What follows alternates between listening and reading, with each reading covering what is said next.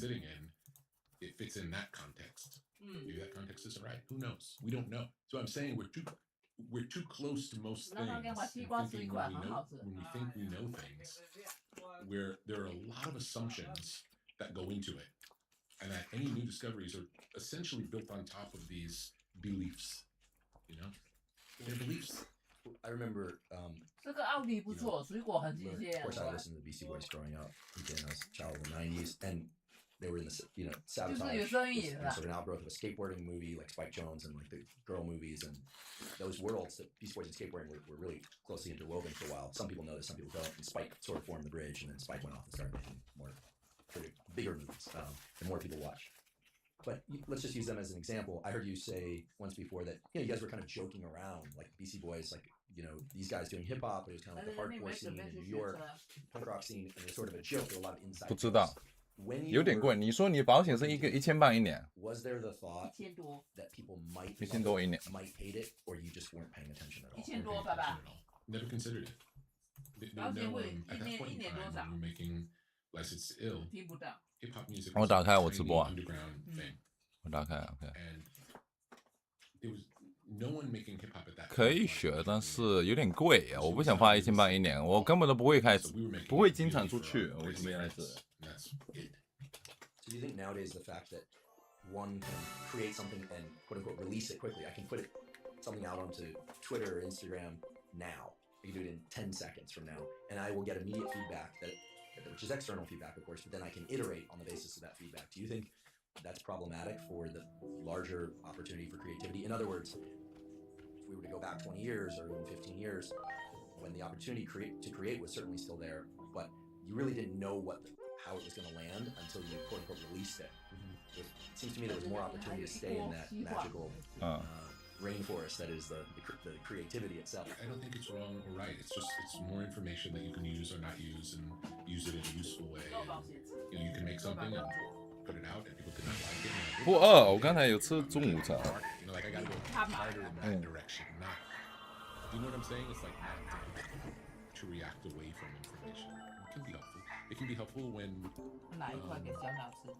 there could be different stories that happen at the same time, where you're making something and you have an idea of what it is, and then other people engage with it and they have a different idea of what it is, and they like it for a different reason than you do, or dislike it for a reason different than the reason you like it. We can't control any of those things. The only part of it that we can control is how we relate to the thing that we make.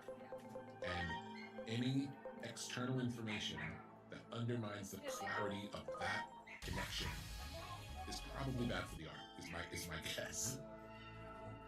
And again, I'm only saying this from my experience. Like, I try to make things, all I've ever tried to make was something I like, or something that I felt like was missing as a fan that I wanted, and nobody was making it, so I'll make it, but it wasn't. It was always in the service of, I love this thing, I want something like this, no one else is making one, I have to make it. It's beautiful, because the word that keeps coming to mind is this, it's almost like a compulsion. Like there are other options of ways to be and to behave and to function and work in life, but if something's a compulsion, it yanks us away from those other opportunities just enough that we have to get back to it. You talked before about, and you talked in the book, this notion of the source. And to me, again, I can't help but put my neuroscientist lens on this. I think of the source as not one brain area, but some function within the brain where we are in touch with our bodily signals, what feels right, what doesn't, or like tasting the two foods. I love that example. And that it's a playbook that is far more vast than the short-term adaptive playbook, like this, how we get from point A to point B. And yet, when I listen to an album or a song, I have to assume that at some point it becomes not strategy development or creativity, but strategy implementation. Like, there needs to be, like, the songs are going to come in this order. I don't know much about music. My musician friends are always, laughing. It's not so much about music. Right, well put. But the ordering of the sequence of the melodies, etc. So at what point does one decide, okay, like, now's the time to get into that more narrow focus of effort? Like, we got it. Let's run with this. Because there is a component of the creative process that involves packaging and finishing. Is that part less satisfying to you, or is it just all part of the same larger arc? It's all part of the same. It's nice. There's a good feeling. It's usually a good feeling. On the one hand, it's up until the time that you say it's done experimenting and changing it. You know, if you maybe tomorrow I can make it better, then it's not finished. And you keep thinking that for a long time, you can do that forever. Never put out anything. So getting to the point where you're ready to sign off is a good feeling. And it allows you, one of the things I talk about in the book is, because it is a different thing to do, it's fun to play, it's fun to, maybe it's not the best it could be yet, to use whatever the next project is going to be as motivation to finish the one you're working on now. Like, what do I do this thing that's really good, I believe it can be better, but this other thing that I really want to make. Get ready! So using other projects as a impetus to finish something and release it into the world is a good one. And you said your description of source is something within us. I don't know if I would say that was accurate. It's definitely in us too, but it's not only in us. And it's I think of source as the organizing principle. I'm sorry. And Everyone. it's how everything exists, how the trees grow, and why there are mountains, and anything that we can see in the outside world, and every discovery, and every piece of art, and every new design, and every machine are all outgrowths of this source energy. Our part of it is the antenna that like connects to it, and maybe we're the vehicle for source to allow things to happen in the world. And thank you for that, because I did indeed misspeak, because I recall very distinctly in the book you described how the physical world is constrained by the laws of physics, and certain things are. The imagination is unconstrained. And I think I have this right. You said the work sits somewhere between those. It's neither of one nor the other. But then ultimately, what feeds into all of that, our imagination and the way indeed that our brain is a physical entity, the nature in the outside world provides at least what appears to be near infinite, if not infinite, options. And I love the example of the color palette, that if we restrict me to whatever sorts of paints or medium I have, then it's restricted. But in nature, there's an infinite number of shades and tones and combinations. And even on one, if you pick up a rock and look at the color of the rock and try to find paint to match that rock, it would never match. There's too much, there are too many variations in nature within a single color rock for us to get close. There's too much information. We scratch the surface. We're only scratching the surface. And we love when we are able to peer in at different scales, spatial scales, time scales too, but spatial scales. The delight that comes from that, like these nature pictures. It seemed like there were more of these in the 80s, like where you'd see a drop of oil shot at very high resolution. There's beauty in a drop of oil. And then you see the Earth and the galaxy, there's beauty in that too, right? These extremes. And of course, our daily perception is mostly through the filter of these kinds of interactions, walls and sometimes outdoors. There's a brilliant neuroscientist, not surprisingly, he has a Nobel. His name is Richard Axel. He's at Columbia University. His outrageous personality, chews Nicorette nonstop. You guys would get along great, not because of the Nicorette, but because his perspective on things is very abstract for a guy who's solved. He won the Nobel for solving a great problem within how we smell, perception of odors, taste. And he says that everything that the brain does is an abstraction. Like I could take a photograph of your face and show it to you and say, yeah, that's me. Or let's say, for the moment, I call myself an abstract artist. Let's just play a game because I've never been accused of being an artist. And I do 3 dots and a squiggly line, and I say, that's you. And you say, well, that doesn't look like me. And I say, but that's my abstraction of you. Okay, well, the brain essentially does that because we're something in between. There's no actual photograph of you in the brain. It's just a bunch of neurons playing what we call an ensemble. Like piano, and I go, Rick, I recognize you. Rick Rubin. And so and it's only once we start tinkering with the parts, and this is the essence of science, to remove and add and manipulate. And the best example I can come up with is Rothko. I only come up with this example because I started off in vision science and made it to make the most sense to everyone. So ready to go. If I show you a Rothko and I don't tell you it's you may or may not actually think it's that impressive. It depends on your taste. But what Rothko did, which was even if you don't think that happened, is that he removed all the hydrogen gas in the sky. And when you do that, you alter their color space, and so the color look very different. Ready to go. Dress a few years ago, is it orange or is it gold? Or whatever? That was a little bit of the same phenomenon. I doubt, in fact, I'd be willing to bet my life on that rock in the science of color perception, but somehow got to this place where there was no canvas shown and no high contrast, and the painting was larger. You saw it in a certain way that tapped into something fundamental. And this is where I think art and science really converge, is that every once in a while we see something Much that appreciated. feels amazing to enough people, and not just Everyone. the baggy pants phenomenon, not just because other people think it's cute, but there's something there. And again, this defies language. And I have to imagine that in music of light and music and other creative endeavors, that you every once in a while, have you ever encountered something fundamental showing up in different forms? There's something almost like a rule or a principle. Does it ever come about? Because in science, this reveals something about limitation to abstract. Hope I made that clear. Not exactly, but I have the drop of oil, photograph, the drop of oil, and the photograph. Do it. Ready to On launch. the other side, like a whole telescope images of Here goes. Something blow. by definition. What we see every day is science, but we're numb to it because we see the look at drops of oil every day in a microscope. Get ready, power metal. From we find wonder in that image. So it's sometimes it's the novelty of Preparations complete. not seeing it from that perspective. Something Really blow. thrilling. You could, and I can imagine that you could see something from a magical experience, and if you decide and see it from a different way, it just evaporates. It only works. It only triggers this thing in us when we look at it just the right way. There was an experiment I just heard about the other day that sounds fascinating.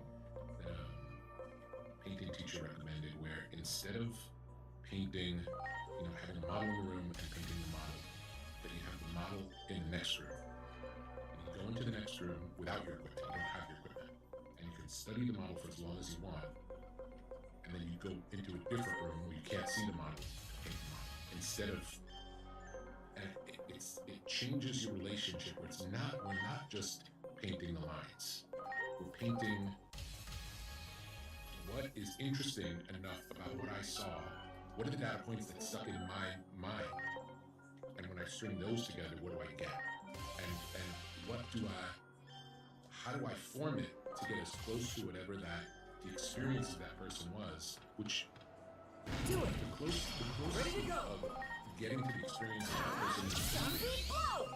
might not look very it might look more different than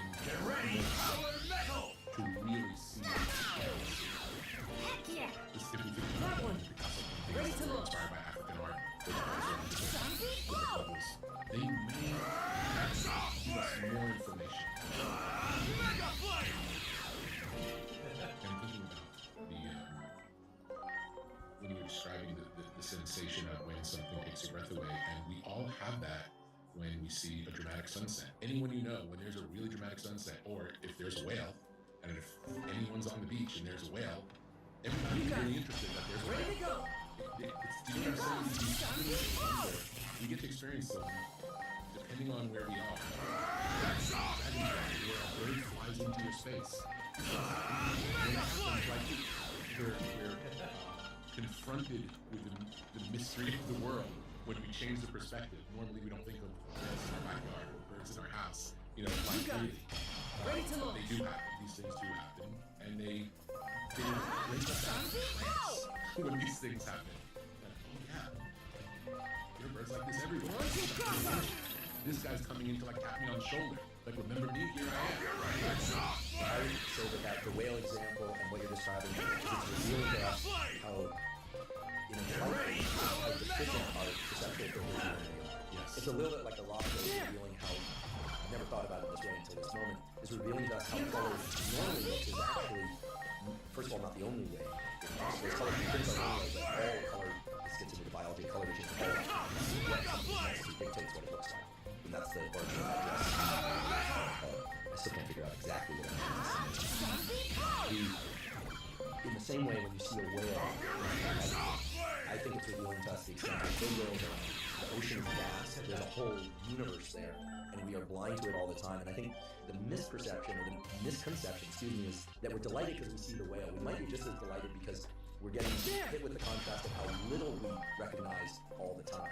And that way reminds me a little bit about comedy, where and I've been watching more comedy lately, and sometimes it's the shock, sometimes it's the absolute truth that's revealed, and then other times, what I've noticed, and I saw Rogan do comedy in Austin, small club, and he was reading out the story during his routine or bit, I think it is, right? This bit, he's reading it, and everyone was all, and then when he finally told us, it was exactly what he thought he was saying. It was hilarious. And it felt good. And it felt great. And I thought in that moment, I was like, wait a second, how did he pull that off? That was masterful, because normally it's this thing like you create one story, there's like a scripting out almost like a courtroom lawyer, and then they kind of pull the curtain and it's something different. So, and if you look at the science, the neuroscience, and brain imaging of laughter and humor, which I've looked into, to be honest, and no disrespect to people in the field, it's pretty lame. It's lame because it's always the jarring nature of a surprise. But what he led us to was something that, oh no, he's actually going there. Oh wait, he's really going there. And it was this anticipation with a beautiful delivery at the end. Mm-hmm. And so I'm convinced that, based on what we're talking about here, that there's something about when we see something, we think it's about that, but that the delight that we feel could be about all the other experiences that now become, in a subconscious way, kind of like, it's almost like laughing at this perceptual deficit that we have. It's almost like laughing at little Ready to launch. which is what you said. Here goes. Sense of community. That one. Ready to go. Whether you think it's going to go that way, it goes that way. It's like reinforcement. You know, so he's saying it, but we're saying it together. We're listening, he's saying it, but we're in this Here together. goes. Think about that for a second. I was thinking about why certain music still can evoke such powerful emotions in me. And there does seem to be something special about music we listen to when we are teenagers. You know, from about 14 until about 25. It seems to get louder in our nervous system in some way. Maybe because that phase of our life is really one of our identity crisis. I mean, you don't find too many 40-year-olds, some, who are wondering like, who they are. But almost every young teenager is routine. So who am I? So I was like to look at that, but leaving out the sort of critical period biology stuff, what do you think it is about the music that we hear at that time? Are we that much more emotionally tuned? Have we not shut down our sensors quite as much? The songs and the artists don't matter because they're very individual to me. Other people now I just really wish the Beatles did it too. But do you think that's important? Because I could see how it's really prolific. I could also see how it stands out when I use it. I'll just use nerdy language to call that semi-deprived filter. Because if I'm only looking for the stick of the fingers that made me feel the first time I listened to it when I was 15, the feeling is worthwhile. But if I'm looking for that, I'm missing all the other stuff. I'm missing the Beatles. I'm missing Fleetwood Mac, which never did it for me either. I'm missing all the stuff that, you know, people I love and respect really love. So I've never worried about it because there's kind of an infinite treasure trove of other things that I do love. But I do sometimes wonder whether or not my life experience is diminished because I'm not allowing range. And you've obviously worked in a huge number of different genres of music. Punk is one thing, hip hop is. I mean, Nirvana too, right? Eminem too, right? Slayer too, right? And in some senses, I list these off, and I'm just thinking about how much in high school, maybe nowadays less so, but even in college and as an adult, we societally we're sort of asked to constrain ourselves to one of these groups. I didn't know it was okay to love Bob Dylan and love punk rock as much as I do until I heard Tim Armstrong say he loved Bob Dylan, and I was like, recently he told me he loves the Grateful Dead, and I was like, whoa. But to it, I remember when you had to pick. Both the Ramones and Clash love the Beatles, so we can. Okay, I got work to do. No, but we'll do it together. Okay, so I have a feeling part of it is the reason it gets in at that age is it's a time when we're defining who we are, and the music is part of the definition of how we see ourselves. So it's like the music that we hear before that might be the music that's on the radio, or our parents' music, or our older brother or sister's music. And then when you're 14 or 15 and you start choosing what you're listening to, it's like, now it's finally mine. And my parents might not like it, my older brothers and sisters may or may not like it, but this one is mine. Ready to launch. it always has that impression of this is ours. Do it. It's my, Preparations complete. why continues to Here do goes. this? Zombie blow. How do you like this like when so for instance if you're going to go and work with somebody, and again as people are hearing this I hope that they're transplanting this to whatever it is that they do because in the realm of science, podcasting, communication, you cannot use it but there's a contour and a way, hopefully this podcast will look nothing like it does. It doesn't hope because it will still have the core features of beauty and utility and biology through it. I hope it doesn't paint It's just the true interests you. And if you're not interested in biology the same way in 5 years, I would hope it's not the same. I'll be doing psychoanalysis in real time. We'll do therapy. We'll all be lying down on the couch. Whatever it is, whatever it is. Yeah. You probably won't be on psychedelics, but we might be levitating. Here I'd like to goes. take a brief break and thank our sponsor, Inside Tracker. Inside Tracker is a personalized nutrition platform that analyzes data from your own DNA to help you better understand your body. I've long been a believer in getting regular blood work done, for the simple reason that many of the factors that impact your immediate long-term health can only be analyzed from a quality blood test. The problem with a lot of blood and DNA tests out there Preparations is that you complete. get data back about metabolic factors, lipids, hormones, etc. and you don't know what to do with those. Inside Tracker solves that problem and makes it very easy for you to understand what sorts of nutritional, behavioral, maybe even supplementation-based interventions you might want to take on in order to adjust the numbers of those metabolic factors, hormones, and other things that impact your immediate long-term health, to bring those numbers into the ranges that are appropriate and optimal. If you'd like to try Inside Tracker, you can visit insidetracker.com/Huberman and get 20% off any Inside Tracker. That's insidetracker.com/Huberman. So, how do you? Let's talk a little bit, if you would, from the time work process. I'll spare you. It's very detailed, but you're able to cover some variety, not as a as an amazing gift of energy. Great. And there aren't words for it, right? Aside from your daily routines, when it comes to, somebody, you're going from project to project, and you know you're going to be doing work with somebody, it could be your own work, or we'll talk about the writing of this book, and its structure, which is very unique. I've never encountered a book with this kind of structure before. And it's the most facile read ever, and yet every single page I underlined, took notes, starred, like as you notice, it's very worn, very, very worn already, and only more so over time. Do you have a process for removing the functions of the day and what you were doing last week and what's going on, and in order to get more access to this?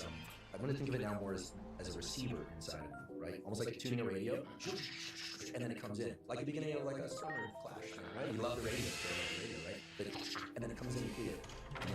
How do you clear the stack? You got it. What are some of the operational steps that you think might be more generalized to, regardless of where somebody after this listening I would was say when I engage in whatever it is, I dedicate Preparations complete.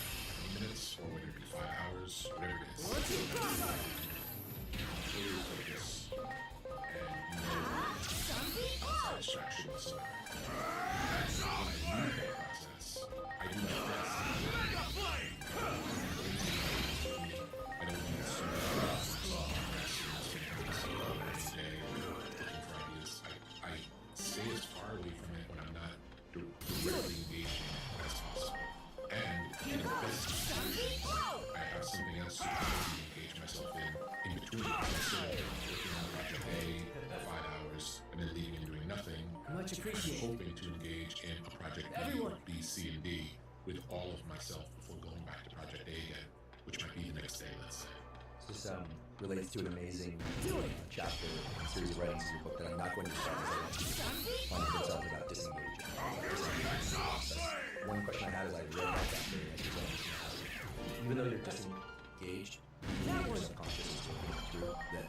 I believe so. I believe so. And I think in general, to stew over problems, to hold and Preparations complete. you're starting to go with this usually this feeling of this question mark. You got it. I Ready to was go. anxious when I started Zombie because I had blow. no idea what's going to happen. I never asked. I knew that in some cases a potential backup plan if got if nothing works. Preparations complete. I really try to have that. I prefer to go in, maybe there's show up, there'll be an idea. Maybe we can try something like this. It would be for actual practical use. What's going to happen is completely out of my control. Something either interesting or not will appear, and then we're going to follow that wherever it goes. And until something appears for us to follow, even though it has never not come, something about it, because I also feel like there might be expectation on me. I'm going to make it happen, and I know that's not happening. It works. It's Do it. Preparations complete. ready for it to happen. Do find that first one. And once we kind of read it, it's like, okay, yeah, That one. that's great. Maybe that's Ready to go. lead us to a million different directions. There's something about having a glimmer. That it's not a blank. We're not looking at a blank page. We're looking at, okay, we have the beginnings of I would say Ready to launch. but it's a map. We don't know where it is. Launching crossover. It's the beginning. It's just the stuff, Here goes. If you have a map that says you are here, even if you can't see the directions, knowing where we are. And once we get, and usually, again, usually the first day, first couple of days, it happens. Here goes. Anxiety producing situation. And then I was feeling the original questions, like, that was just something to do. Do you remember what that You got it. Yeah, well, we were talking about disengaging it as your subconscious intuition. Talking about, what is your process of waiting I think of anxiety as readiness. Features of anxiety. It tends to be a bit of a constriction of the vision. That's appropriate because you don't want to shed what's going on elsewhere. And then, even when people talk about the shakes and not being able to sit still, anxiety is just like, not always wrong. This is one of the, rarely do I talk about the good in my own laboratory. I didn't discover what it was done in my laboratory, but this brilliant graduate student, Lindsay Saleh, who's now at Caltech, was that we can often observe animals or humans in very high states of anxiety as they move forward. And we always think of moving forward as like this calm thing, these heroes, Rosa Parks telling people like, F you, like, I'm not getting off the back, I'm not leaving giving up my seat on the bus, or Muhammad Ali, like, I bet you they were experiencing tremendous anxiety, but it was in the forward tilt. And so I think anxiety is least comfortable when we are forced to stand still. So it's activating energy. And that brings up a word that I read in my notebook as an abstraction of a lot of things that you and I talked about before, which is, and here I'm going to sound very West Coast woo, but I seriously can be stated that I feel like everything is energetic. We can do things from a place of anger, we can do things from a place of joy, we can do things from a place of relax. And I like to think of maturing and collaborating, joy and light and love is the ultimate reservoir of energy. But a lot of the reasons I like this when I was younger was because of the anger that was If you think of your relationship to that music, it's a relationship of love. You didn't listen to that to get angry. You listened to it because you loved it. and I felt loved by it because it matched where I was at the time. Yes, it was true to who you were and where you were. I know that collaboration, there's a wonderful chapter on collaboration, but it's collaboration, as you mentioned before, with the universe, not with others. But in terms of it, especially the kind of work that you've done and do, when it comes to working with artists, I do wonder, and here I'm not looking for any gossip or stories. I've never been interested in gossip. I love stories. Preparations complete. But once you see that thread kind of dangling there, and it's going to go after us, or you grab onto it, okay, now you have a little bit of a map and an orientation within that map. Often when we're scientists, very complicated people who think they're very boring, but they're actually they're often living in one limited sense. That's how you get good at getting degrees, is by understanding the rules of academia and playing by those rules. People tinker with the rules. You get your Richard Axels who are very playful in how they go about it, but they are systematic. He's known for it. When I think of creative artists, I think of when you're loose, or you watch the documentary about the Ramones, and you're like, wow, there's all this chaos. How? Because so many of the brilliant artists, musical artists that are out there, seem to have some chaos inside them, where their lives aren't always structured. Oftentimes, and science too, by the way, there are substance abuse issues, personal life issues. How? Since you don't have Preparations control, complete. they need to play the instruments. Launching crossfire. How do you work with people who have it in them, are getting in their own way, right? And do you think that that's kind of the internal chaos that a lot of artists sometimes is actually an essential piece of the creativity process? Sorry. That you can't disentangle it? Yeah, I don't think it's an essential piece in general, but certain artists, that's how they do it. I would say I rarely get to see the chaotic part of artists. For whatever reason, they rarely show up to me. And most of them, like most comedians I know, are much more serious about what they're doing than what it looks like from if you see them on stage. There's much more to it, and there's much more focus on craft going on and digging deep than would necessarily be obvious seeing them jump around on stage. I'm a fan of boxing. Track and field and boxing, sports nobody really cares about now that UFC is so popular. And track and field it's a little bit like wrestling. When you go, the people that are there because they really love it. We'll talk about wrestling in a little bit, professional wrestling. But Floyd Mayweather is obviously a colorful character and one of the best records in boxing of all time. And a few years back, I got into watching his stuff, and what one sees is the cars and the money, and they literally call themselves the money team, you know, and the spending and there's all the outrageous stuff. But I know someone who was in camp with him, who actually was a sparring partner for him, and the lore has it, they have very closed door sparring or camps, but the lore is that he would do, because nowadays it's 12 3-minute. Much appreciated. And in between, used to be 15, but now neuroscientists stepped in, and it turns out a lot of the deaths were occurring when it was more than 12 rounds. For whatever reason, they cut off at 12, really seems to truncate the death. There are other things too. The dad is apparently a cornerman. We have someone else here in the podcast who knows more about this than me. But yeah, the kid not wanting to point the parent correlated with death. And I'll get some of this wrong. Here goes.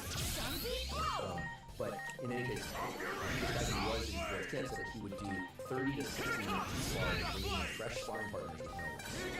That he would run 3 or 4 times per 24 hours, despite all the critical injuries. That his training was unbelievable. To the point where he would just shoot out all training partners. And yet the perception we see is for him. So it sounds very similar. Like what we see that people are intensely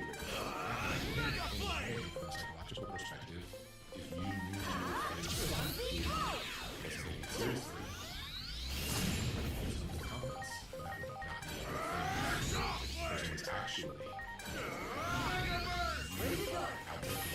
person was actually outworking from a psychological perspective, that makes sense to me.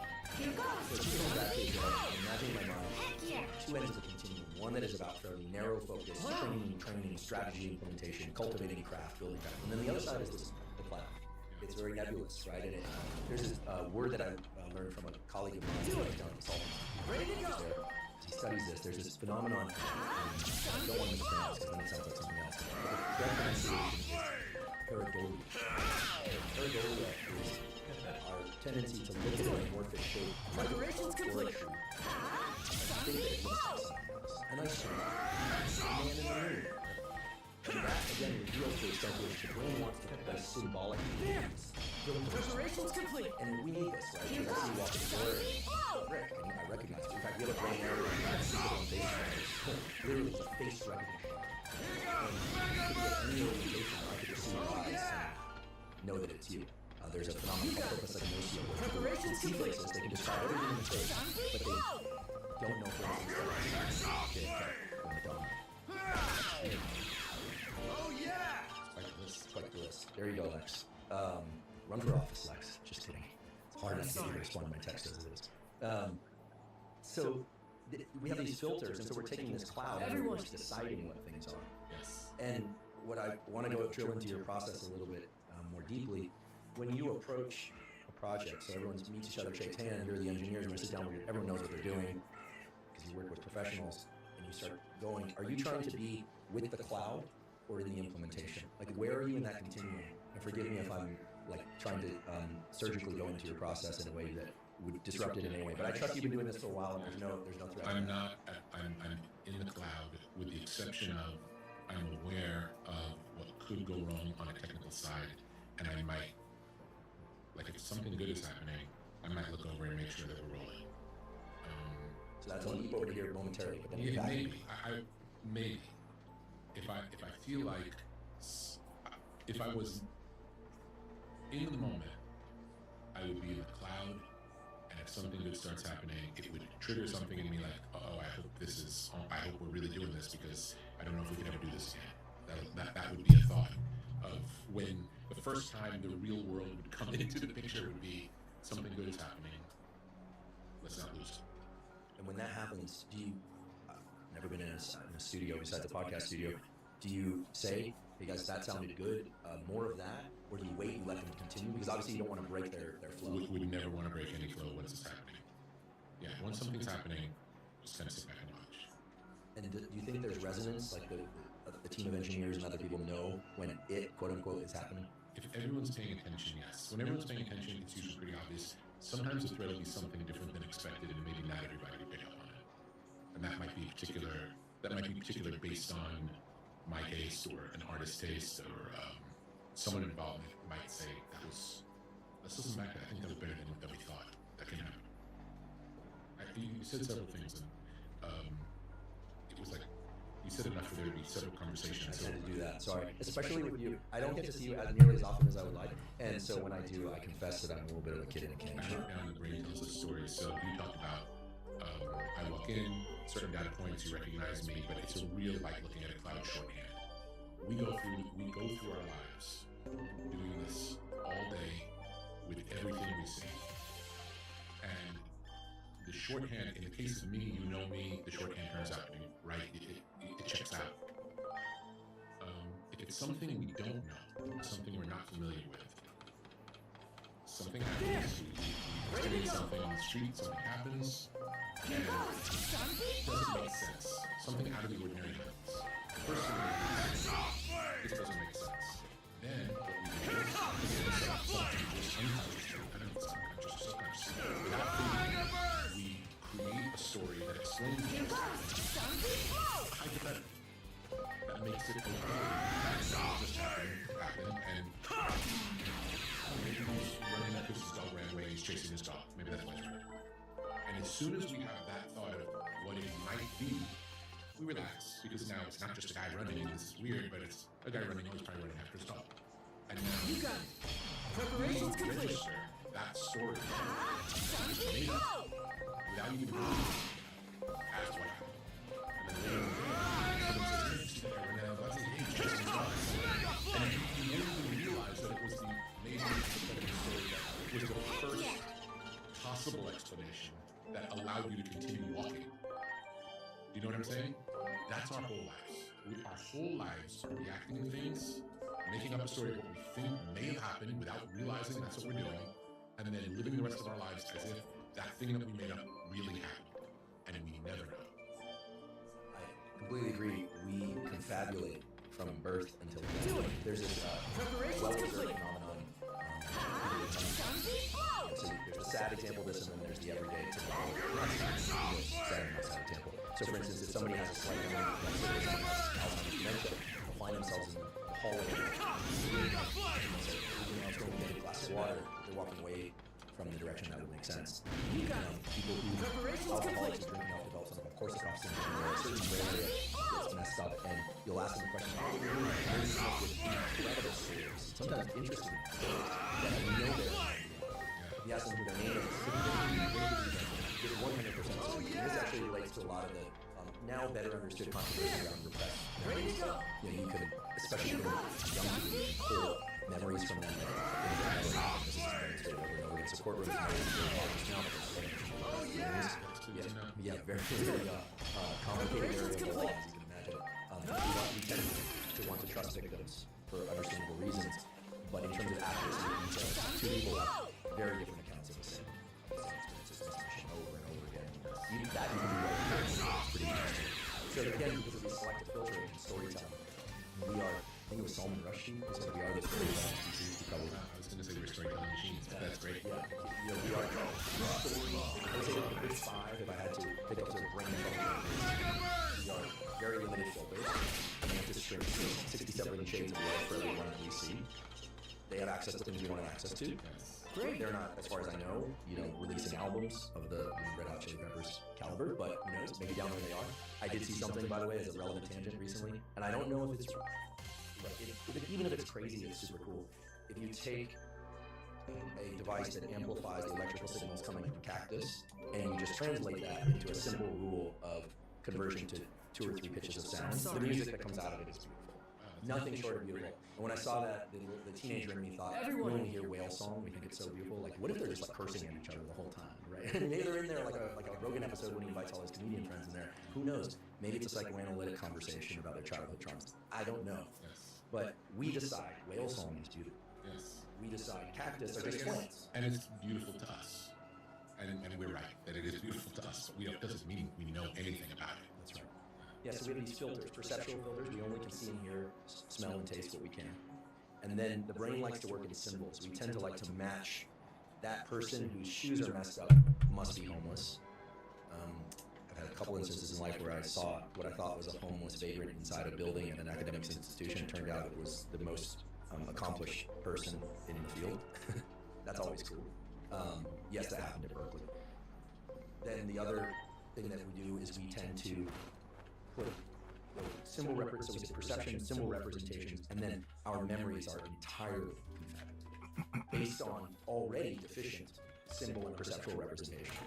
And so I never like to say that we don't know how the brain works. I think we do know how the brain works, but that it works through very limited filters. Okay, so knowing that and accepting it, and it seems to me that this idea of looking to nature, looking outside us, is so critical. And in fact, I hope you won't mind me sharing this, but a few years back, I had sent you something by text, and I was kind of in disbelief about something I'd seen in the media. I was like, they got it all wrong, and I knew the person involved, and it was not a good situation for them, and I was like, they got it all wrong. And he wrote back, Great. he said, it's all lies. Back to nature, the only truth. And I wrote that down, I put it over my desk, and I still, I tattooed it on my forehead. I already have it well committed to memory. But I think I know that's true. Like nature, we can look at, and it's But when I say it's all lies, you just talk about our ability to how limited our facility to see and understand what we see. Yes? yes, So based on that leads us to we can't know much. You know what I'm saying? Our resolution is so low on everything that we're really just like we're grasping at straws. We have no idea. We have no idea. And there's great power in knowing that. Because if you think you know what's going on, chances are you can see. Not because somebody's deceiving you, but because they're telling you what they see and they don't know. It's all, you know what I'm saying? It's all made up. Everything we know is made up. Maybe it's true. This brings us to pro wrestling.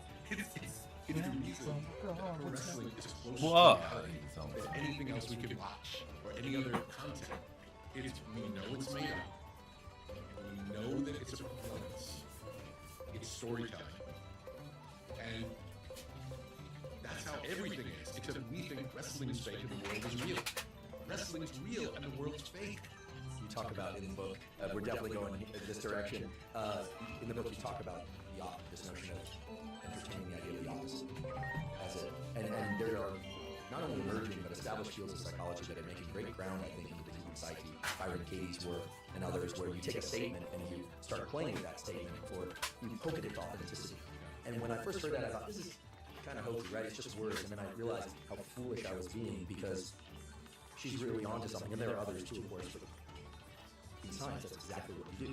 You don't really ask questions in science. You are forced to raise hypotheses and try and say true or false. Now, there are limitations to that approach, certainly. I mean, pure observational studies have been incredible in terms of what they've revealed to us, especially in medicine. You know, a patient that has a bullet hole through a certain area of the brain, you don't go in and say, oh, I hypothesize that person will have a deficit in seeing faces. No, the person wandered into a clinic and they go, this person sees faces but can't make sense of them. And then you forensically arrive at an understanding. So, but in general, we go about things in this way, and considering that the opposite might be true, well, that's a little bit, I suppose, of like seeing the whale at the surface of the water. It's like, well, the opposite of my experience, which is all above water for the most part, is maybe not the complete experience of life. You start seeing the inverse all the time. So I want to consider the inverse all the time, and it really relates to the way that you described how we see colors is based on contrast. So maybe blue's only blue in relation to yellow. So if blue is our choice, if we're not considering yellow, Digimon's temple. Talk about blue doesn't bright. exist. Do you know what I'm saying? It's like we talk about That's where the night. It's Digimon only emerges night over because there's the day. If there was no day, there is no night. Do you In think all of our cases, Digimon will like let us go back to our world? it's like the yin yang. You know, it's like there's the light and the shadow. Always, there's always another side for everything. Thank you for saying that, Agent. Focus on one aspect. We'll be there soon. But if we look at There the should other be someone there aspect, waiting chances for are we'll learn us. something too. the nervous system is not just able to do this, it's the way it does everything. Two experiments I'll just briefly describe. My scientific great-grandparents, David Hubel and Torrance Weasel, showed that if you force a person to look at something for a long period of time without moving their eyes, there's a way that you can do this, the image disappears. Because normally your eyes are making little microsaccades, and you're comparing what you're seeing to what's right next to it. Pixel by pixel, pixel by pixel. If we don't even have to use the example of pressing on the arm, we're sitting in chairs right now, and until I said, you know, what's going on at the level of sensation on the backs of your thighs, you were unaware of it, because if you experience a pressure or a smell in a room, you ever walk in, the smell is either good or not good, pretty soon the smell disappears. The neurons are still firing, like sledgehammers on a bell, but we become blind and deaf to it, because the nervous system likes to You guys are habituate getting the ahead of value of that yourselves. signal when it's there often, and it's only the stuff that comes through signal to noise that kind of jolts us into, you know, Come on, attention let's and go. awareness. And I want to return to attention and awareness, which are prominent themes in the book. And I think it, in an important way, not just, oh, attention and awareness is important, but you also give insight into how to pay better attention, how to pay awareness, with the understanding that people are going to go about it differently. But I do want to ask you about wrestling. Because when I was growing up, I lived south of the Cow Palace, and there was some wrestling going on there. I think back then it was WWF. There was a short stint in my childhood where I paid attention to, in particular, was it Coco Beware, the guy that had a macaw? I was obsessed with tropical birds, and he would come in and he put this tropical bird on thing, and then it was George the Animal Steel, the guy that would eat the ring. Yeah. Okay, so and I believe he was a professor. Seriously. Seriously. was he In really? real life, Amazing. he was a professor, but he played George Animal Steel. And I loved the movie The Wrestler. Wrestler. I don't know enough Stevie Ray. It was Mickey Rourke. Yeah, one of the reasons I liked it is I once visited Asbury Park. Isn't that where that was filmed? There's a vacant. He goes to visit his daughter. There's a vacant amusement park or abandoned amusement park scene there that was really eerie. It still kind of haunts me a little bit. There's something about the East Coast in kind of fall. All the places that people normally go for just for the summer that we don't have out here on the West Coast. People on the East Coast are just tougher than we are. It still haunts me. Great movie. But I remember watching wrestling, and it was at that age, I think it was probably about 12, 13, maybe 11, 12, 13, where, you know, you're kind of entering puberty. So, and puberty is a fundamental landmark of development. It's the most rapid period of aging. It's also when we start to change our rule set. Like, certain people and certain kinds of interactions take on profoundly different meanings, right? It's not just a reproductive competence time and when kids change, their bodies change. The rule book changes fundamentally. Our understanding of the world changes in that. Oh yeah, I mean, the moment that a child understands really what sex is and kind of how they got there, and that a lot of the stuff that we see in the world is kind of passively or not so passively being sent through that filter, it's like, it's something. It changes the rule book of perception. I view this age from about 11 to 13, at least for me, was a unique transition point where the gap between what I perceived as reality and fiction was kind of blurry. This is captured pretty well in that movie Stand By Me, where they're hanging around the campfire at night and the kid says, "Who do you think would win in a fight between Superman and Mighty Mouse?" And the other kid says, like, "You idiot, Mighty Mouse is a cartoon. Of course Superman would win." And to me, that's being 11 and a half or 12 years old, where your understanding of reality as you know it is changing, but it's not completely crystallized into an adult form reality. That sounds like a really healthy place to be to me, like that. Not letting it crystallize. I think that's there's where the downfall happens. So I had questions specifically about wrestling, but it's really about process. Yeah. I want to know whether or not you watch wrestling because it allows you to access the energy state in your body and mind, and that kind of mode of thinking in which reality as one conceives it is somewhat blurry, or is it for a number of other reasons, which is fine? Is that the energy you're trying to export and bring to the creative process elsewhere, to life? Is it that anything is possible or that we're dealing with archetypes, because it doesn't matter if it's Coco Beware or Randy Macho Man Savage or George the Animal Steel and the lovely Elizabeth. I guess I did watch a little bit of wrestling. They are archetypes, much like the Greek myths or the Bible, or Yes. no disrespect to the Bible or to Greek myths or to wrestling for that matter.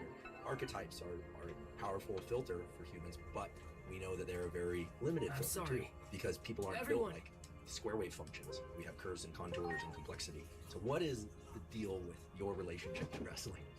I think it maintains that kind of playfulness. Anything is possible.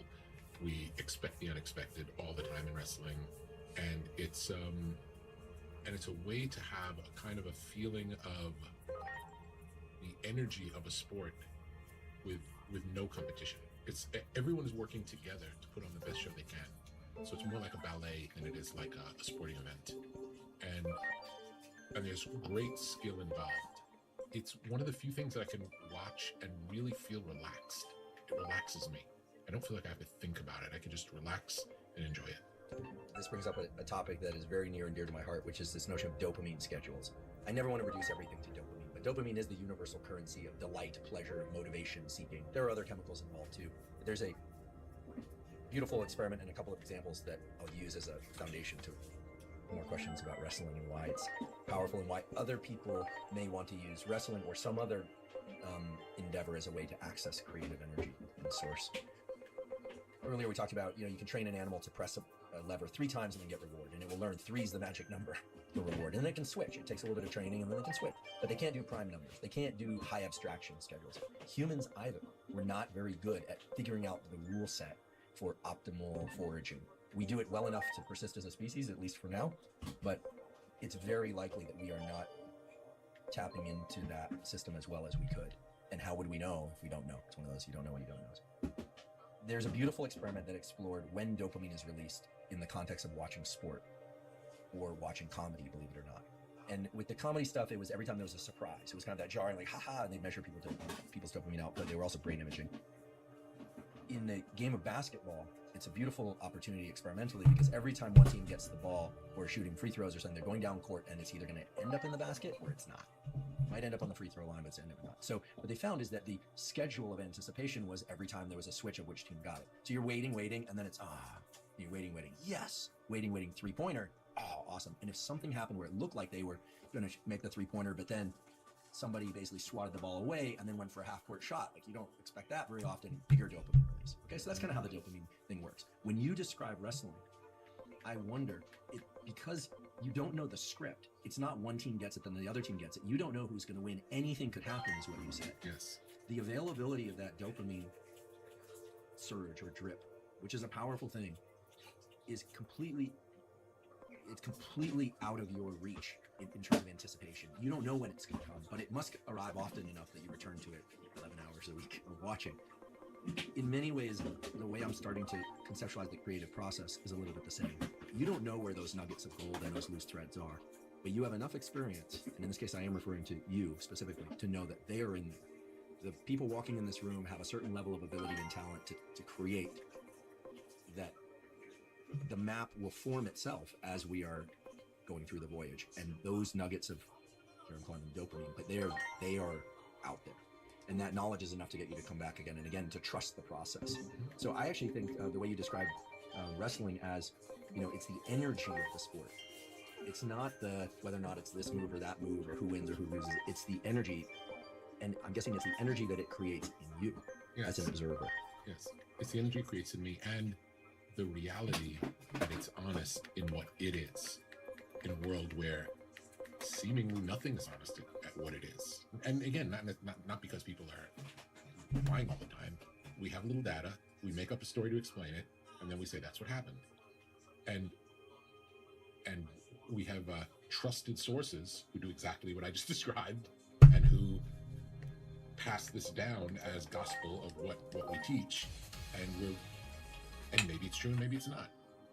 With wrestling, we know maybe it's true, maybe it's not. We lean towards it not being true. But what's really interesting about wrestling, and maybe one of the most fun things about it, is that sometimes real life works its way into the story. Like 2 wrestlers get married. Now, In real life. well, we don't know. It's like that. You never know. It's like in the storyline, they're getting married or getting divorced, or best friends turn on each other. And it could be part of the story, and it could really be happening because they do. Right, someone breaks their leg, so they're out because their leg is broken. Did they break their leg? We don't know. They're out. Do you know what I'm saying? We're told they broke their leg, so there's always this like, I wonder what's true. You know, I wonder where the line is. We know that it's scripted or predetermined. That's how they say it. It's predetermined, but we don't know where reality is and isn't. And in some ways, that's our real experience of the world. Is this? We don't really know where reality is and isn't. We have an idea, maybe.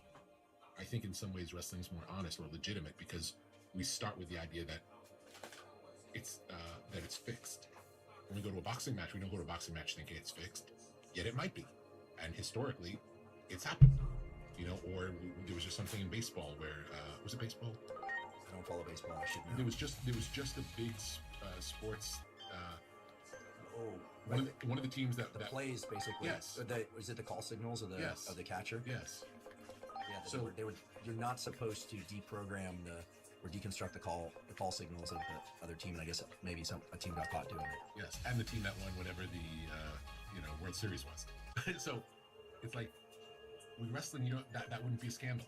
Do you know what I'm saying? It's like Because almost anything goes. anything goes, and that's what the world is really like. So in some ways, it's comforting, and there's still this mystery of like, wow, I wonder if that's true or not, because we never really know. Someone gets hurt. Did they really break their back, or are they just going on vacation? No, we'll never know.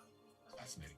It is fascinating, and I feel like there are certain people who show up in a way that is surprising in not just one direction, but in all directions. Like, it's one thing for a celebrity to come out and make a statement. That can be interesting or not interesting, depending on the celebrity and the statement and the delivery. But, and I'm probably going to get this wrong because I'm terrible at pop culture things, most of them anyway. But as I recall, Lady Gaga showed up to some event wearing an outfit made of meat. And I can't tell you for the life of me whether or not that was a statement against meat or for meat. Maybe it was a statement for the carnivore diet. Maybe it was a statement for veganism. I don't know. Or maybe neither. Or maybe neither. But it was definitely a statement in that it broke with the norm. And it said to me, okay, she creates different rules for herself, or sort of breaks boundaries that other people had. I never heard of anyone doing that before. Doesn't mean they hadn't, but I never heard of anyone doing it before. But we do tend to associate outside the current playbook with quote-unquote creativity. Unless it crosses a line, in which case it becomes something else. It becomes almost theater for sake of theater. But what you're telling me is that within the realm of wrestling, theater is the goal at some level. And everybody knows it who goes into those arenas who watch it. Yes. Everybody. Yes. And everyone agrees to kind of suspend outside reality and say, this is reality. Yes. And they boo for the bad guys and cheer for the good guys, knowing that backstage they're probably friends. Except for the kids that are 11 who think it's really real. I don't know. I don't even know if they know. I'm not sure. The only other person I know who has vocalized their love of professional wrestling to the extent that you have is Lars Fredrickson, the rhythm guitar player for Rancid, who loves wrestling. But his statement, and forgive me, Lars, if I'm getting this wrong, is that because he grew up in an area of the South Bay where there were no teams. Like now there's the San Jose Earthquakes, but there was no football team in San Jose. He's from Campbell, but there were no good teams, no sports teams. But they Mega Digimon. And he had it where? On the television set. And so if you didn't have I didn't grow up with any organized sports. Much The appreciated. 49ers were up the road, but for me, it's Everyone. skateboarding, and I love it for the same reason. Mega Digimon. That's pretty cool. Pretty damn cool.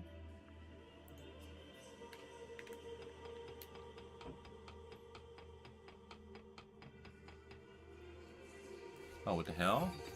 Junomon, Divine Oracle. Why does it look like a human? This is the Great Guardian. Well met, Digimon. You have done well to return to this world. The Great Guardian. So too has Minervamon informed me of your many feats in battle. Surely they are but a mere glimpse of the Great Guardian's true capabilities. A fortuitous day indeed. Huh? What's... Well, that egg I was looking for? And you said you saw the egg when you first opened your eyes. No doubt about it.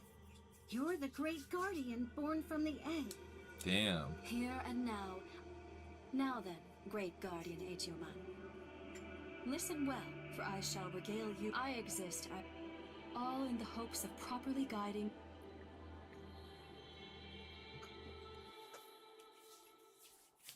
Iliad was once safeguarded by two beings of absolute power.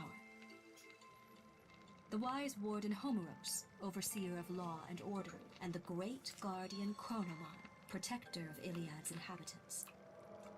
The presence of these two beings allowed for an extended period of peace and prosperity. Yet one day, the wicked forces of the Titans conspired to take over Iliad, launching an assault on our domain. In order to protect our people, Chronomon engaged the Titans on the field of battle. After a fierce and terrible conflict, the Titan forces were routed, driven back into the very depths of the earth. But Chronomon suffered wounds most fatal. Surrounded by the grieving populace, Chronomon made a declaration with his last breath that his will would pass onto another guardian when the peace of Iliad was once again threatened by evil. Chronomon then perished, leaving behind a single egg. That egg would come to be enshrined at the seat of the wise warden Homeros in a temple symbolizing the peace of Iliad. Thus would the people of Iliad await the eventual revival of the Great Guardian.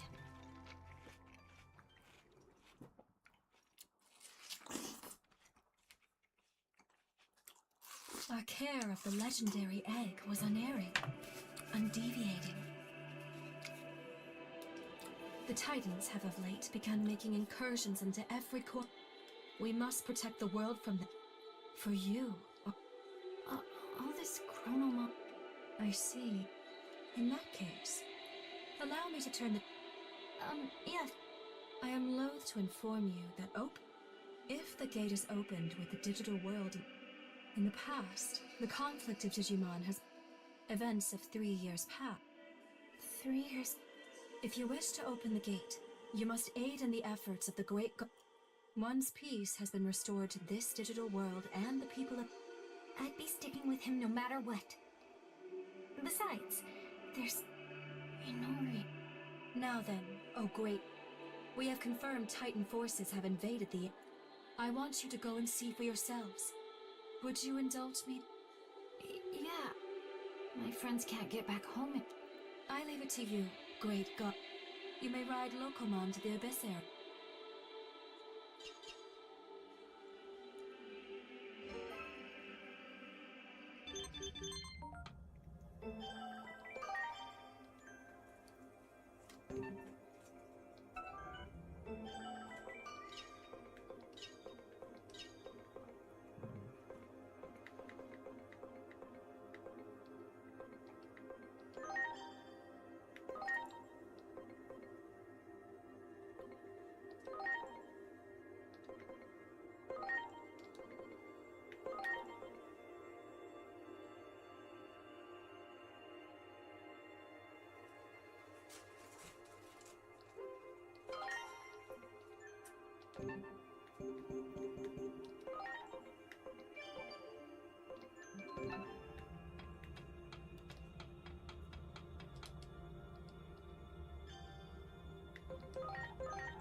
Just take Locomon.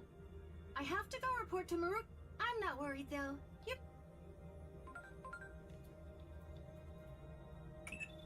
We've been the unsolved cases Adamus has been keeping. Urban legends, folklore, myth. If Dr. Yuki were alive, your investigation will realistically believing that to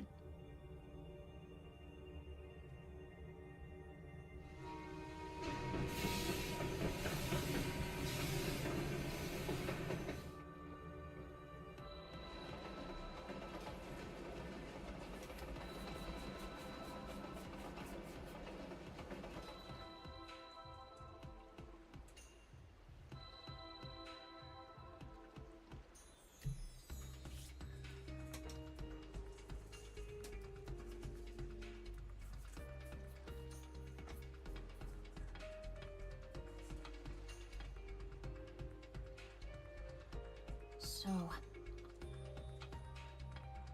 I wouldn't worry about it too... Yeah. I always had to But here, well, the people in... I'm sorry, life in... Oh! Anyway.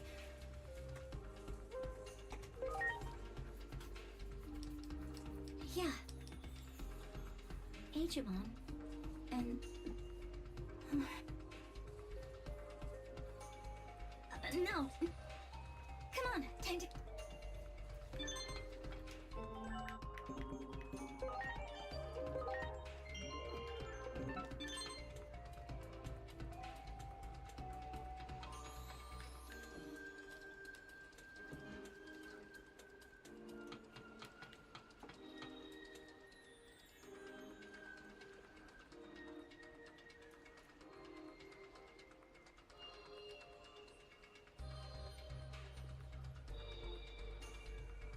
So, They haven't suffered. We should go learn.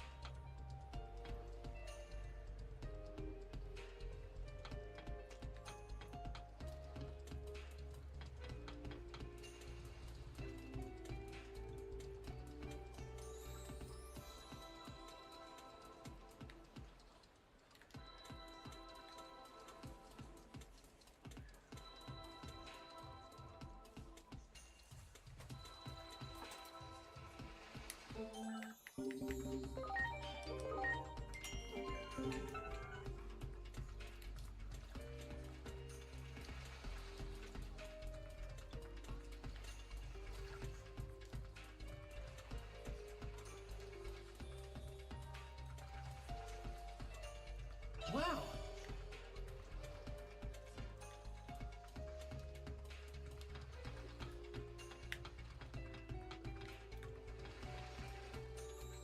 Do it. Starbeam blow!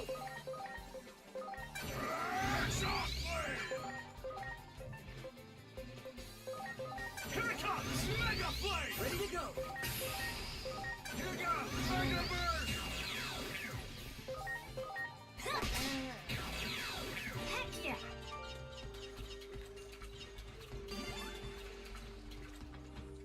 You got it! Ready to launch! Starbeam blow!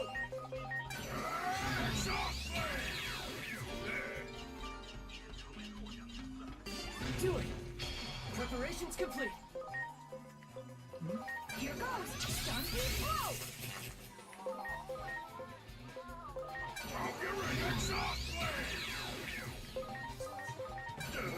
Mega Burst! Mega Blade! Starbeam blow!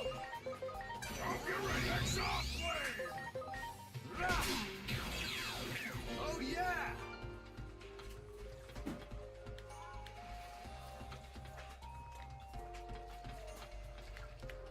Great!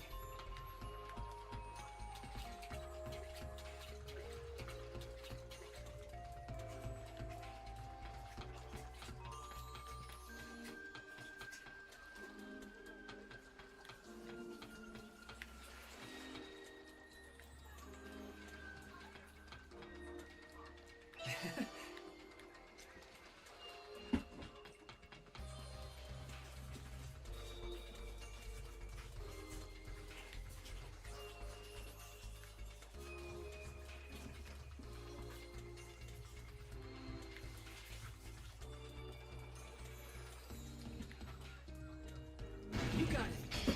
Preparations complete! Go! Here goes! Starbeam blow!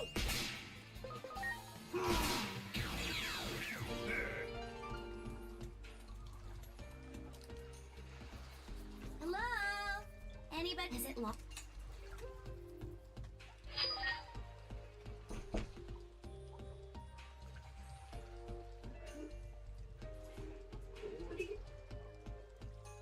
other villager. An injury so. I believe her.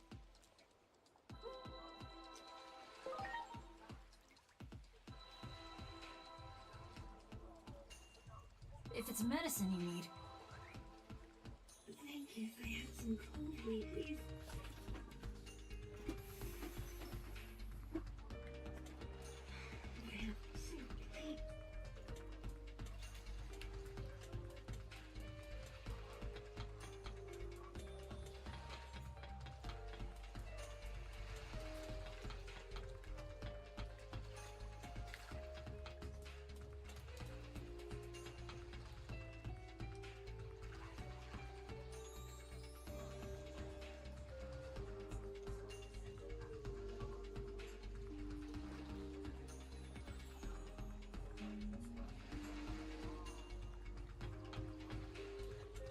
Do it! Here goes! Sunbeam blow! Hope you're ready! Exhaust blade! Mega burst!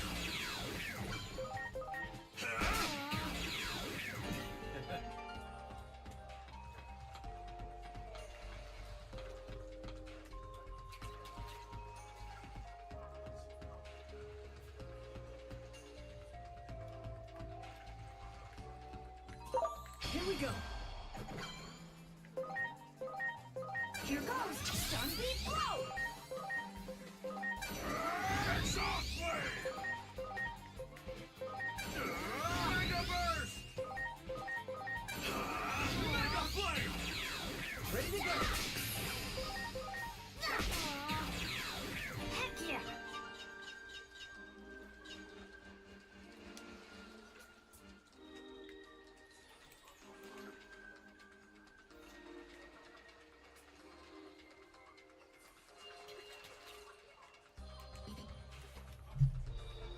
I'm sorry. Everyone!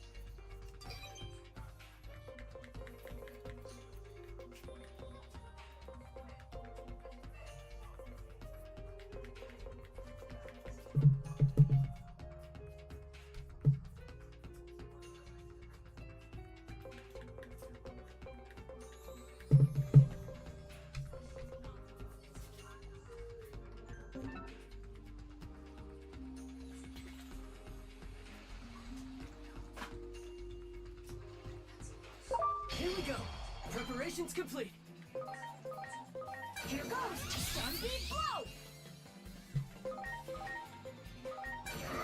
Exhaust blade! Here goes! Mega burst! Here it comes! Mega flame! We got some!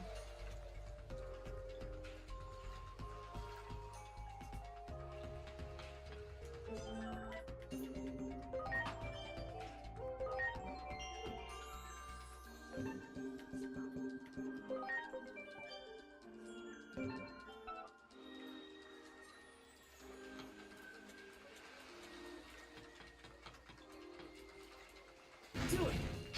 Ready to launch! Here goes! Sunbeam blow! Hope you're ready! Exhaust blade!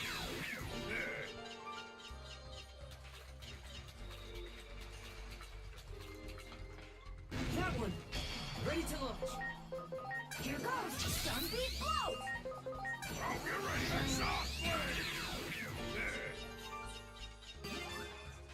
That one!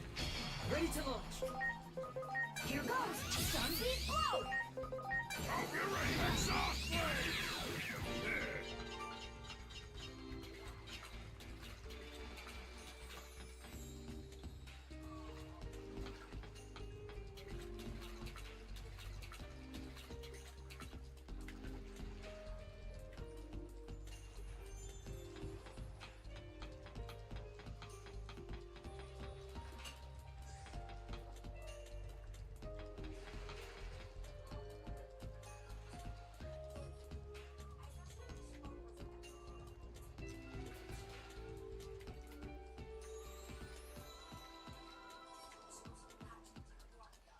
You got it! Ready to launch!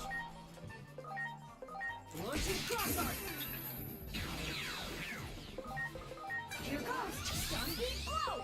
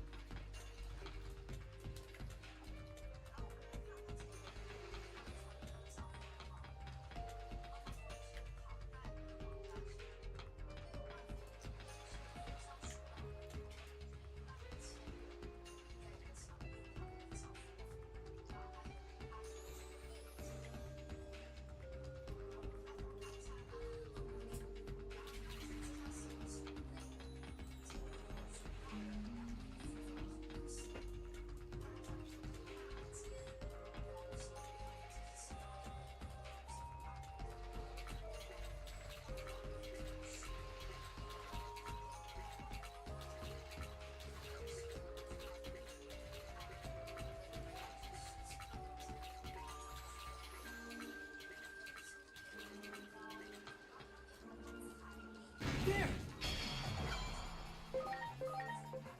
Here goes Sunbeam Blow!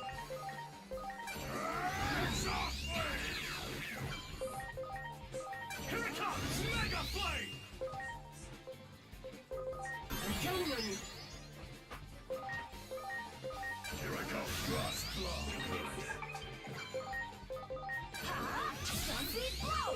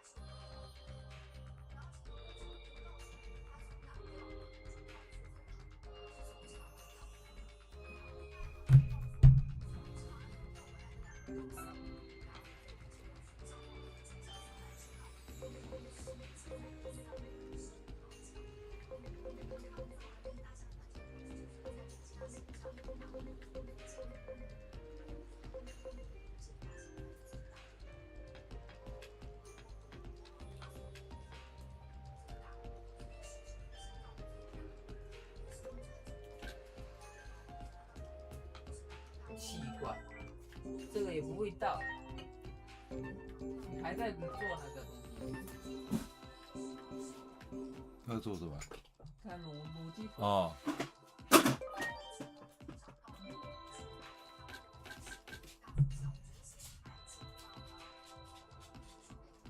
几点了？来吃哈。明天去拿药还是太早哈？你还是2盒哈？我哋禮拜幾哈？我快沒了。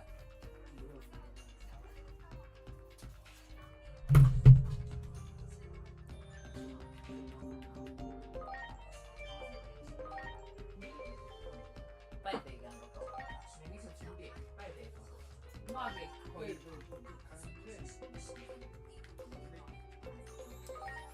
你公尊節話，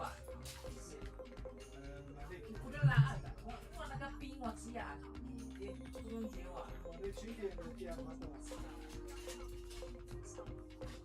我冰你，你嘅味，我嘅油冰我哋多咯。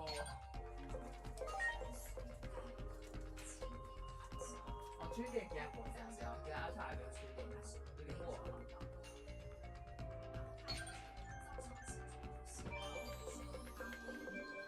是的啊。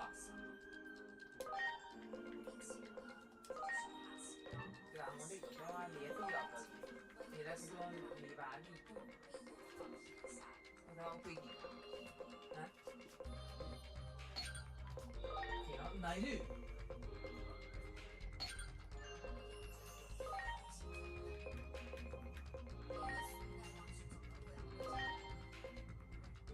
昨天都係到嘅，昨天哦。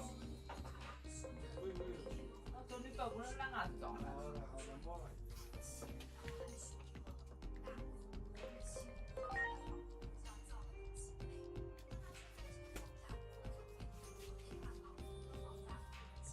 哎，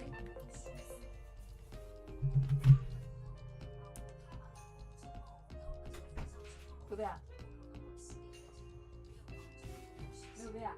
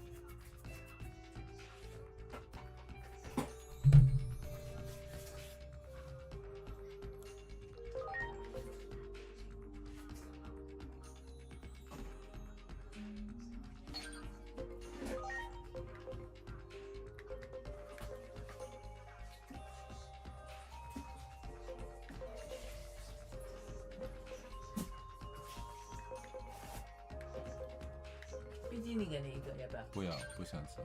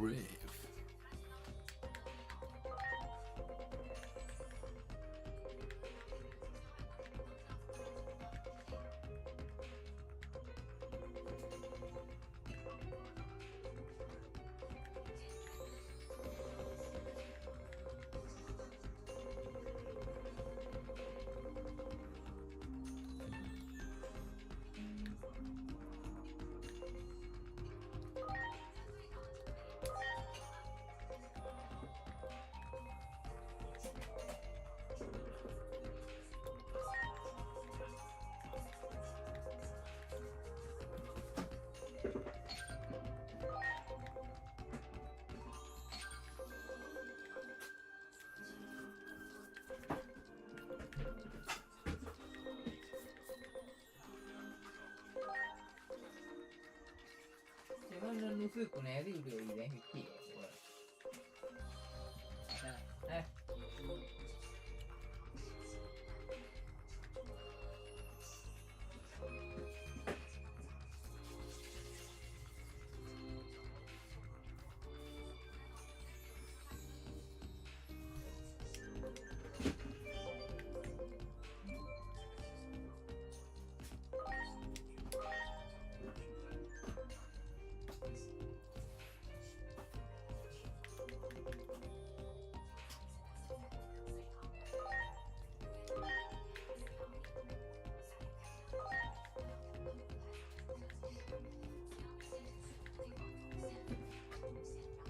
你出来没不接那啥哈姆？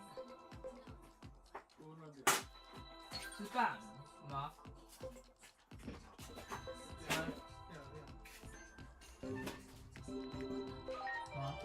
接？但是一点OK 做时间就错，明天不会没。咁我明天寄數卡了，跟你冇關係嚇。咁我後你可以啊，那我可以。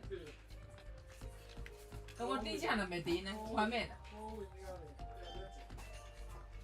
我冇準備過啊，我幾多鐘幫我可以嚇。你可以慢慢下條啊。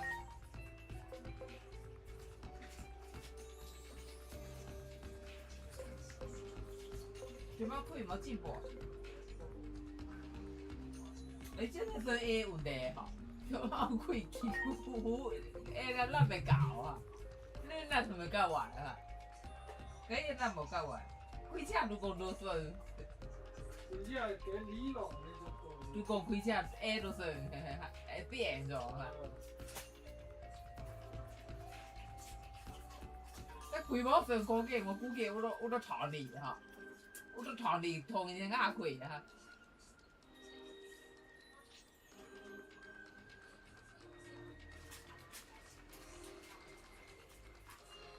然後早上我也開到 BNQ 去。OK。爸爸開回來。我開去。我沒有電，所以才下來。走上去。充電。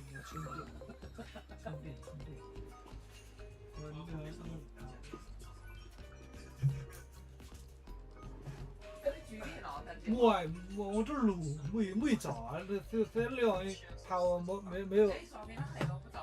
哎呀，冇来嘢，就卡掉了。啊，慢啲走。快拿到手。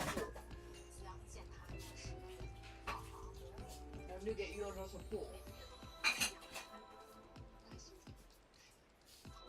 而且这里还有一箱啊，昨天收到。还有一箱什么？这个。哦。哎，这个打开了，里面是什么东西？这什么东西？什么东西？谁知道？你为什么？什么货？昨天8点多才收到啊！现在那个邮局啊，送货呢，8点多都还在收。这什么东西？为了抢生意哈。哦，卡片盒。嘿，为了抢生意，以前5点就下班。8点多，一个女的来送。我没迷糊，看见有人敲门。你还在睡觉的？不是，我在那边干活啊。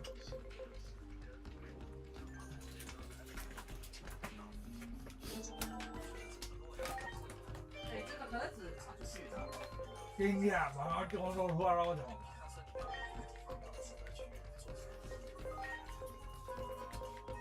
真的，一人吃一个，哪一个儿子吃？哇，场面很甜。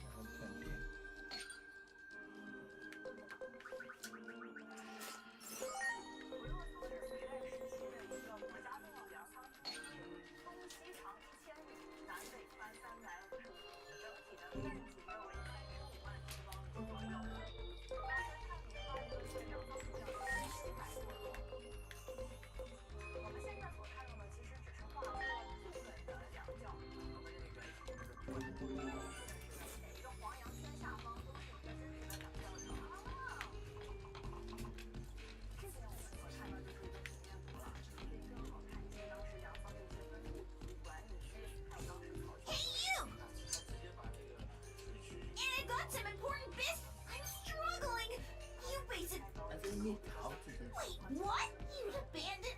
Is this the I always I'm grateful for the Psych! Like a chatterbox, huh? There. Ow! Ow! If anybody's got smart. Well, at least I'm not some chrome dog. Oh, yeah. You're the one who's Oh.因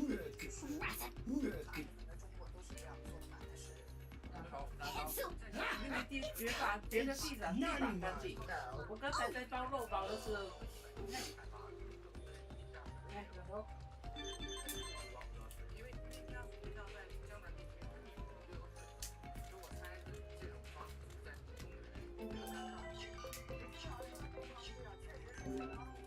没叠的地板干净。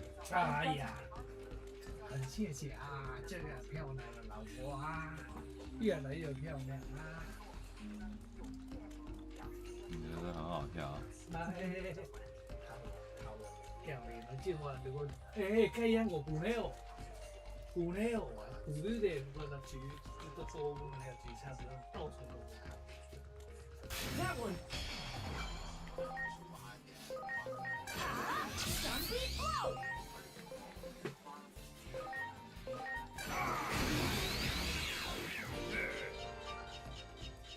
Do it.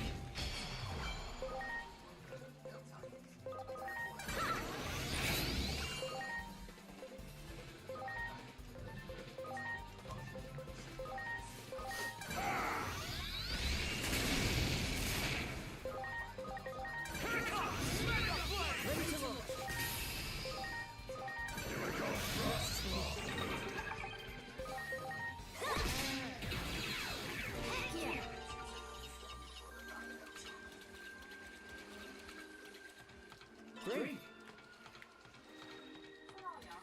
Do it. Ready to go. Launching crossover.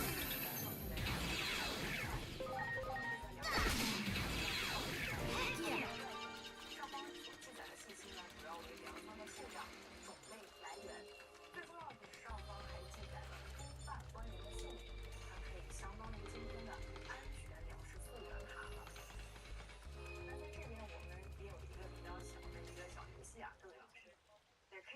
Come on!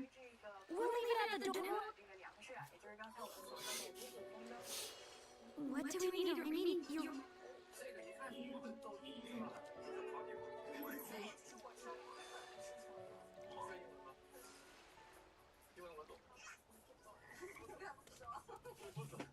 No way. Wait, please. This is Digimon. It's true that he came to attack. Oh, really? If the other yeah, I doubt they did, but it's just like you said, right? Apparently, Digimon had been fighting some friends of mine, and I happened to come along. I'm real sorry. You don't have to be. So you've been nursing Digimon, and that's why you... That's right. That's why I'm so great I couldn't talk to anyone else. You're good at Digimon. Now that we've heard the whole story, you've been looking after Digimon. If you keep this up, Shamon. So, why don't you take a break? It's one of the villagers.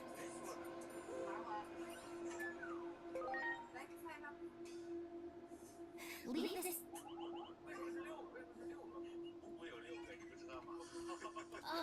Shh.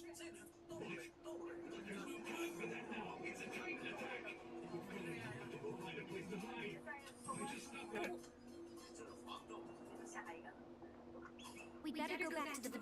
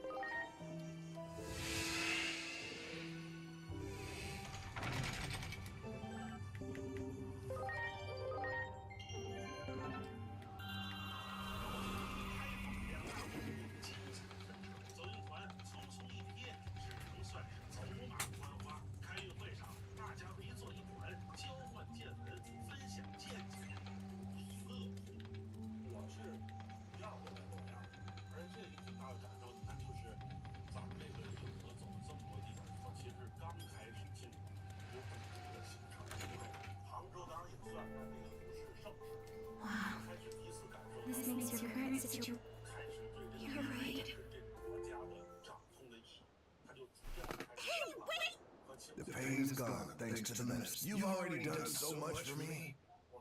But you couldn't even... I don't think you should... This is the first time we Titans are the ones in the wrong. I have to do this. You can't. In that case, we could help you out of... If we can all talk and convince the Titan, wouldn't you feel... Definitely. I'd also love to, at the very...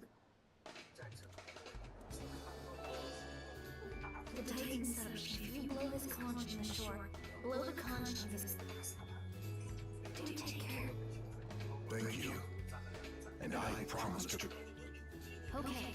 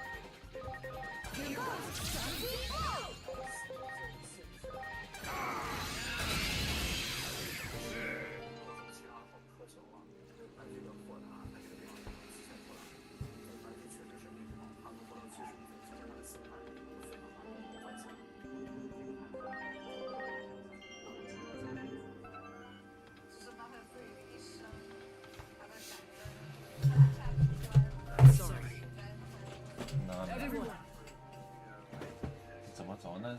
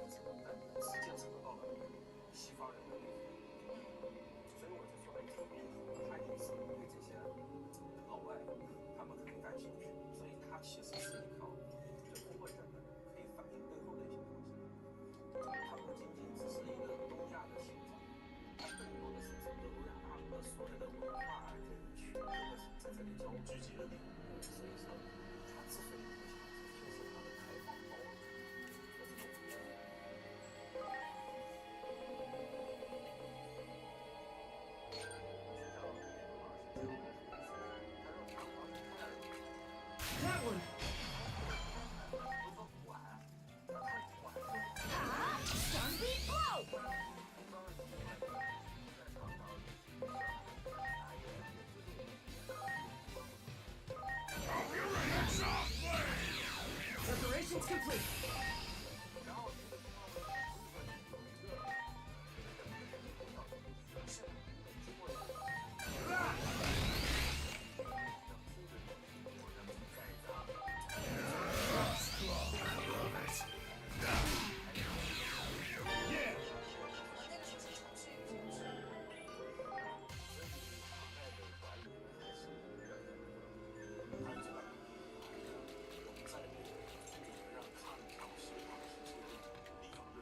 Do it.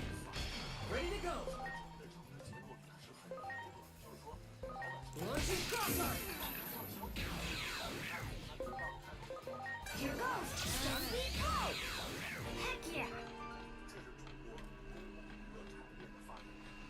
You got it. Here goes! Zombie blow!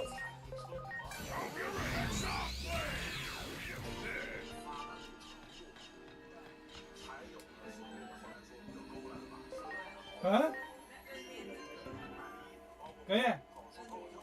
Kìa. Tiêu điều mà. Mêอยู่. Okay. Zombie blow!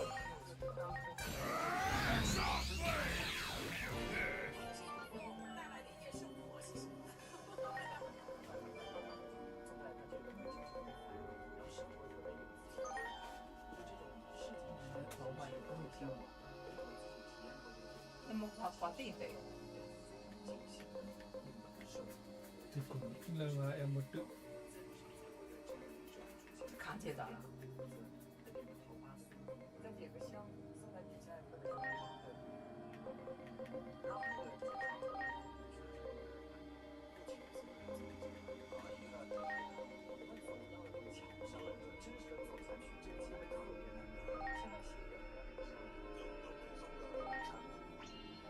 你搁家调皮呢？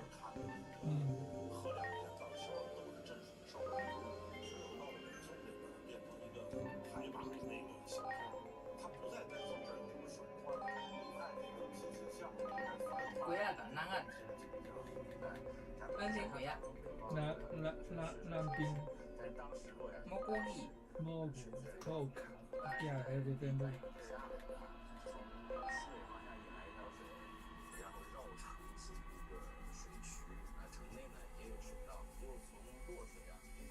那爹给还不溜哎， 还溜这个那个也给送，要那么泥溜，要给搞么泥溜。 但这一直都没显示他送展，现在不能没展。可能把那些干给干死了。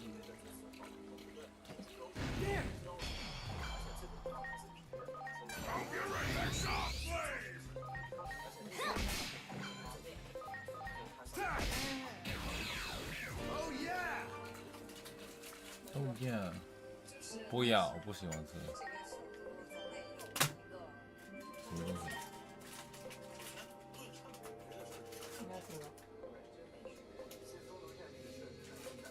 这没电，看回洛阳城就那非常大的关系。我们现在处的是昨天啊，就是男主。There! 这个头线那就形成一种。 Get ready to shot flame!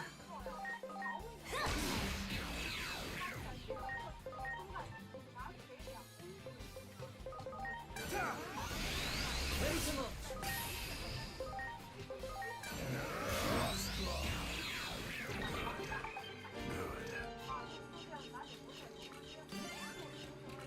There!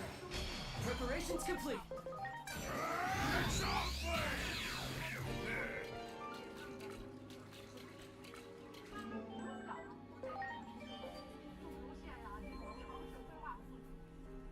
这就是捍卫中国洛阳城的。作为正门的方向上，一些重大的活动啊，就在这里举行。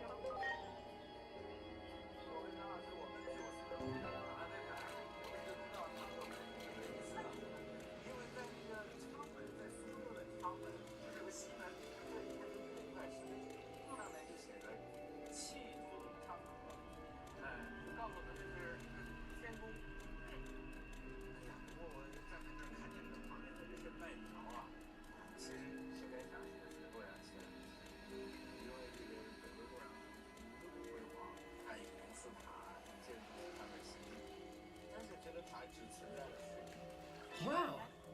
不可以，这肯定是太高了，因为高多少得就在公元534年的2月，还是特别非常美丽。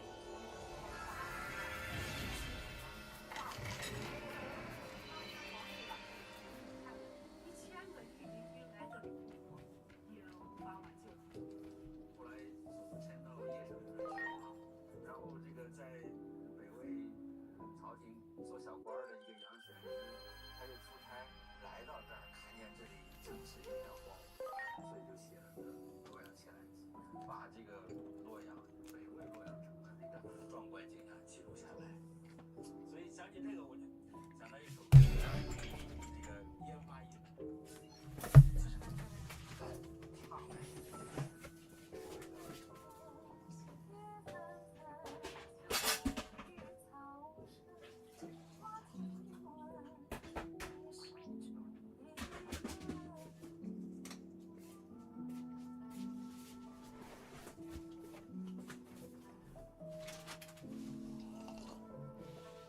你看，我们今天讨论的这个洛阳城呢，其实都有一个前提，就你讨论的是什么是洛阳城。就是，当然这张图是来自网络，这个每个朋友如果这张图是你的话，你就联系我，我给你钱吃个饭。毕竟人家在工作程度，但是我检验过很准，非常准。你看啊，其实它从西周开始，西周、东周，这是隋唐宋、金元明清，你看它每个都是变迁。我通过这张图来说，你看，首先它跟大运河的关系是跟这个洛水、滴水、天若水河这个大运河，那么它就一直在大运河的这个沿线不停的变化，就它很像白玉的那一生，就是在一个基础的算法下，经历了不同的叠合，然后在这个生死的这种人生中不停的这种感觉就特别有意思，就是你就会体会到，就是说在城市有一种生活。人有生死，花有这个残放，月有圆缺，对吧？那么这种形成了这样的一种生活到底呈现了什么？我们所纪念的洛阳到底是什么？可能不仅仅就是一座石窟，也不是一个仿制的城楼，也不是一个遗址，它可能就是串联在所有的这个物理的长河，还是时间的长河中的一个信息。对，把这些信息组合在一起，可能就是我们想象的这样的一个洛阳城。对这个感触很深，因为中国很少有一个城市是这样的一种复杂的变化。13条5路，对，这个可能是中国唯一的这样的。是的。那我们那时说书最俗的定法是一学徒先学的，道德三皇五帝功名家伙上头，五霸七雄道天下，行不行？秦时几行名将，北邙无入黄泉，唯独提一个具体地点来提的就是洛阳，那叫这个朱八那个传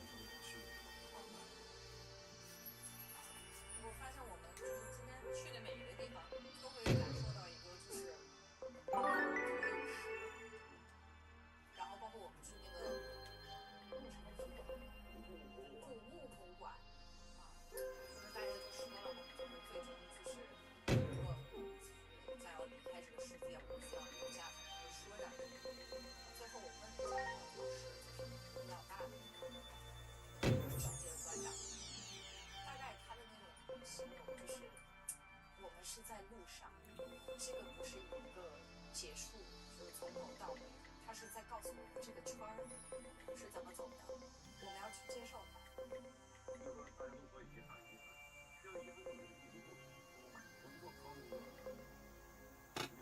你接受它，这只是一场过程，你永远就这样子，有一句话我觉得我特别喜欢，里面说到死对生的对比，我就特别对我来说很受用。是不是这句啊？是作为生的一部分永存。是，这个在我的背后，接下来之后你会写怎么样，你都是这样。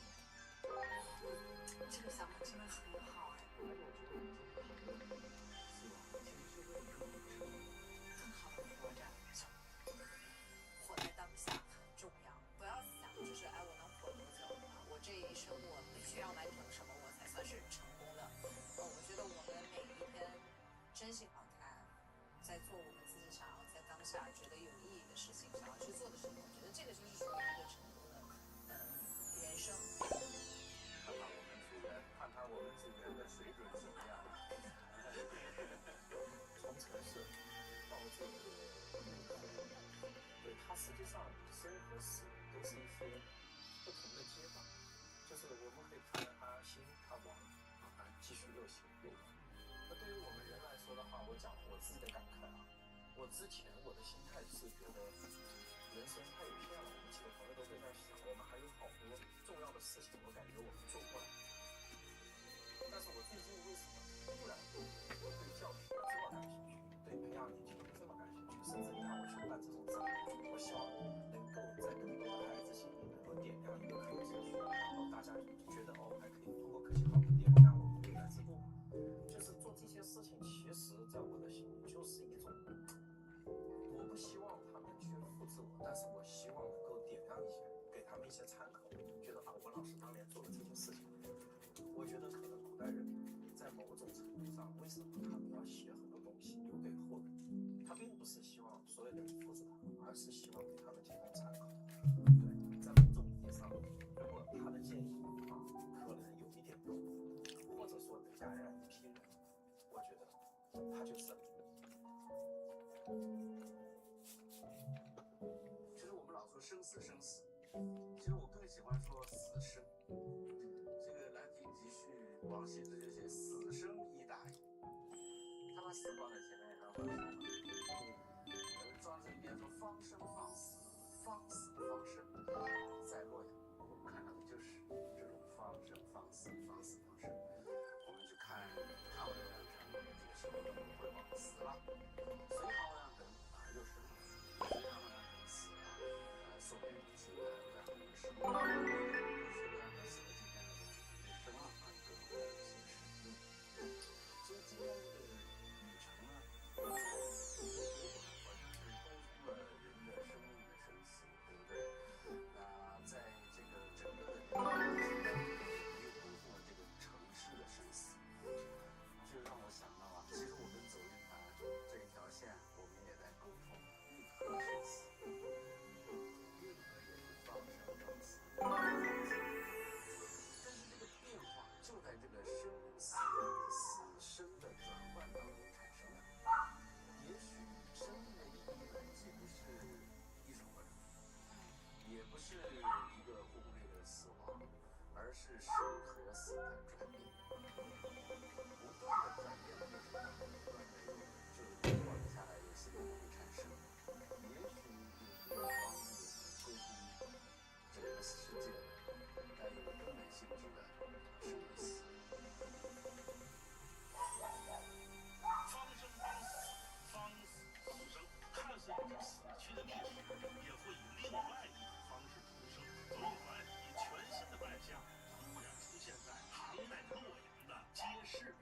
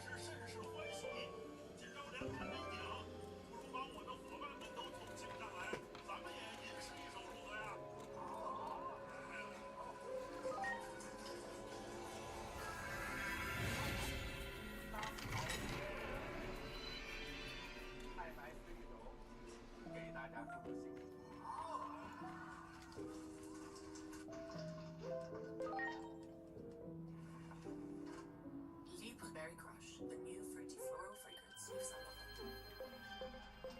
万年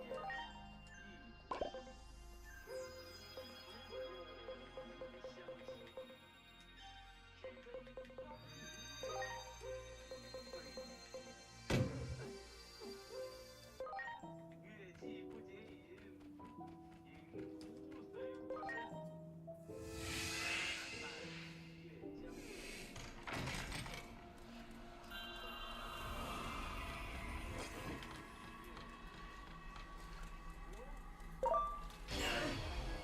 Ready to go.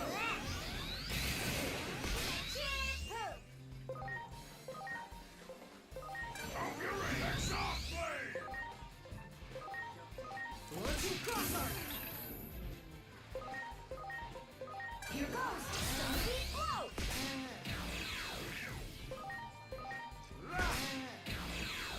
Oh yeah! You got it.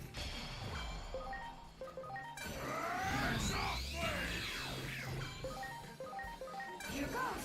Zombie blow! Here you go! Mega burst!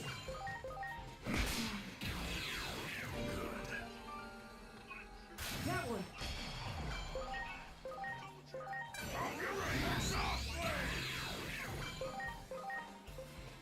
Here goes! Zombie blow!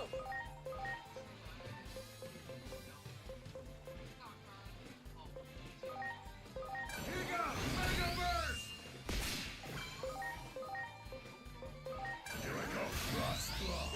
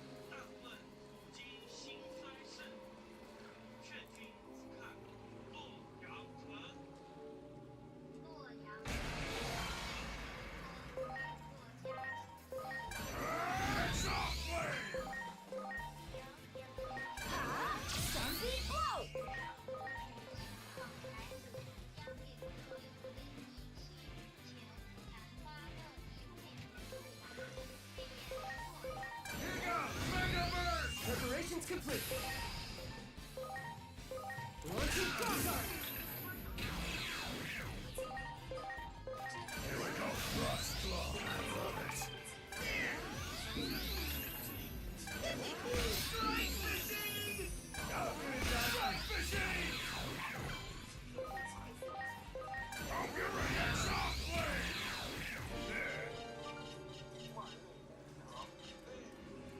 万人同墙是说孔子精神的伟岸，人格的高远。哦，这个好像古人夸奖老师在社会的成就，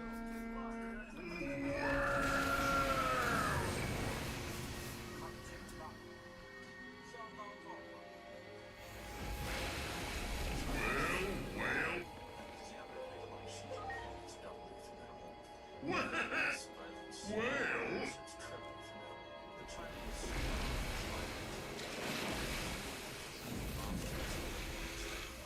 and they wear leverage lies. Because their political culture is dominated by a culture of engineers, they understand themselves. You should be careful. Before you get an elaborate dumbed-down briefing to your Western cabinet. Oh, it made me happy. It was almost like seeing you, my little brother, grow up. But the way I feel right now, Nori. Sorry. This area is our territory.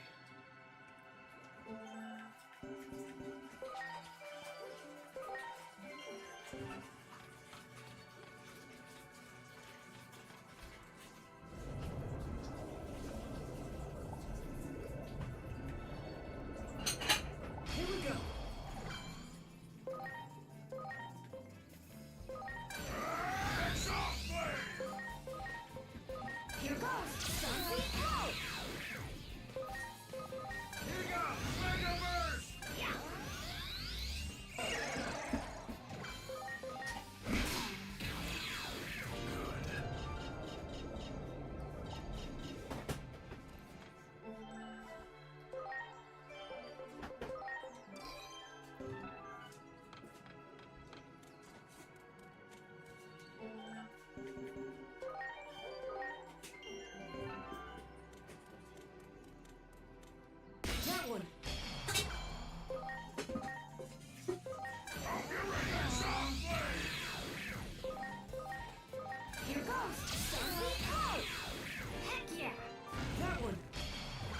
Preparations complete.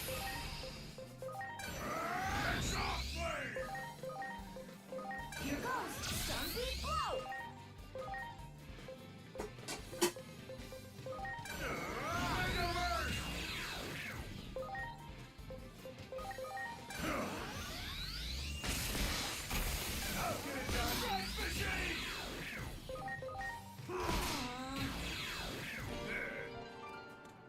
Do it.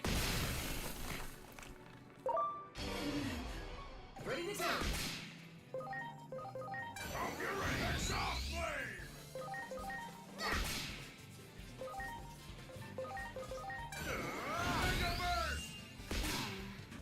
Oh yeah! There.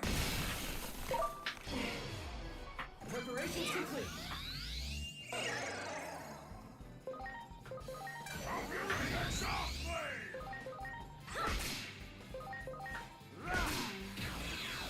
Oh yeah! Well, we can't. But there is still a way. Submerimon is an old acquaintance. It's a somewhat dicey area.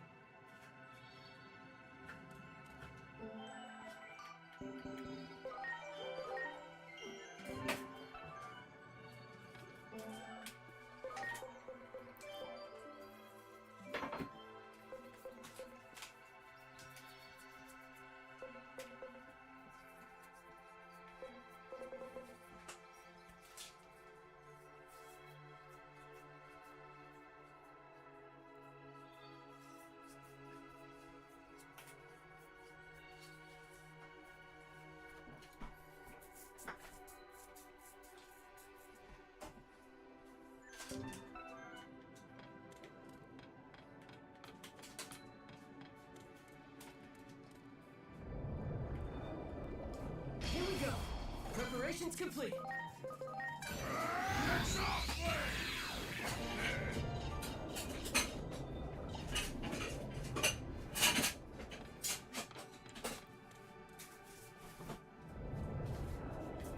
Here we go.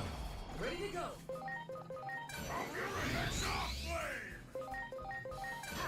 Sunbeam blow.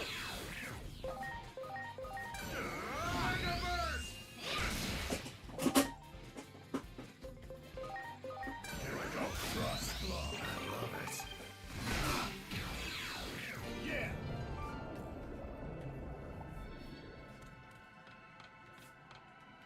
There. Ready to launch.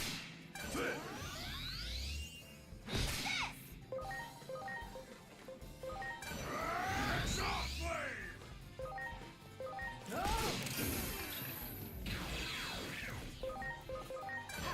Sunbeam blow. Heck yeah.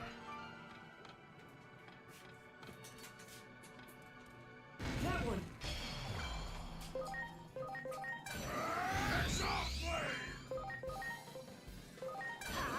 Sunbeam blow.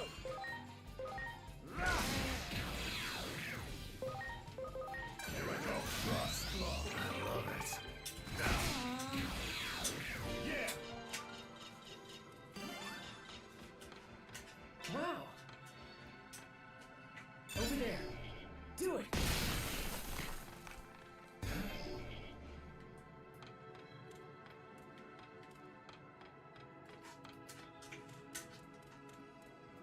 There. There.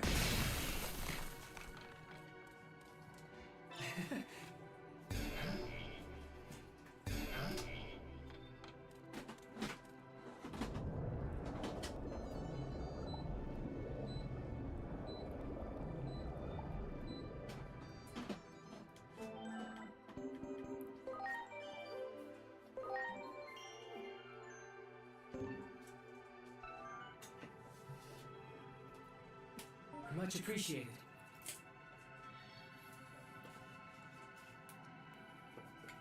Everyone.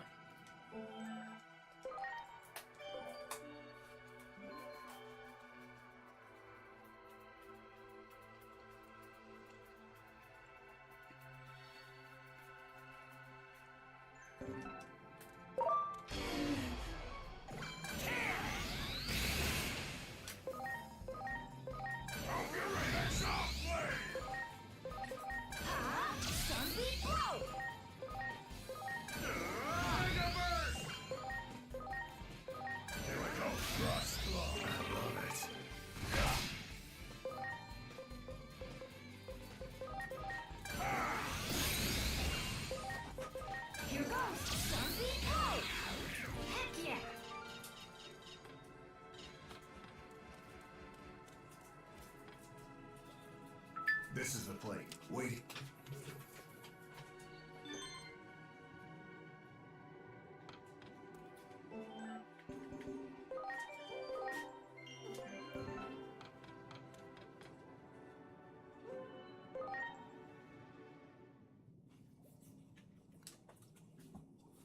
Guy, we're surrounded by enemies.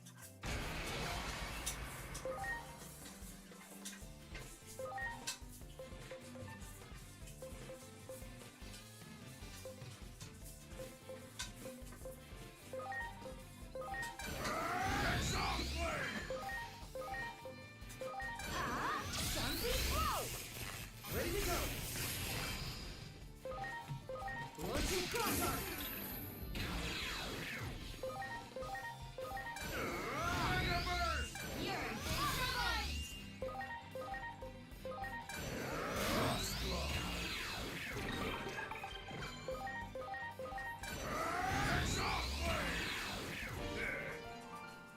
More enemies. Look at that! Seems like it's getting. Sorry to keep you waiting. That took longer than I'd hoped.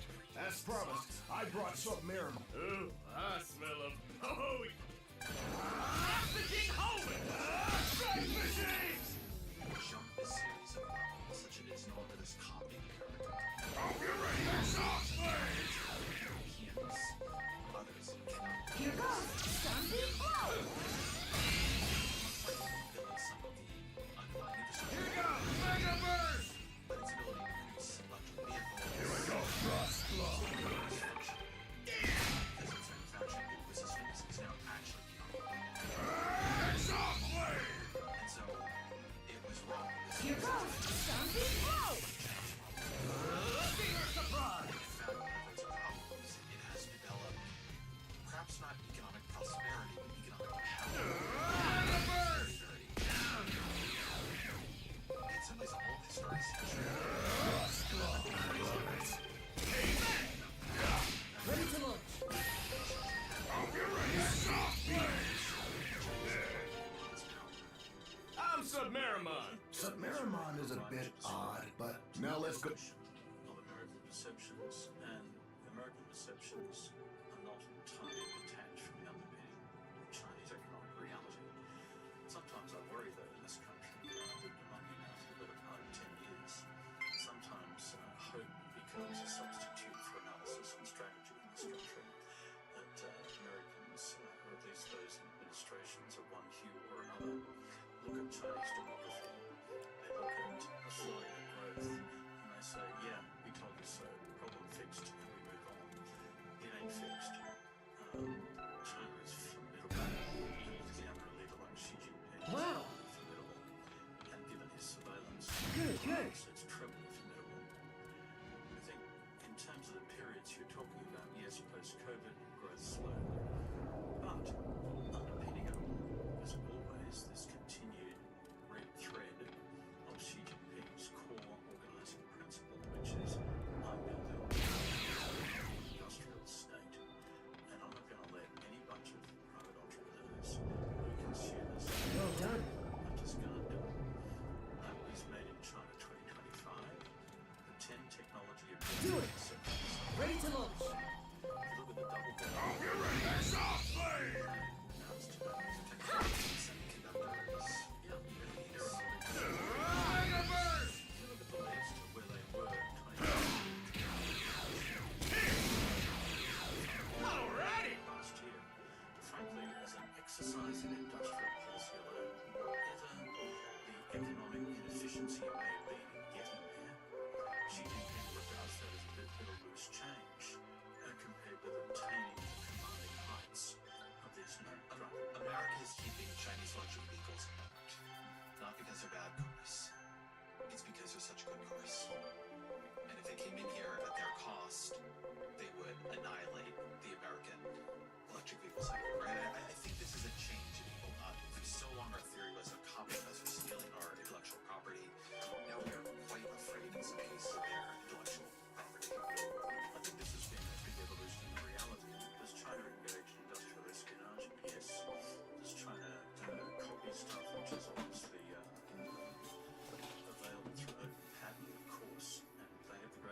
of scale. And they scale up.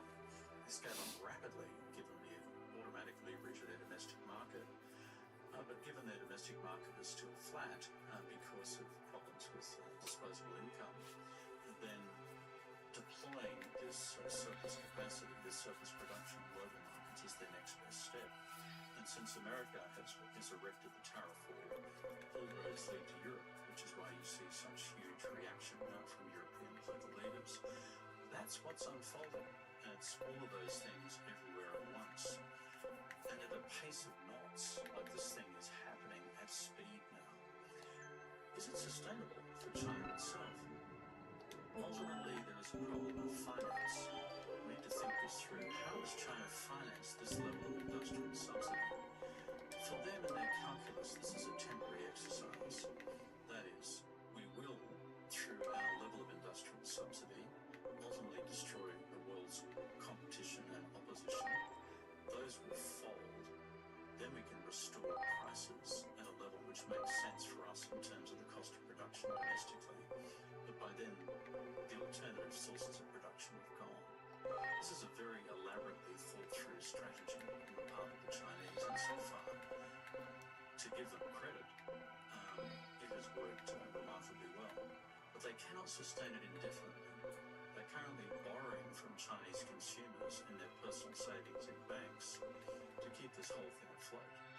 But industrial subsidy, which is of an order of magnitude not seen in economic history before, cannot be sustained forever. So I want to slow this part down because I think it's really important. You were saying earlier, you described the problem, right? The Americans just sort of hope the problem is solved. Now, what is the problem? How does one define the problem? We're not always very clear about that. But I think it's something quite closer to this. That they challenge China poses to the rest of the world. That one! Preparations complete! Able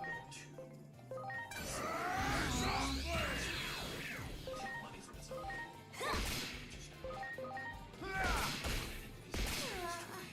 Oh yeah! Which would function There! making Preparations complete! to compete in these industries. I'll get ready softly! And the Chinese goods will be too much cheaper. Something close! The tariffs the Biden administration obviously could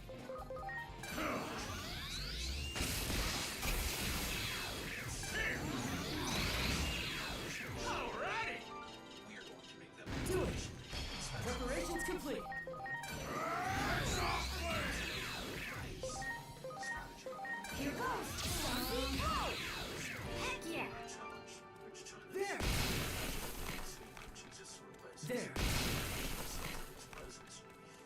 The alternative is simply allow the Chinese industrial juggernaut to dominate every single industrial and sub-industrial sector. You've already seen that in terms of critical minerals and rare earths, both ore and process. If you want a case study of what that looks like in practice, look at that sector. Not only did they dominate that, they were so dominant in it that they were able to break Trump's tariff policy. Quit dragging your feet! I knew it! It's gotta be the... To remove our access.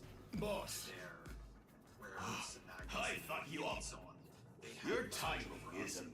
Hurry up and get your... The Chinese are Boss. highly Huh? highly Huh? masters of So, economics that craft. you know, like... They know where leverage Did you hit your head or something? Political cultures You dominate. dare give me orders? They understand precisely. Lackeys like you ain't meant to use your heads. Before you get an elaborate dump Look down at this wound. your average Western A Digimon at that I can't see them as I was hoping. periodic table of critical Ah. minerals and rare earths. How many they Boss, got, please. both on the extraction side and the processing side. Lift up. I get what you're saying. If it knew, Rex and their ability to then I don't need you. precisely reach us. Digimon, Iori, Agent! Flip Ready to go! the algorithms about China. Launching cross arm! The United States of America and Donald Trump. I'll get ready softly! But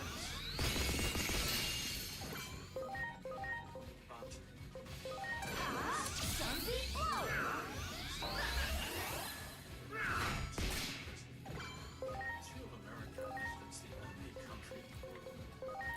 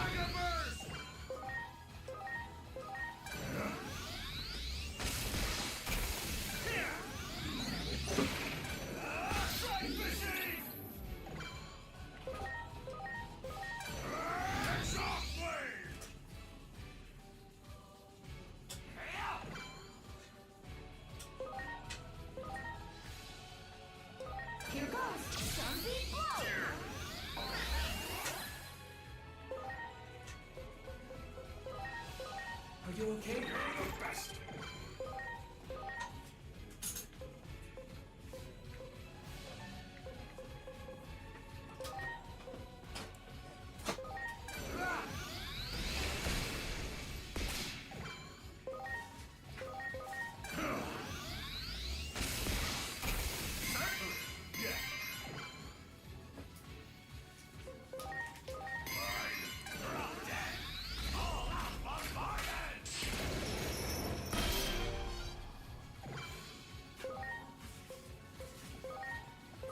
Are you okay?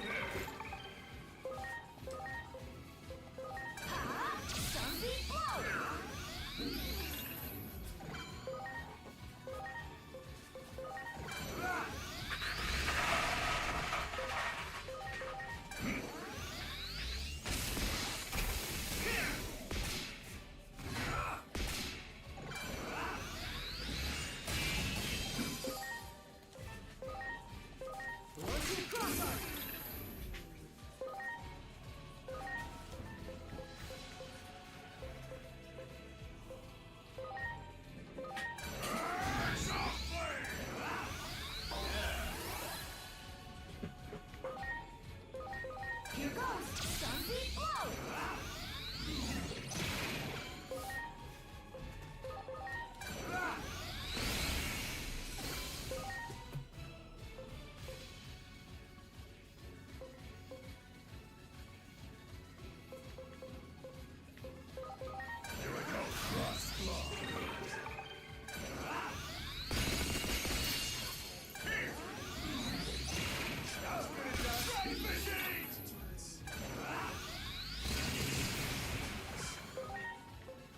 Inevitablist view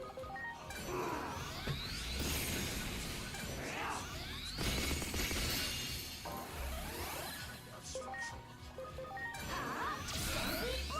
Yeah! and it's expressed two different ways. There is a Chinese concept of what they call comprehensive Well. national power. Yeah, but It's a standard I don't get it. framework for aggregate American power v aggregate Chinese power against all indices of power. They look at the size of An the US incompetent military, leader only the increases size the of their damage own caused by military, fighting. the size of their own military, and they make their own calculus. That Digimon just now was They certainly also one. make calculus The about conflict in the digital world will shall we only say, get worse US now. alliances abroad. And the future it'll bring about is the but that means there's keep up the good work. We also look at the solidity of the US domestic body politic and the degree of unity and disunity against, shall we say, the predetermined unity. I have to think of something reassuring to tell.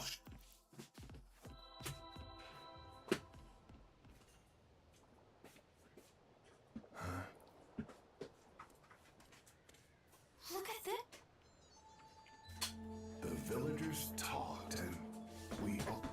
I'm worried about you, but I'll take care.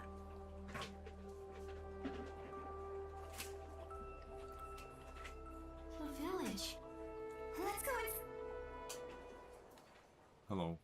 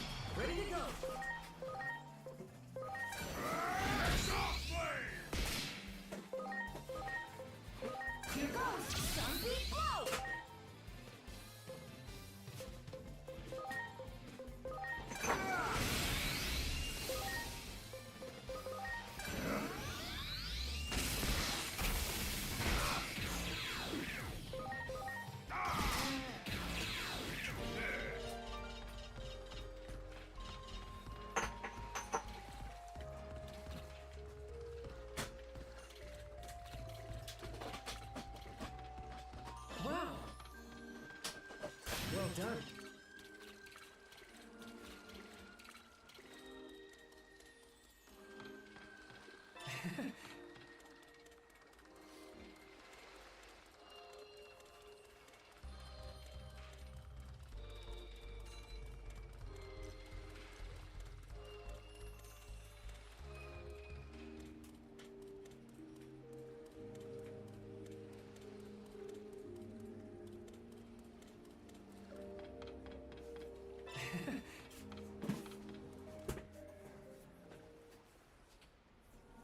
Where did everyone go?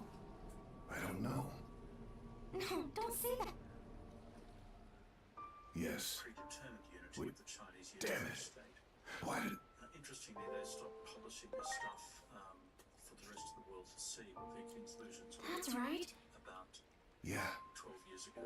In the meantime, I think you should go back to... Thanks. Let's report all. The second is in a propagandistic phrase, which is in Chinese is 东升西降.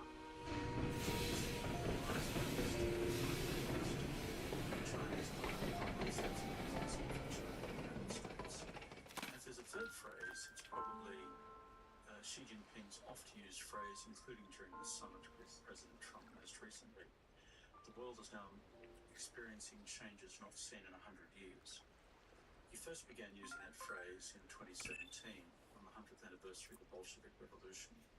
And the internal interpretation of the phrase is that we, the Chinese, now with our own revolution, now going out into the world at large, represent as seminal shaking an event of the certainties and certitudes of global politics today, as the Bolshevik Revolution portended back in 1917. And so then there's, I guess, two things here. One is that in the time Xi Jinping is a leader, American policy towards China, American political elite thinking towards China has changed dramatically. It's become far more antagonistic in the sense that China would become more liberal and democratic as we get richer has dissolved. The sense that we allowed China to take advantage of us has become a bipartisan theory, and that we are locked in a great competition with them. Possibly Thucydides' trap leading to war has become fairly widely believed and certainly widely prepared for. And of course, American politics itself has changed. You know, falling into this period of Trumpism and much more internal division. When you read a book called The Avoidable War, there's this partly about this. You know, what is their narrative Thank was you. in this era? Please continue. Continue. For the digital world. Administration, when the official American strategy towards China changed from strategic engagement to strategic competition. John McMaster, then Trump's Let's not talk about that right now. wrote that Inori. national security strategy Now in then, December of tell me 2017. more about the conflict with the It wasn't just Titans, a piece of if you language. would. You could almost hear the creaking of the entire machinery of the U.S. state across all agencies of power. Before that, Obama talked about his pivot to Asia. That's true. But he did not have The a current horizon is the. principle, which is that we I are imagine the in Titans are. relationship with China about The current flows China outward, and becomes the dominant if the current power is truly what the Titans see, in the world. the gear forest. That dominated That the is second correct, half Great of Guardian. Trump's term. The first And term humans. dominated really. Now that we know the Titans are after the current, we must be even more careful about using a gate. When the gate was opened 3 years ago during the clash, there were human casualties in that Chinese called constructive strategic stability. And the White House briefing paper Yeah. came back at the I conclusion think of we're it tough. said, For that very reason. except so long as it's fair and reciprocal. We'll head to the What does gear. that mean if you The gate deter can be open. And if it's true that given the problems of. Yes. Very well. the United States? The World Tree is at the center of the Please be careful. Unpredictable unless antagonistic going forward. What's it going to mean in practice? I don't know. One of the advantages may be the two sides begin to have an active and substantive negotiation on the regulation of the most dangerous and destabilizing forms of artificial intelligence, which is what came out of Scott Bessent's conversations with his counterpart Early Fund. For the rest of the relationship beyond AI governance, I'm not sure yet. I find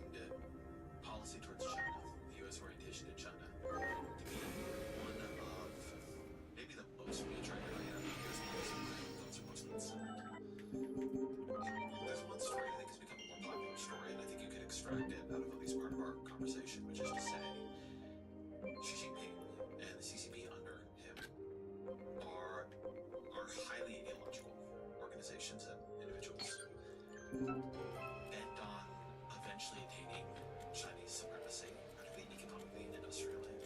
Wow. And you need to understand the relationship as having a competition and an antagonism at its heart. You can manage that better and worse. You can manage it more radically or more systematically. Like the Biden administration, I think, was trying to very systematically build up American industries, impose very targeted tariffs. Your CRM software falling flat. Choose Soho. The wrong move for your business. The CRM will make a game-changing value. Go Soho. Tariffs, boundary sort of kinds of technologies. The Trump administration, I think, has managed it more radically. But fundamentally, openness towards China in this telling is very dangerous. You don't want their technologies here. You don't want their industries with too much penetration here. And you are trying to compete with them, not learn from them. There's another argument that, in partly for me, I get nervous whenever anything becomes too bipartisan in Washington. It says, this is a mistake. You actually need to learn right now from things like Chinese CD manufacturers. You want technology exchanges. You want to understand their manufacturing systems. You don't want to make antagonism self-fulfilling. You don't want to create more room for misinterpretation. There are advantages, economically and otherwise, that the openness creates. Here we go. Preparations complete. That the shift is actually missing a lot of Here goes. Sun be blow. innovation. If China bioresearch coming out, they invent new medications.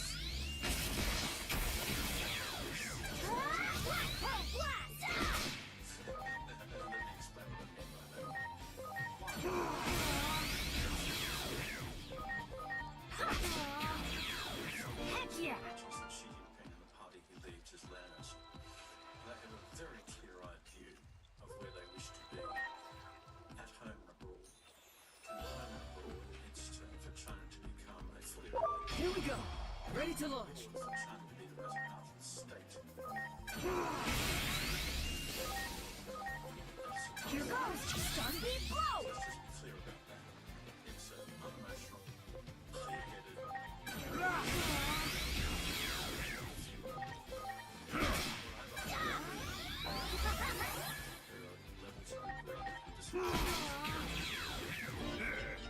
strategic competition. Accept the reality of the competition and manage it. It's far better than unmanaged strategic competition, which can end in crisis, conflict, and war. What do I mean by that? 3 points, really.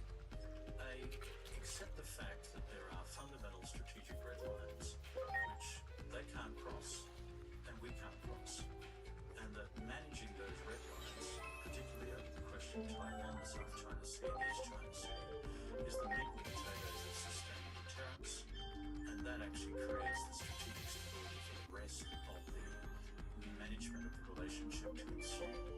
The second element of managed strategic competition is for the economy at large, whether it's trade, investment, capital markets, currency markets, technology markets, talent markets, ideas markets, the ideation of the future, the liberal international rules-based order, or one headquartered in Beijing.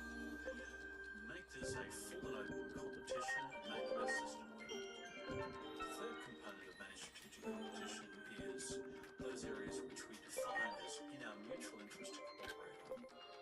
Future of AI governance question.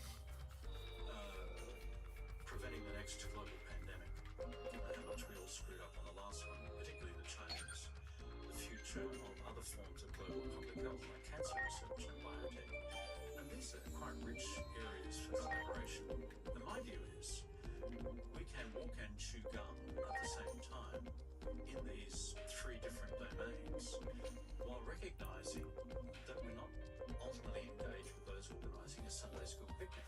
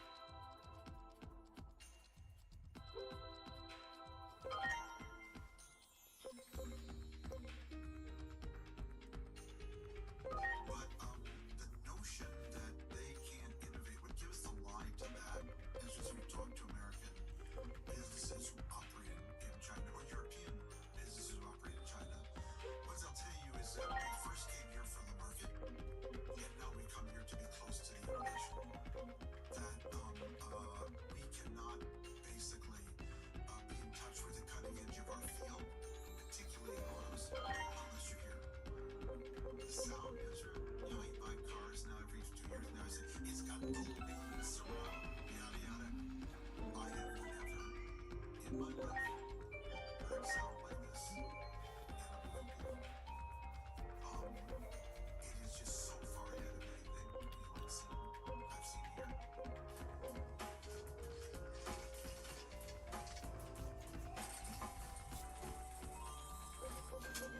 大家好，欢迎来到本期视频。先来介绍一下背景啊。本期对话来自《纽约时报》旗下的王牌播客艾兹拉·克莱因秀。这档节目在美国知识界和政治圈分量很重，常年邀请顶尖学者、政策制定者和思想家做客，把复杂的时事和政治现象一层层掰开揉碎了讲。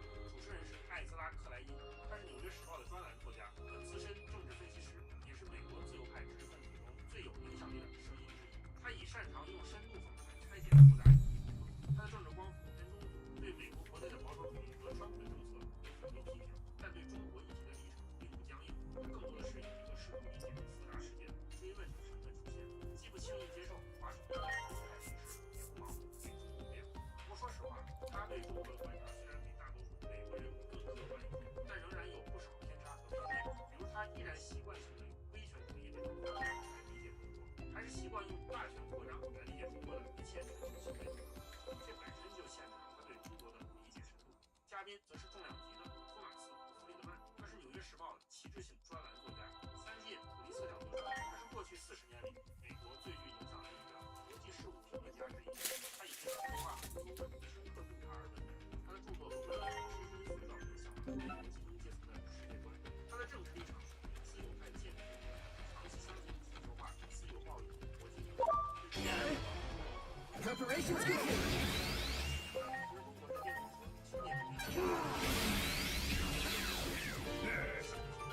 他上一次的中国行展示很清晰，他终于看明白了，和大多数美国人不愿意面对的现实，中国的技术崛起不是靠统，而是靠一种美国人不会抗拒的武器。从他的亲身经历来说，就是他在所谓的中国建筑行业看到无数企业在里面疯狂的以优胜劣汰。 Good. There.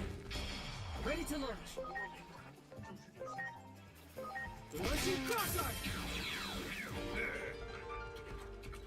That one.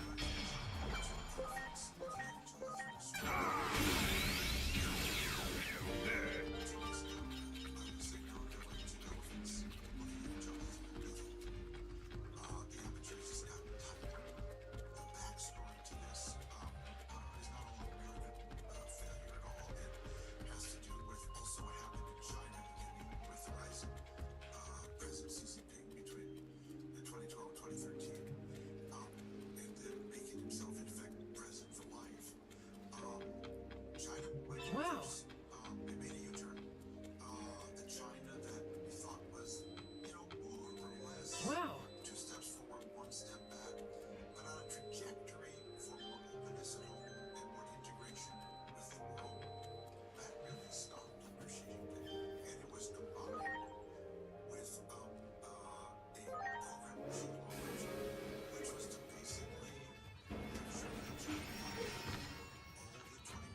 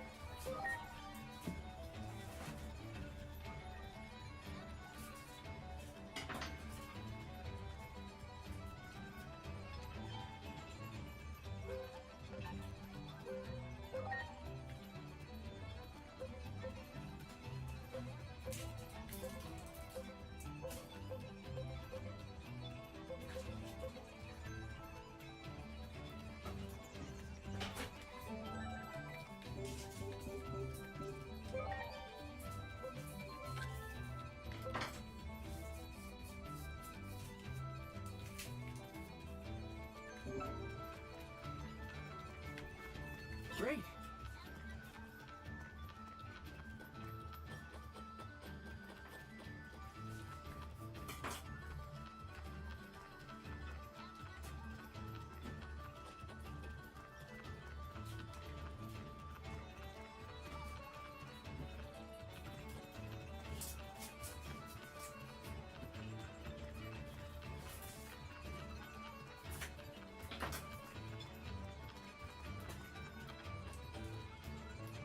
Great.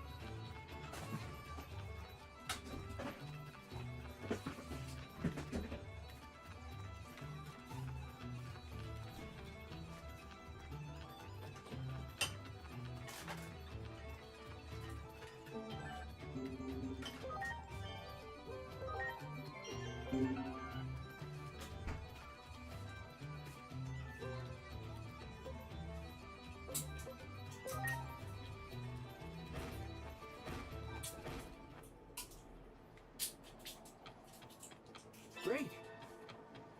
That one.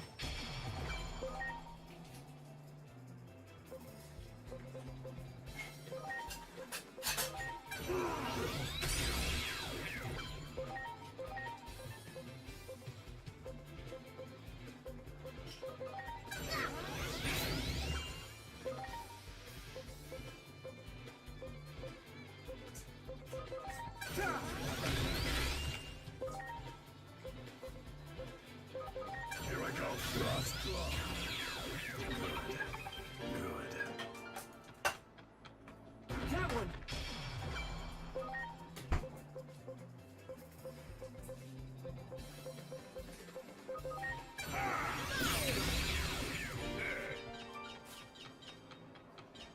You got it.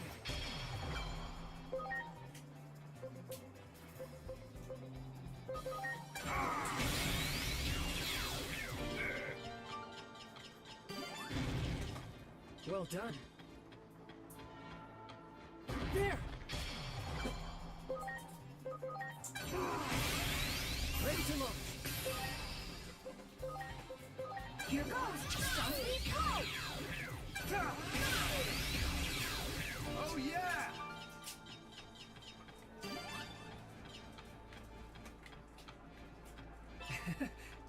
There! Ready to launch.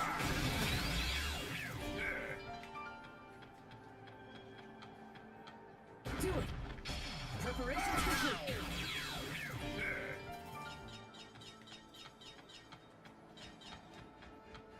You got it. Ready to launch.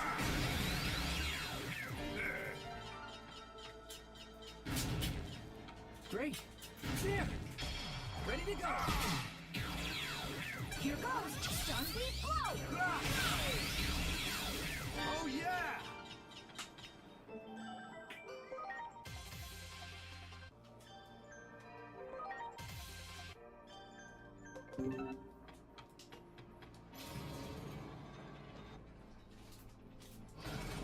That one.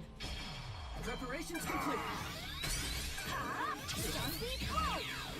Here I go. Frost Claw. I love it.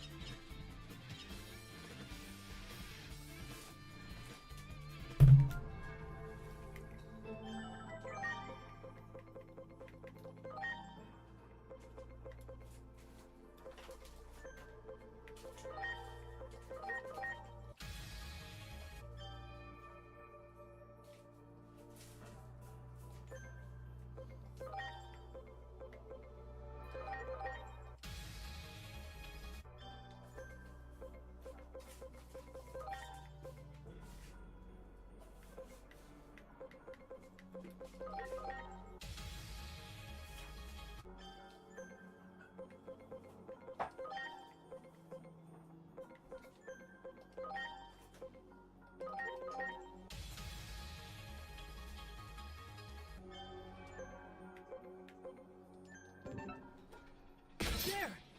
Ready to launch! Stun beat blow!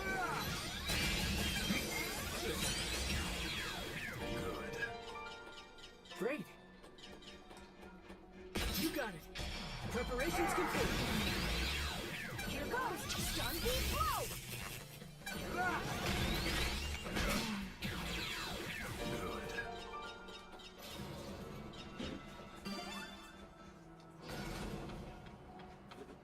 You got it! Preparations complete! Stun beat blow! Heck yeah! Cat one! Ready to go!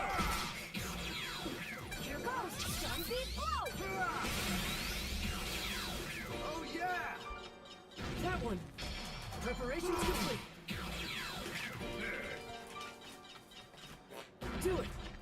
Ready to launch! Heck yeah! Do it! Ready to go! Great! You got it! Ready to launch! Oh yeah! You got it! Preparations complete!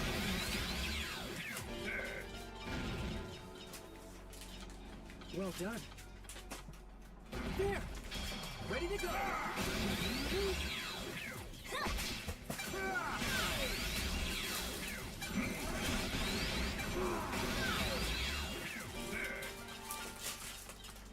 That one! Ready to launch!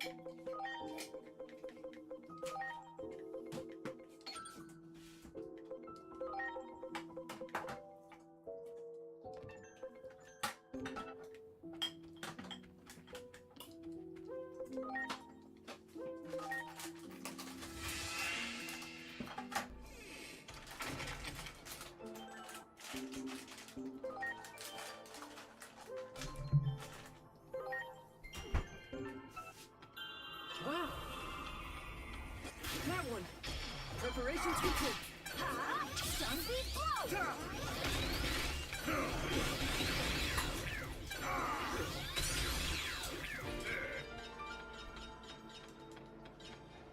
Good, good.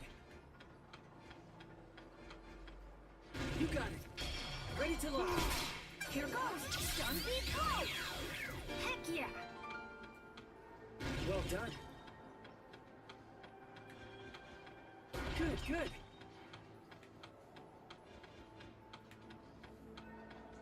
There! Preparations complete.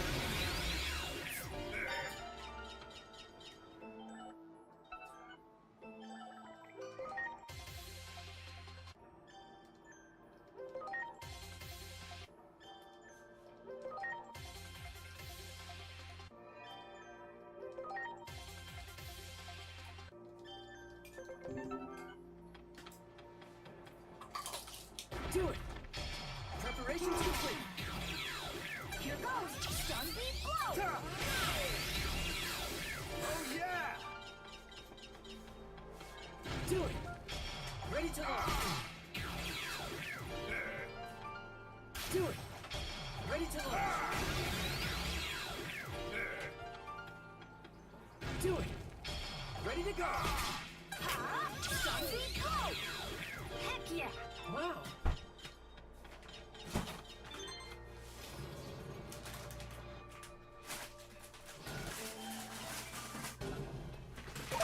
There! Ready to go! Ha! Sunbeam blow! Oh yeah! Do it! Ready to launch.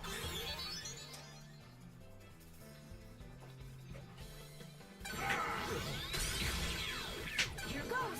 Sunbeam blow!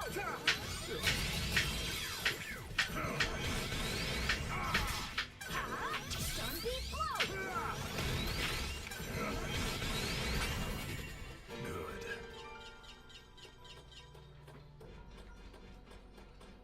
That one!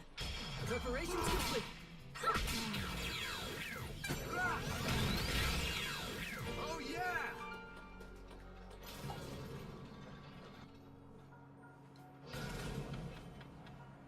You got it.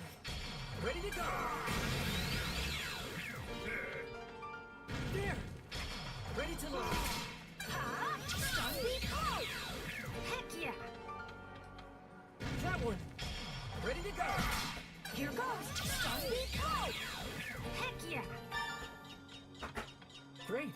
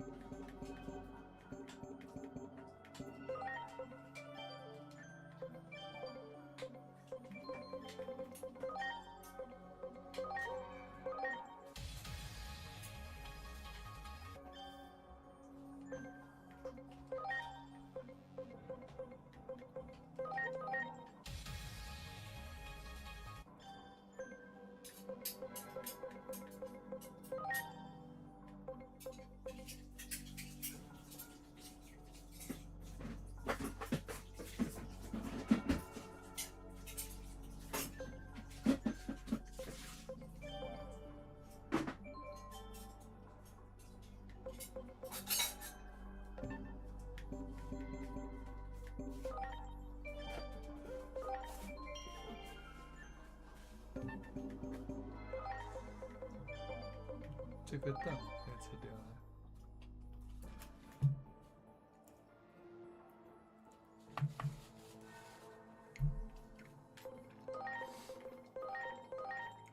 21st century industries, from aerospace to new materials to autonomous vehicles to robots, and that changed the whole chemistry in the U.S.-China relationship. Essential to that, Ezra, was that the ballast in this relationship was always the American business community. So they were the ones who, for many years, beginning in the 70s, were making money in China. And even whenever the relationship got rocky, and even when we perceived China was not living up to trade obligations under WTO, business would basically lobby and say, look, be cool. It's okay. We're still making money here.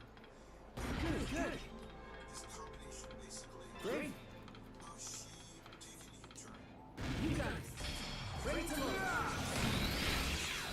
Oh yeah! Great. Well done. That was ready to go. Oh yeah! Do it. Ready to launch.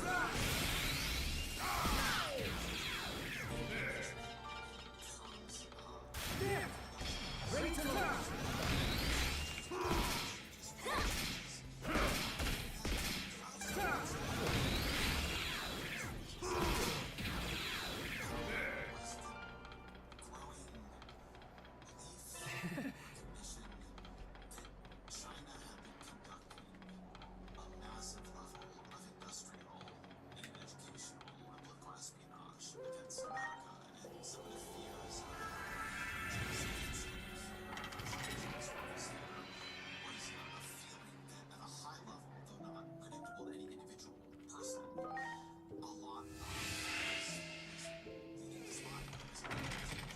You got it.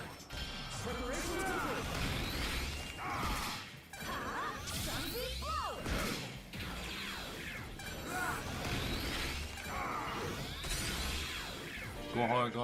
过去。走了。 That one. Ready to go. 乌鸦我一场。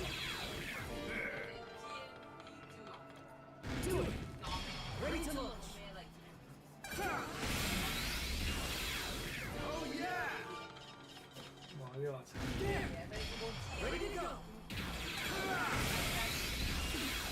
Oh yeah! You got it. Preparations complete.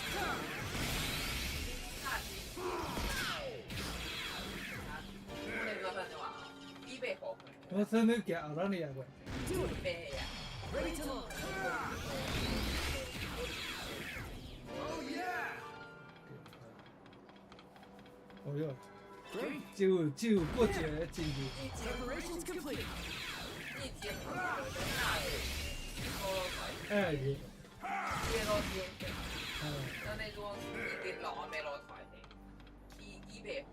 ，Do it. Preparations complete. Oh yeah! That one. 吃 Preparations 了， complete. 吃完了，被谁吃了？哇被哪一个小狗吃了？哇，这是小狗，那是小猪，就能买小店。可是你最近都没人买啊，对，你没人做广告了，没练了，有一点点广告。没练了。没有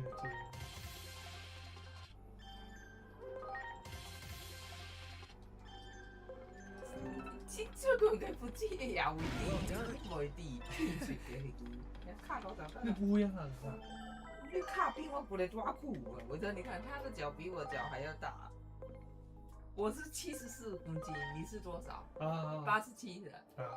88还是87？你要下来干什么？下来就下来了，为什么下来干？我不逃，跳。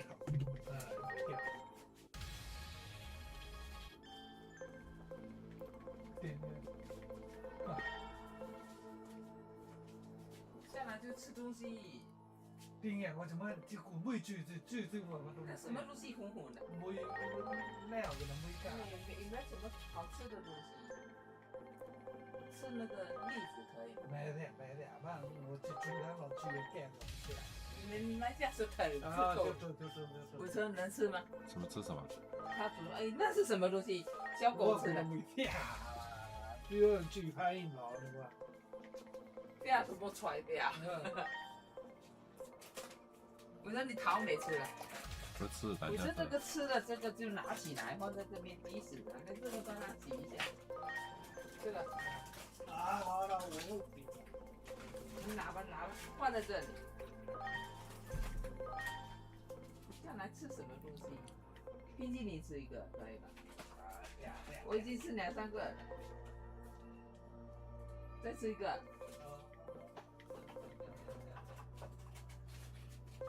吃了冰箱也会空。你这样吃吗？不吃。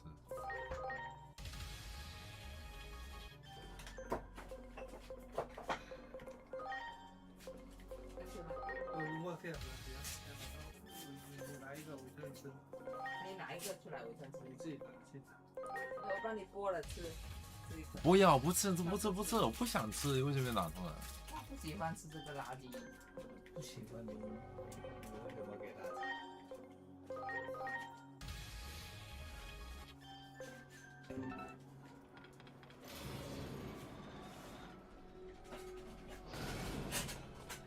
？You got it. Ready to load.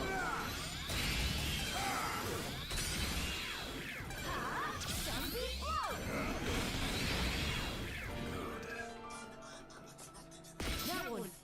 Ready to go.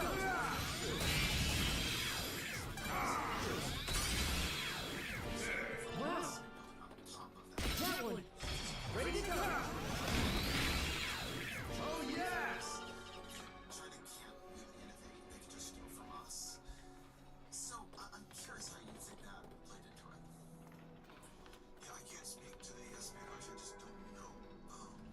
And you get all this kind of Washington conversations with officials where it goes like, if only you knew what I knew, you know, you would know. People were worried. And my reaction to that is, I wish I knew what you knew because it would put everything more in perspective. Wow. But I also, my partner reaction to that too, Ezra, is that I hope we're doing the same to them. I hope we're spying and conducting whatever we need to do for our national security purposes. But the notion that they can't innovate, what gives the lie to that is just if you talk to America. That one. Ready to go. Oh yeah. Do it. Ready to load. Here goes. Zombie mode. Heck yeah. Great. Great. Do it. Ready to go. Oh yeah. There. Ready to go. Oh yeah. Well done.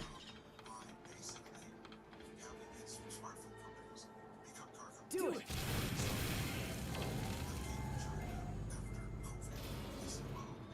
When I was last here, Xiaomi was a phone company. I came back, they were a car company.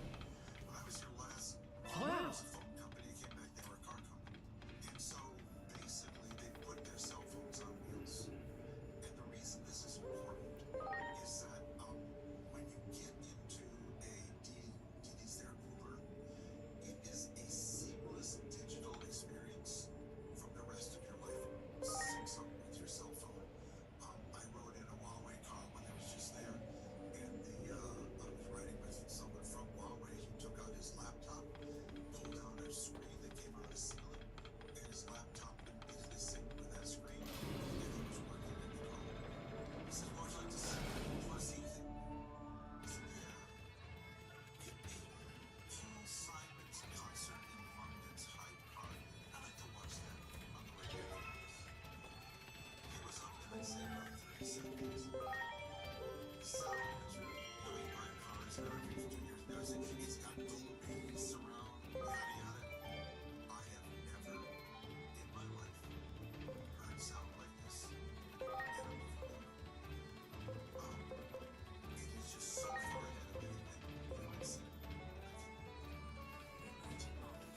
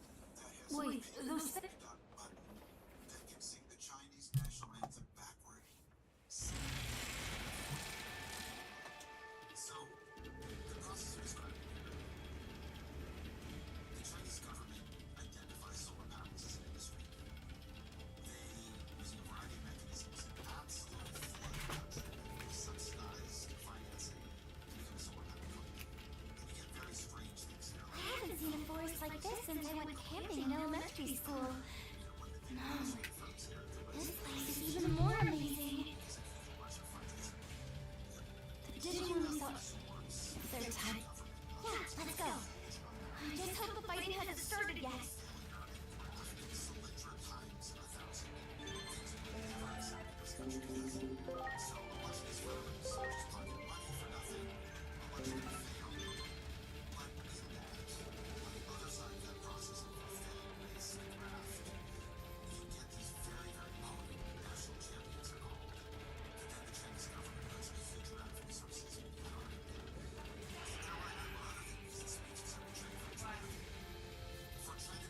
今天昨天我好久照掉了。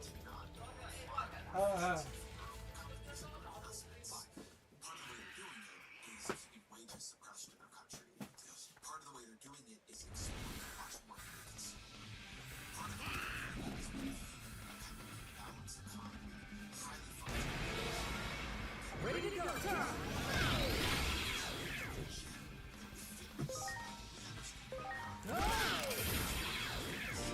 Thank you for sitting caught me.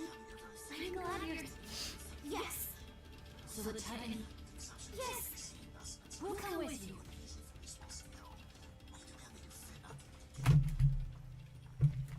a very good point, and I'll give you a perfect example of that. So there was Ford Motor today Honestly, built a battery factory in Marshall, Michigan. I've been thinking about how... From the Biden administration. Of course. I first met Digimon and Machine. You really are nice. My life was never the same. You don't know what all I ever did was... Technology was actually born in America. It's weird, but now I... Still... People tried to scale it here then. They failed. The founders basically... Well, thanks for hearing me out. I mean it. Took it back to China, scaled it there, and is now doing tech transfer to Ford, bringing it back here.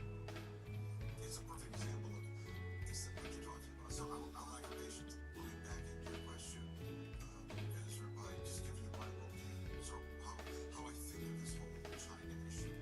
I think that I've been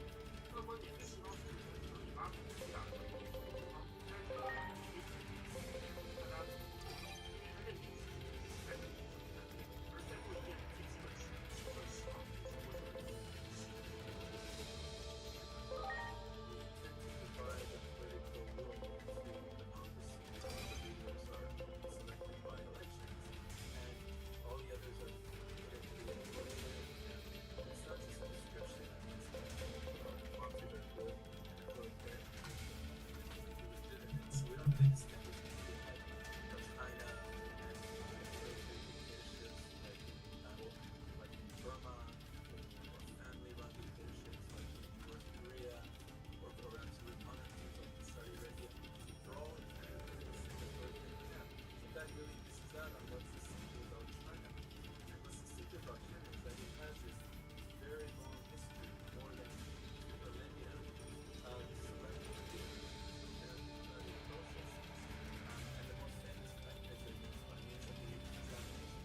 For most of China, to be a public official, you had to first be very successful at the examinations, and then have some sort of performance evaluations. And no one that would come to all this knowledge. And more or less, I think that system is very close to it's very and recently, for the past 4 decades, it's been reviving its implementation of the kind of complex figure. It's a very complex democratic system, and to be anywhere near the top, you have to have many institutions that lower down the pyramid. And now, it's like first provide this ultra-competitive examination scale to the and then ultra-competitive examinations to literally get into the government. And you're being promoted to lower down the pyramid. More or less, it's the same systemic form that we have over 2,000 years in China that's been established. And if you really want to understand what's systemic about the Chinese political system, I mean, this is it. But the other part is that it's not just that. It's a very complex and layered structure. And yes, the very top is supposed to be more meritocratic, but lower down the pyramid, there are certain mechanisms of selection to select leaders. And this transcends mechanisms for deliberation. And I think it's to some extent of free speech, not as much as we would like, that involved misleading of leaders. So Loyal to foil， 我也超看他。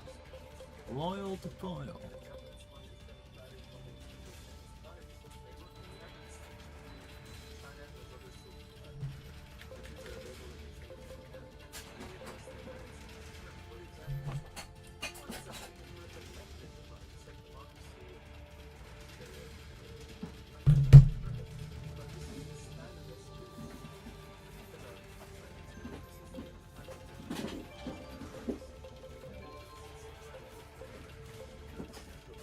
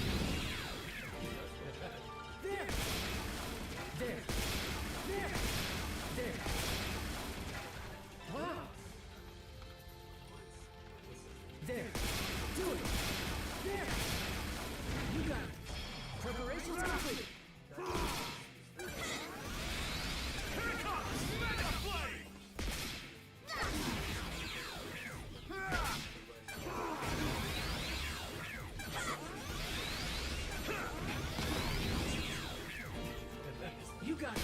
Do it. Do it. You got it. Preparations complete.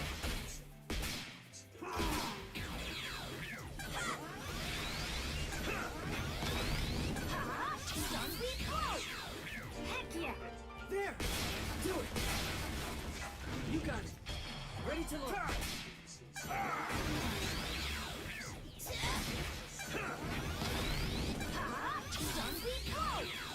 Heck yeah!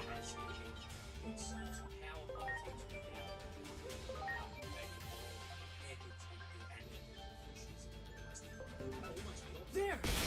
Do it. Do it. Do it. You got it. Do it. Ready to launch. And as someone who's not religious, I don't really believe Time. at all what's beyond No. Hope you're ready, exhaust blade! You got it. There. There. Do it. Do it. There. You got it. You got it. There. There.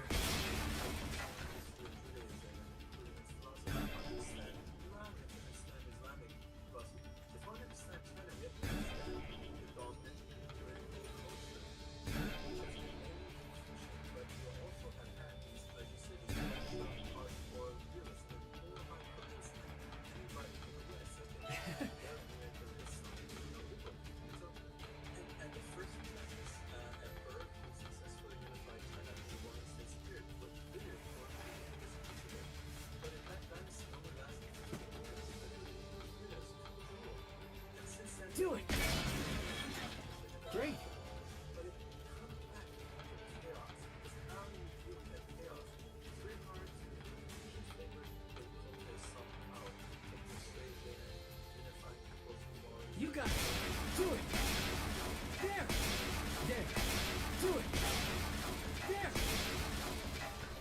Great. doesn't work very well in times of huge chaos. But Do it.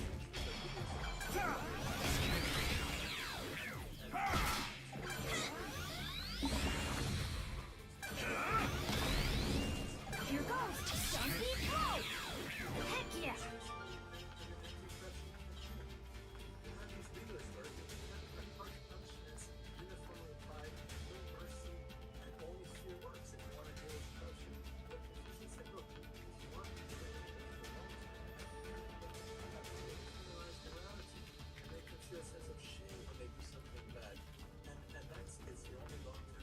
Over there.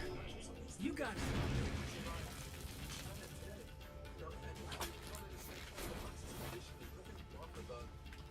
That one.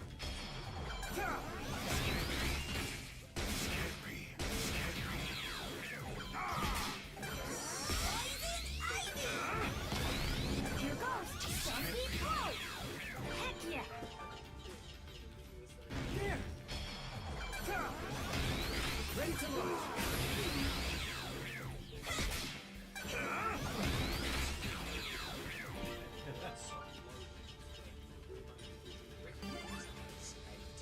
There. Preparations complete. Oh yeah! You got it. That one. Preparations complete. Mega Burst!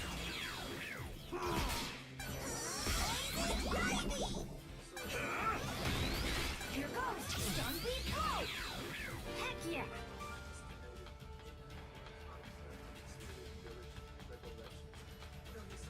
Do it. Ready to launch. Mega Burst!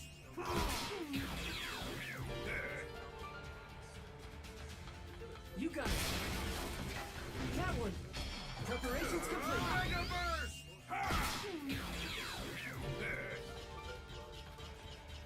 There. Preparations complete.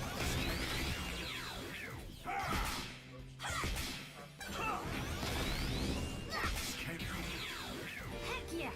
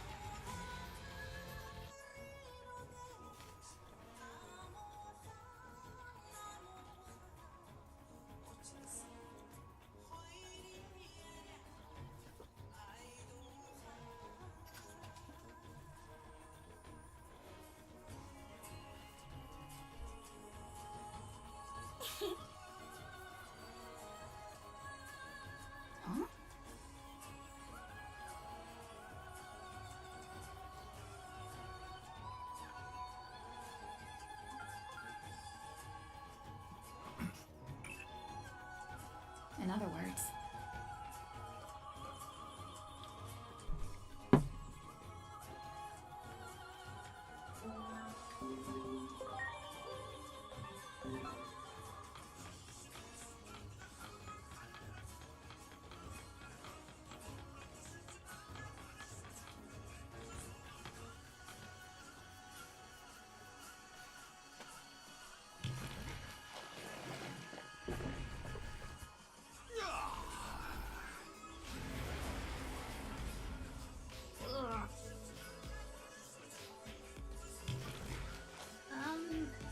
That drunk Digimon? He's the... I suppose you could call me... We've had a long... So you're the drunk. Please. Yes, the world tree is going to be.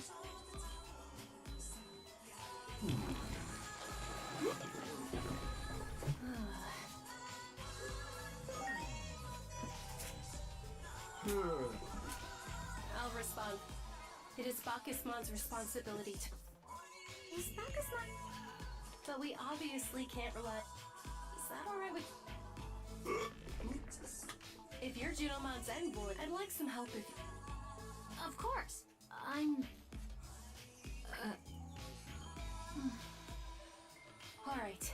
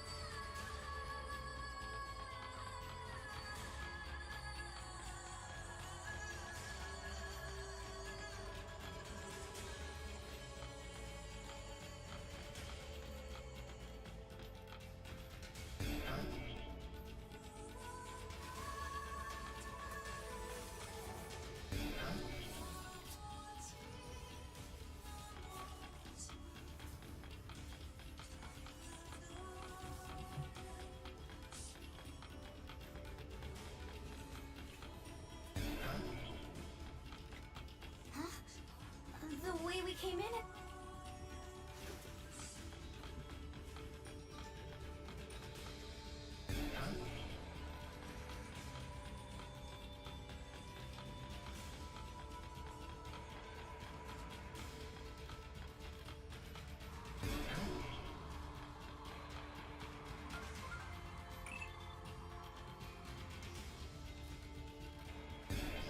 There! There!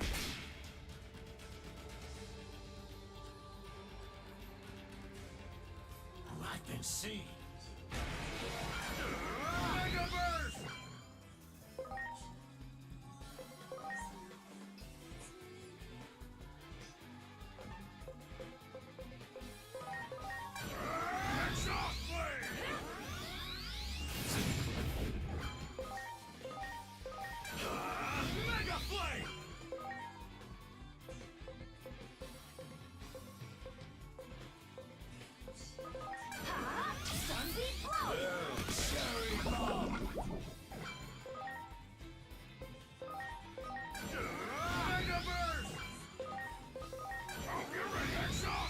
It's time to do signal number 1.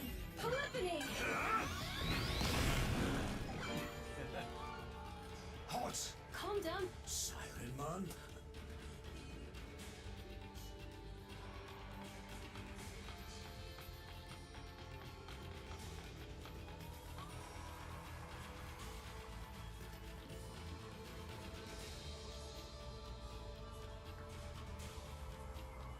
There's the world. Everyone!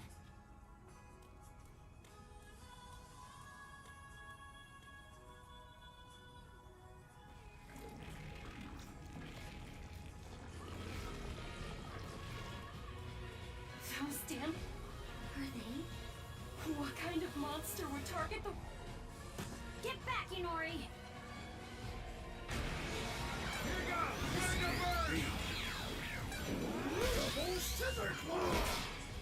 It's time Symphony number 3! Cannon! Mega Flame! Ready to go! Sunbeam blow! Just keep coming. No!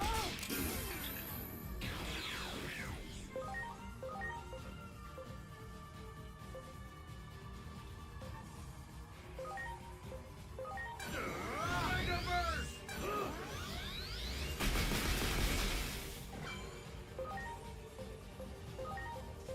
Are you okay? Shock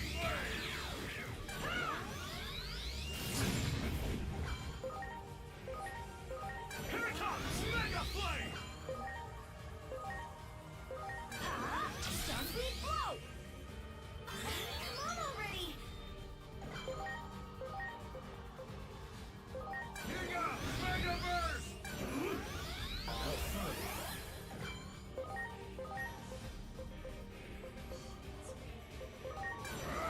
Shock Blade! It's time to Symphony number 3! Cannon! Mega Flame! Get ready!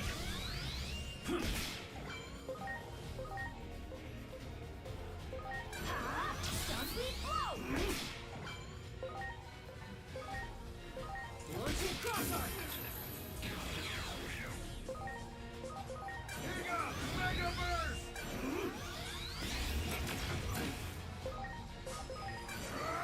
Shock Blade! Time to Symphony number 2! Aria!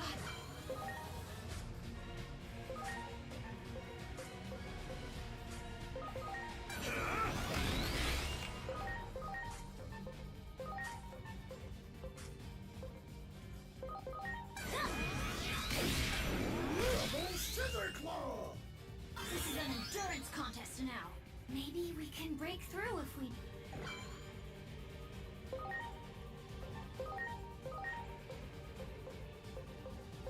Here goes! Mega Burst! Scissor Claw!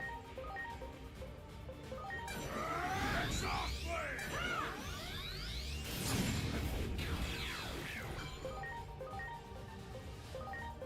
Here it comes! Mega Flame!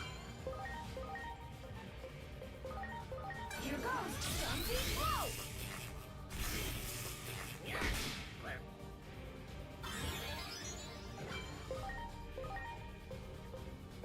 Here goes! Mega Burst!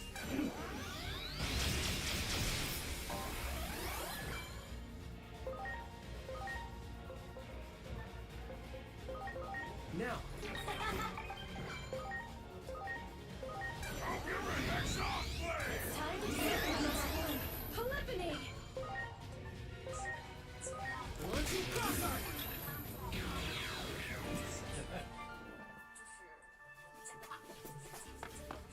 Thank goodness. Is the world... 当时我爷爷跟他还挺觉得蛮有意思的。然后那位先生呢，他 Sirenmon, 专门跟我爷爷说 what's wrong? 你以后 I can't hear the world... 感兴趣， Even though we drove those... 交一年的 Did the Titans... 我可以帮你安排。 All of it? 好，这事儿就过了。然后当我爷爷上好像是大三的时候， The World Tree? 因为他的大学和日本一所大学有这个联系。 Puck is small. Well, it's an emergency. 然后我爷爷 Is 就 Stan? 会去日本。然后在他走之前，他也给那个 How impudent. 写了一封信。 The current is the path along which the... I don't know how they. One thing I do know. I see. But rather... Whatever the case. Let's reassess. 这个船呢，当时是超载，因为很多住在日本的中国人要回国，这些超载就偷渡到 Didn't you just say... 日本的船已经好像是Please forgive Bob. It seems the drink... And now... The pressure just... 封锁了，对，所以还挺危险的。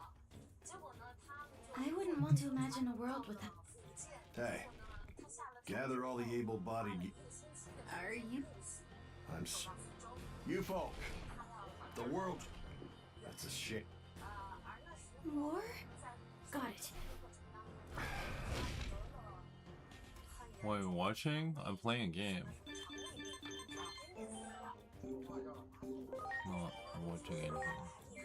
就是拉肚子拉得快要命。很严重。是，到了福州呢，接待他的人一看他快不行了，就把他立刻送到医院，就是把他Magic 怎 attack. 么说呢，他恢复了。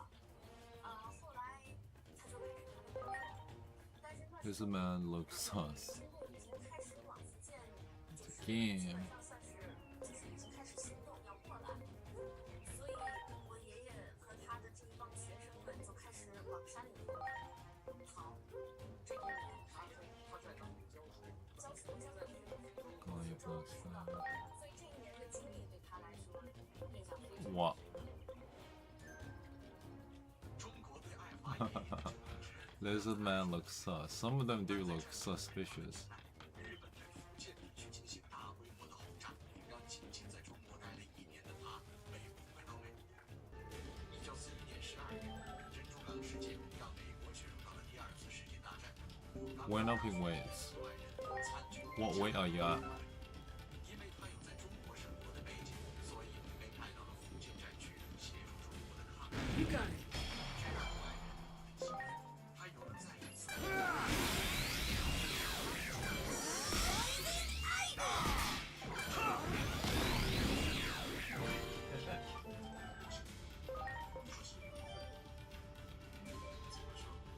Wow. Okay. Yes, it's an increase. Wow. Do it. Oh yeah!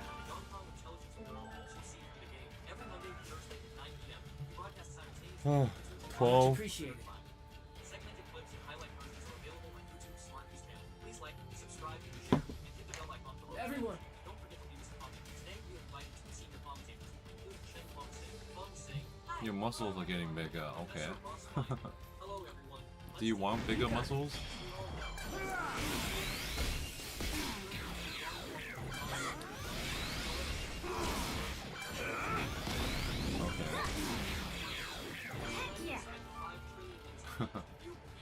Okay. I mean, some, yeah, I guess some girls want more muscle. How you been doing? I've not seen you in a while. Oh my god, that's a giant bug. Mega computer.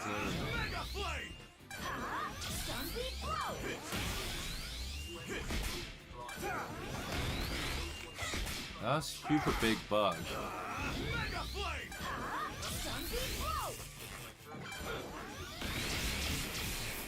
Damn, it's strong.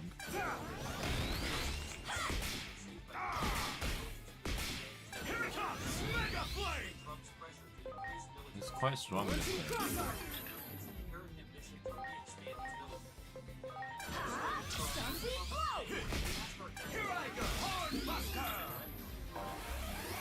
This thing's quite strong.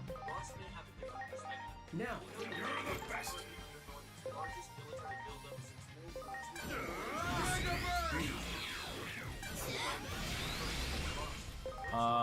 I'm okay.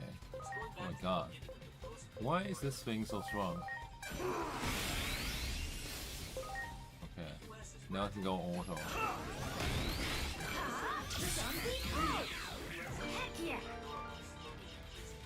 Oh my god, this random thing. That time in the 90s, there was the so-called peace dividend. What is this?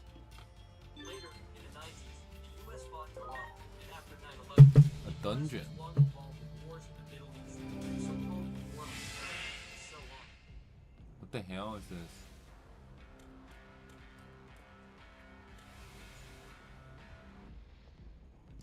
This has meant that for What over is 30 this? years, the US has been hoping that European countries would have You must defeat the boss at the end within the time limit. more money or providing more Oh, I see. so they bear their own burden instead of relying on the US. You have to defeat this dungeon. A formula shared by both US parties and Another what? presidents. Gem? Or another what? What are you talking about? I have to complete this damn dungeon. What is this?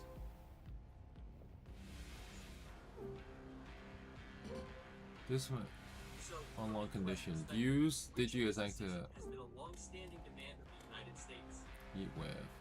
Another heat wave. My question earlier was correct, right? It was requested by the Okay, US. I have to So challenge now, that. Norway, Poland, Sweden, Denmark, Greece, the Netherlands, Belgium, and the UK has also joined the European Sky Shield initiative pushed by France. That one! This Trump is always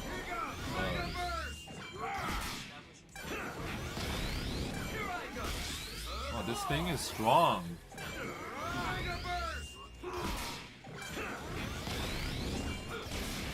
Yeah.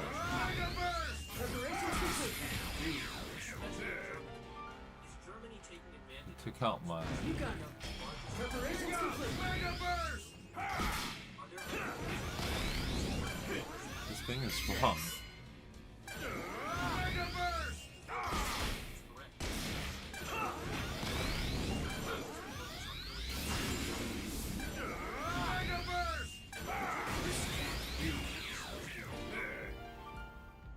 Defeat the boss at the end. There! Ready to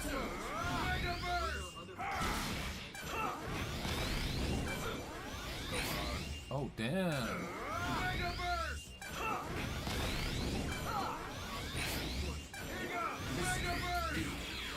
Oh yeah! Defeat the boss at the end. 144. Do it! Ready to go!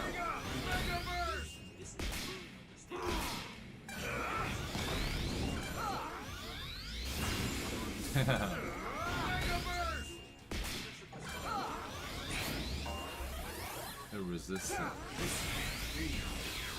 Oh yeah! Damn, that fucking thing does hit hard. Defeat the boss at the end.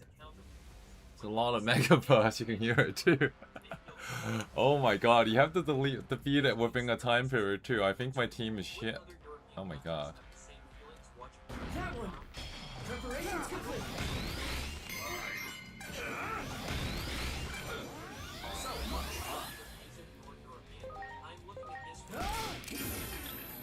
Oh my god.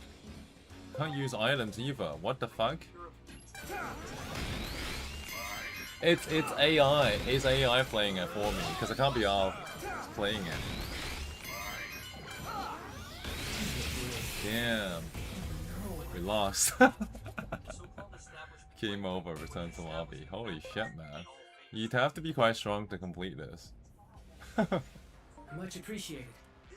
There's too many bugs. Let's get off here. I can play. I can play. I am playing, but the battle is done by AI.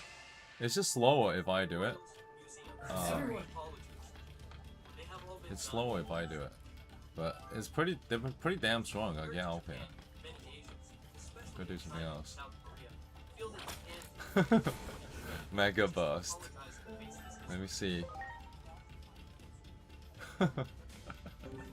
The mega burst was not mega enough. Oh, this is Digimon. I used to watch it as a kid. It's quite funny. Hang on. So you can actually power up certain Digimon, but I don't have random stuff to power up with. I have certain. You can feed Digimon other Digimon to power up, but hang on. You got it.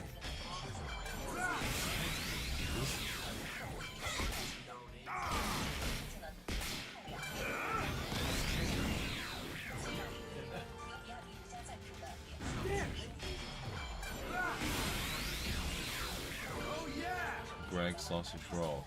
You can feed them Digimon to make them stronger, but I need to farm more Digimon to feed it. It's like the original show. You can in the original show, certain Digimon can kill other Digimon to gain the EXP. So I have to farm Digimon. Farm Digimon. I don't know where this goes to.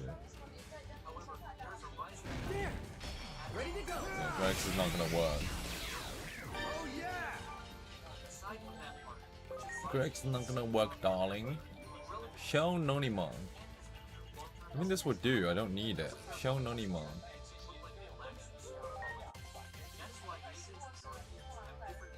I'll convert this. I don't need this.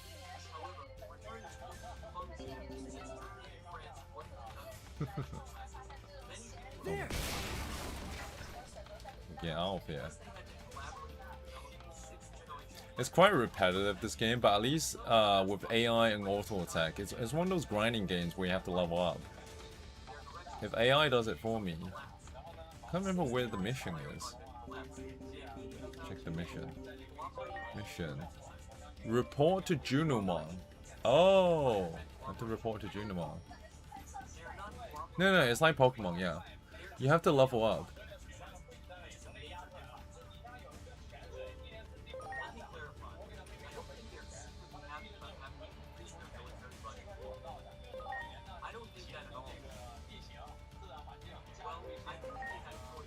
It's like Pokemon Mystery Dungeon, but the difference is that Digimon, it can evolve into like a lot of random Digimon too.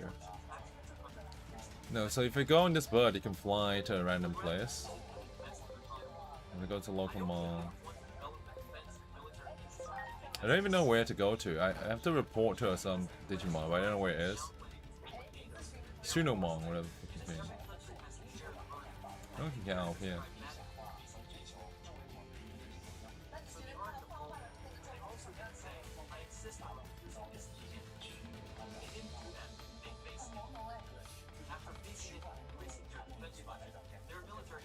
Steam tray. I have to check what this Sonomon looks like. I don't know all the Digimon off by heart. Junimon. Okay, Junimon. What does it look like? Junimon. I can remember the image. I just don't know the name. Oh, okay. Junimon's the cream-looking thing. I know what it is. Why am I here then? It's annoying. I need that bird to fly.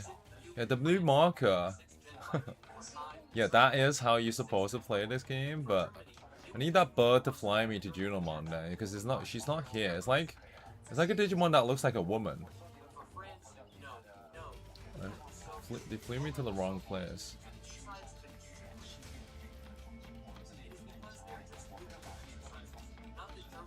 You know, yeah. Do it. Ready to go.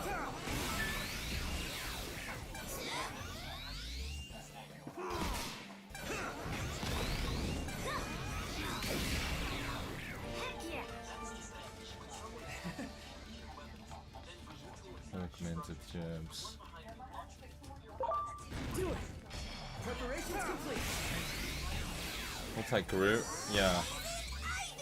They have random stuff like bugs and everything.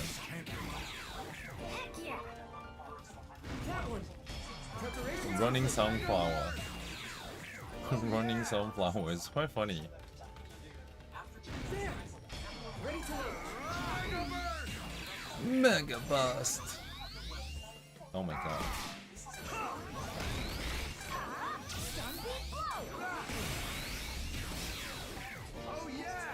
Oh yeah. They speak too. Whereas Pokemon doesn't speak. The UK looking Digimon. You never played it as a kid, right? I think Digimon was never as international as... I've not played a Digimon game for like 15 years. This is the first one I touched. Oh. So also you have to farm. If you farm them, you can so if you convert, you can convert them into Digimon after you beat enough of them.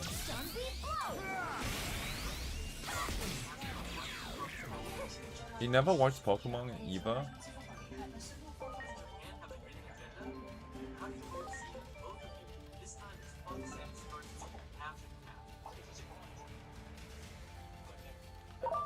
You got it. Preparations complete. Oh yeah. Oh yeah. Never interested as a child. What, Pokemon and stuff like that? It might be a boys thing. Because even there's looking at it, it looks like something that boys play.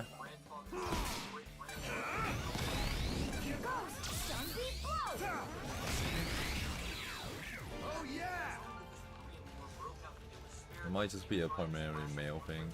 Do it. Wow. There. There. Do it. There. Oh my god, there's so many of them. They're blocking the way.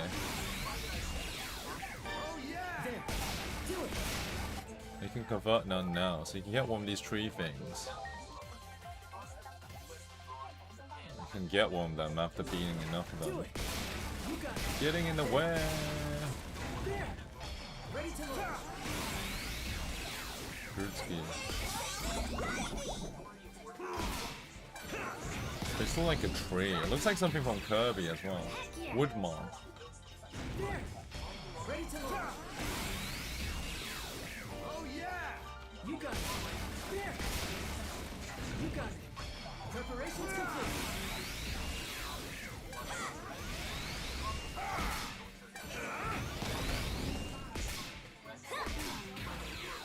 Heck yeah! You got it. There. You got it. Get out of the way. Get out of the way. You got it. Ready This to go. thing is quite long. I have to run through Oh yeah. RB You got again. it. That one. Preparations Okay. complete. Okay. See you later. 9:30. Heck yeah! Ready to go.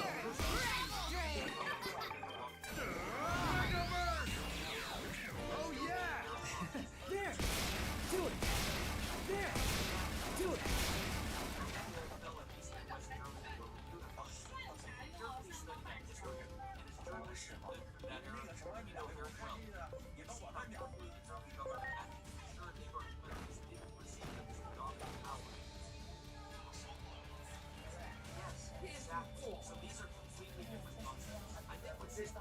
Chứ Đừng kể gió lọ 中间有没有？ 哇， 下雨的好鬼的，它那边有一波西放，嗯，西放打掉不敢给它吃。为什么又咬活东西给我吃？我叫你这个洗，为什么没洗？ No, that's not it. We just got word at the village. 一波西放的没倒掉。我来喂它回来吃了。为了吃也不会吃那么多。这个西瓜放在这里什么意思？放在那里影响是什么？这个太阳晒了都坏掉了。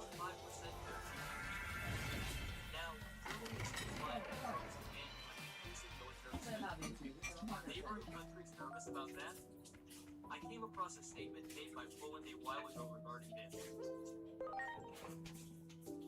Polish Prime Minister Donald Tusk and his government hope that Germany will step up to build a strong and stable military against Russia. 对啊，人家就吃了，开胃团了啊， Ross understands this part best. 开胃团了啊，有时候会饿了。这怎还么会可以啊。 90% of the local Jewish population, 开团吧，我觉得有的变 and。out of a pre-war population of 35 million, 6 million Poles died. 怎么我不想吃的肥肥的呢？哎呀，你会吃的，你嘴巴讲不出，我咬给你就吃。你在这边看，我一直看了，眼睛都看不到。给你了，给你了。不看了，也不看。走开，走开。 Choose awarded. Get ready. Start your pension journey. 你花生有没有到一点价？有有。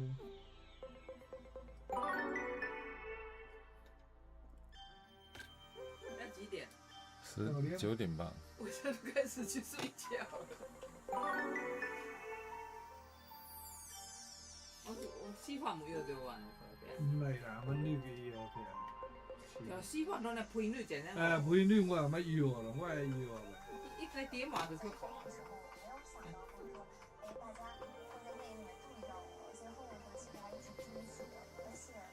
都話我真係卡 AI 卡。咩？冇啊冇啊，即卡過嚟先我未照。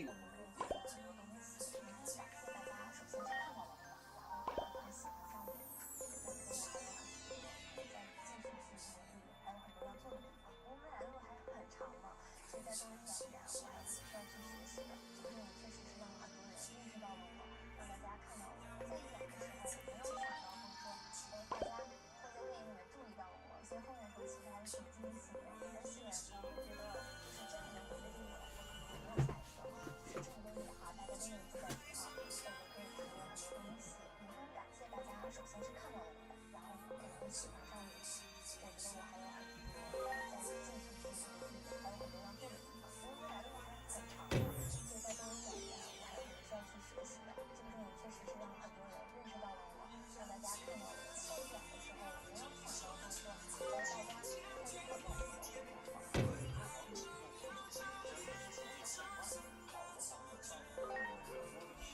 Hello， 大家，今天分享一道做的挺好吃的福建牛肚，滑豆芽处油里脊头的牛肚，实力超烫20秒，需要超烫是为了给它下油能吃起来会水乎乎，然后调个味道，生抽、老抽、蚝油。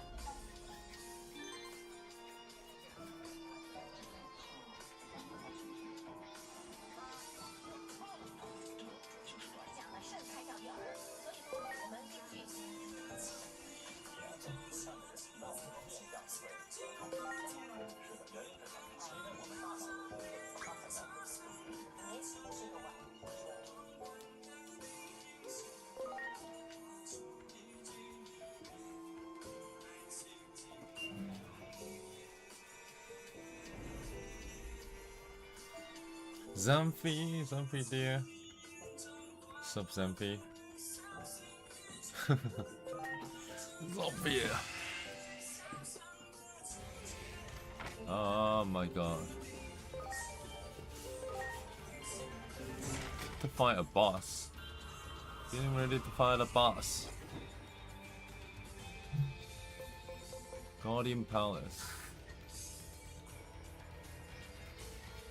Juno Beaumont, he called this.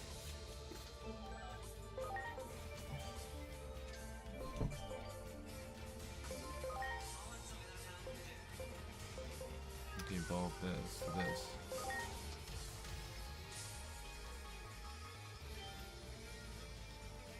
Cubimon. Q. I can get Stingamon here.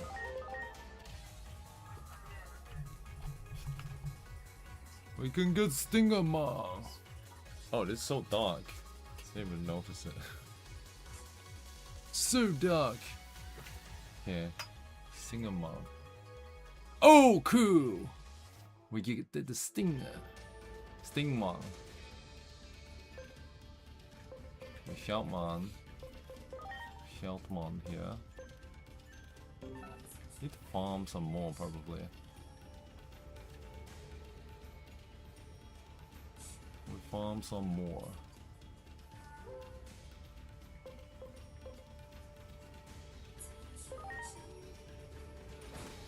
You go, boss. Let's do it.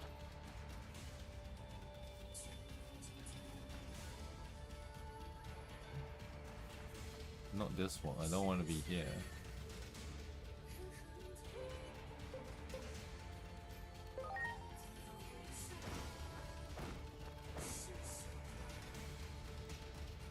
This is a sanctuary.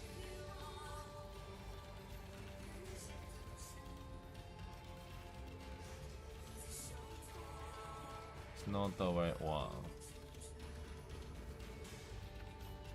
Why are we at the sanctuary? We don't need to be here. Sanctuary village.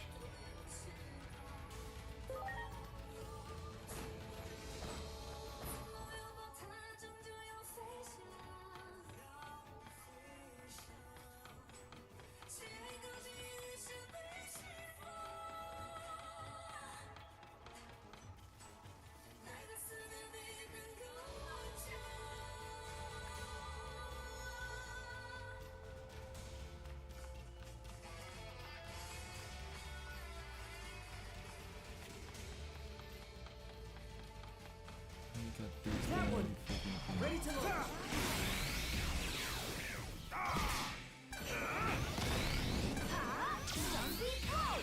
Stumpy blow. Stumpy blow.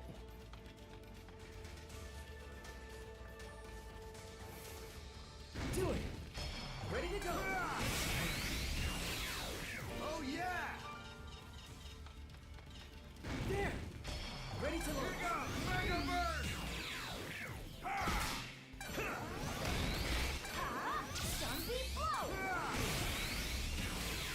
Stumpy blow. You got it! Ready to go! Mega burst!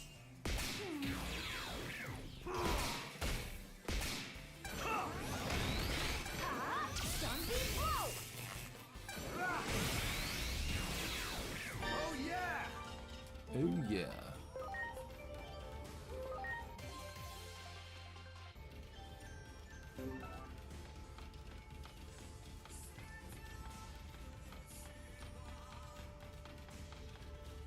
That one! Ready to launch! Mega burst! Oh yeah! Do it! Ready to launch!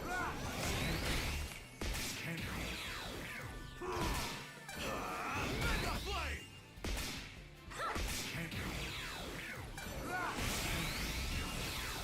Oh yeah! You got it! Ready to launch! Mega burst! Here goes! Sunbeam blow!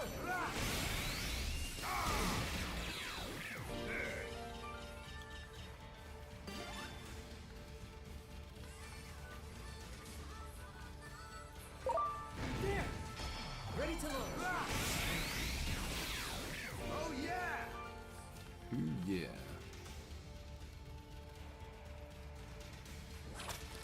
Helmon. You got it! Ready to go! Here it comes! Mega Blade!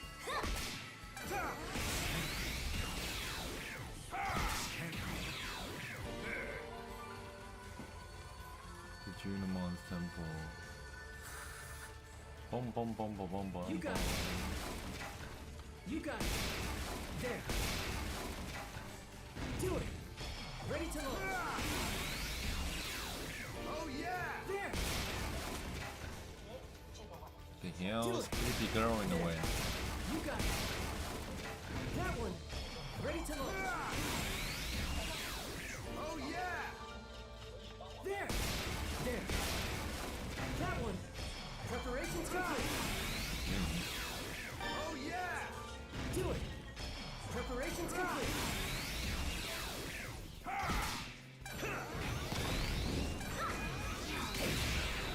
Heck yeah!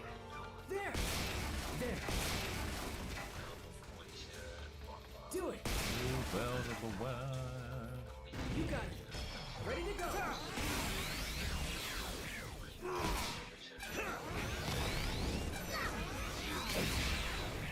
What's your favorite flower? Do you want to get me to get you flowers? I don't have a favorite flower.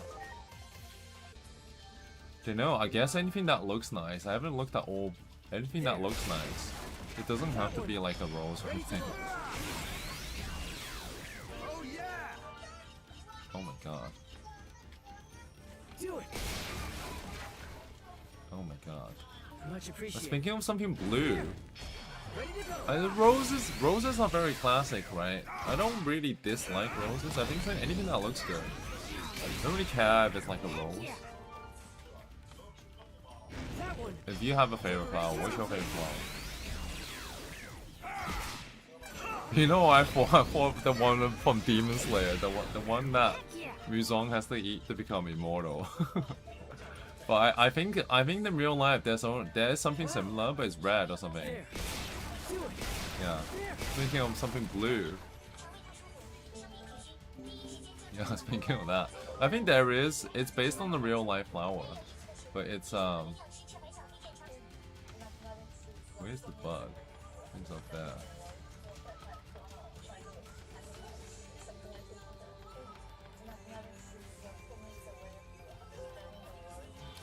Locomon.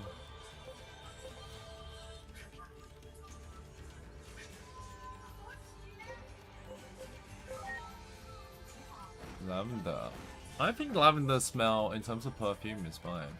I'll go to the place where they're having a war in this Digimon universe. A progress faster. Let's see. Digivolution, setup.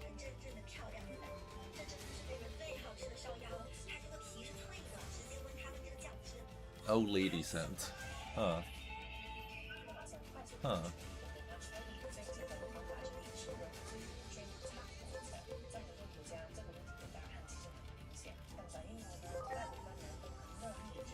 Talent is 35. I'll probably keep one. Let's see. Keep one of these ugly mofos.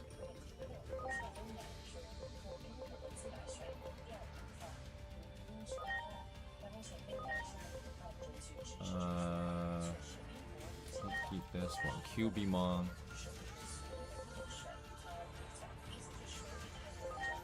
Stingmon. Talent of these are both quite high actually. Virus Champion. Maybe I should keep these. But they're both level max level now.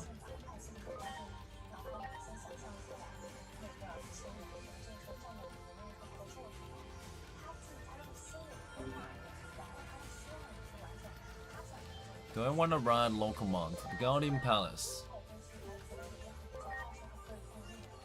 Okay, let's go. Guardian Palace. Okay. That's the Guardian Palace. Okay.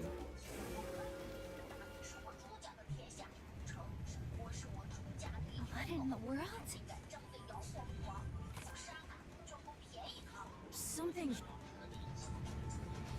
Something huge. Is that a Titan? We're gonna have to fight a Titan. What can we do? Hey, you two. Think we can get out? Will you be alright here? I'll be fine. It's kind of like some elements of One Piece. Oh, what the hell is that? What the hell is that? Titan too? I think the war might have already. I have to. That's the whole reason I was born. It's kind of like One Piece. Maybe it's inspired by One Piece. The One Piece. Defeat the Titans. You got it. Yeah. Good. You got it. Well done. Great. We did it. You got it. We did it. Great. You got it. This is so easy. Well done. From Black Clover. Yeah, I think it's based on the anime Black Clover. I didn't set it the way he looks to be like this. It's just by default he looks like that. Well done. Oh. Good. You Oh got damn, we're one-shotting them. Great. That's quite funny. We're one-shotting them. I powered off my Digimon now. Heck yeah. So far we don't have a battle or anything. We did it.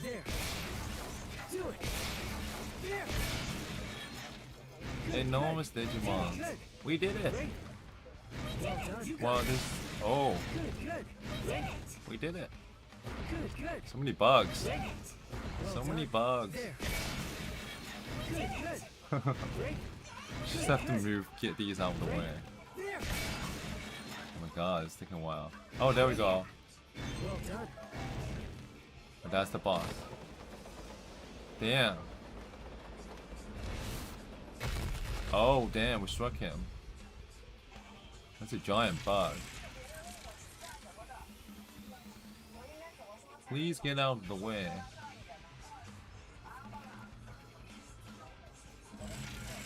I think they're fighting a war.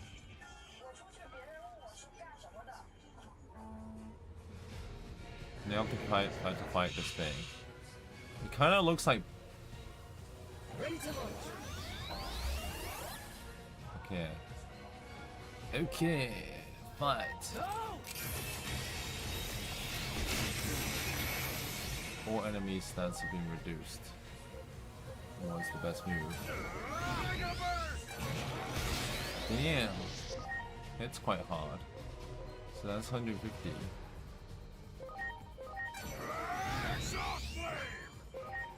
Mega Flame.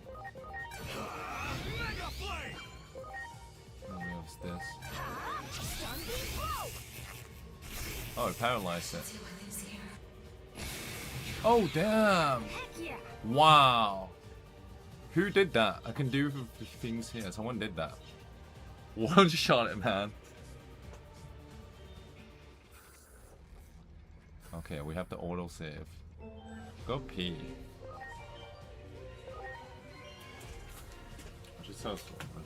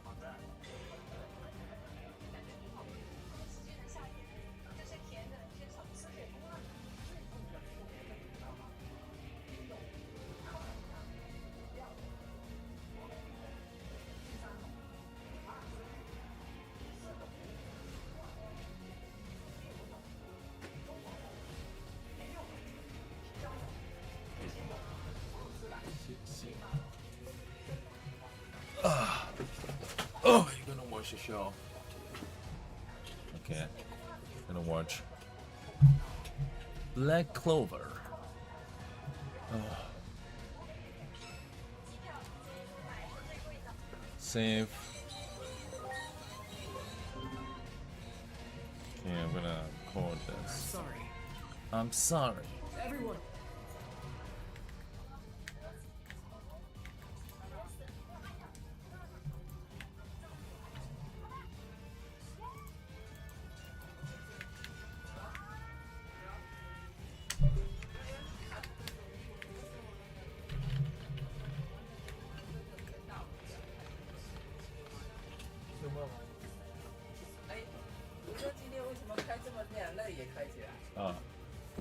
本来就是开。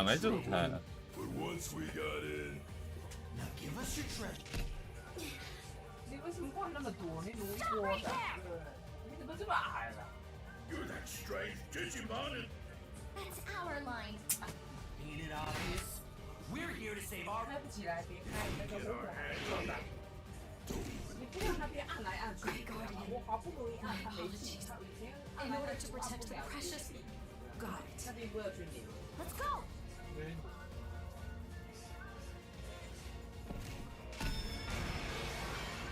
Where were all the Mega Digimon, man?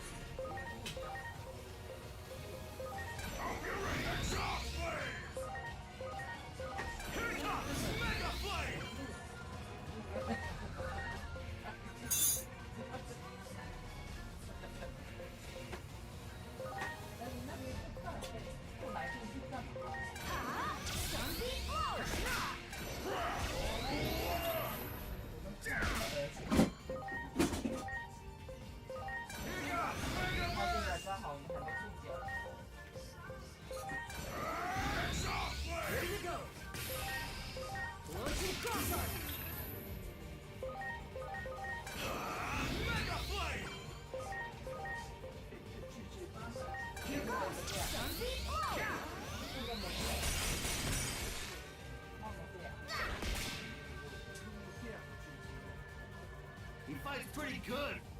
We'll be done in if we don't. But we're ready. Let's show them.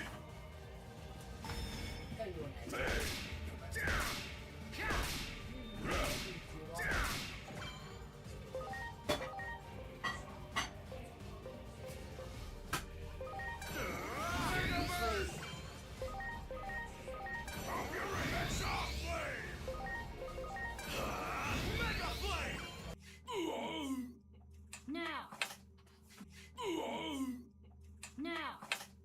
那两个都是肉，没有鸡腿的。 Oh, damn. This guy again?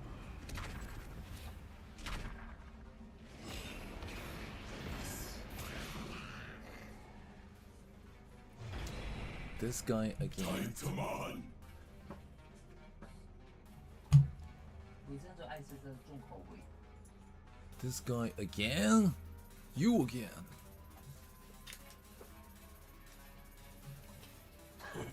Losers. But no matter. Basket of knowledge. He does look like a villain Digimon. Even if I were out of option.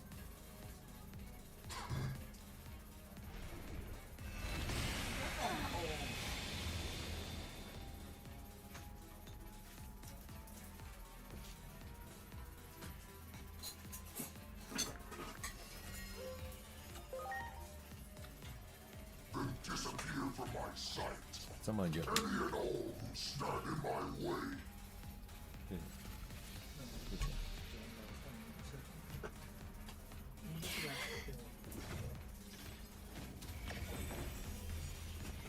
This treasure, it contains the power of the hero Chronomon. It must not fall into the Titan's hands. I entrust it to you. Please, Take take it. it and flee. Please take it and flee. The hero Chronomon. Who's Chronomon? Oh, we can flee? Us? You think I can Digimon! Wait! Great Guardian, you must. What? The humans will return to their. But Titamon is after them! There is nothing greater than fulfilling your.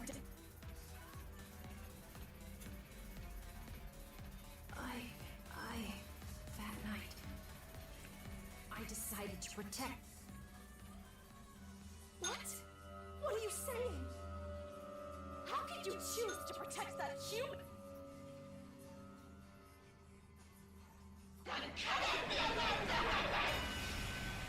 What the hell? Do we have to fight this now?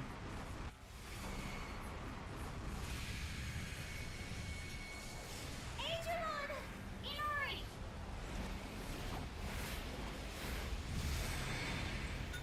What the fuck? She's creepy, man.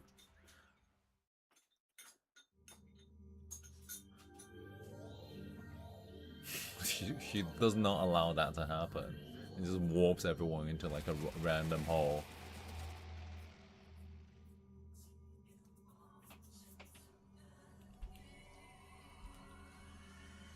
Oh, good. You're awake. What the hell happened? Sorry. It looks like we left. It floated off that way. The Titans are chasing after the treasure too. So we have to move quick. What is it, Emo? Digimon was so Are you sure? Not at all. I'm a Digimon, yeah. Titans will come pouring in.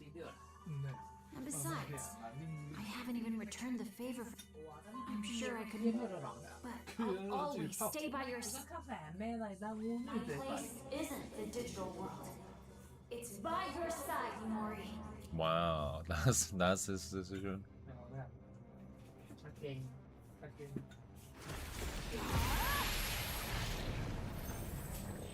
It's gonna evolve again?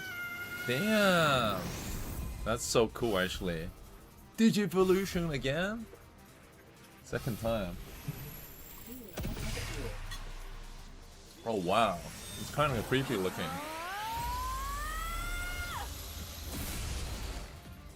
Another evolution.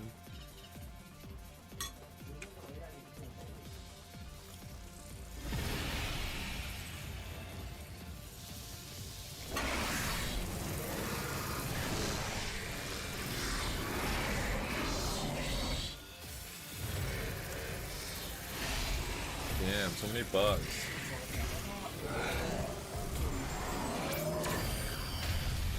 Yeah, they're destroying Tokyo. They're destroying Tokyo.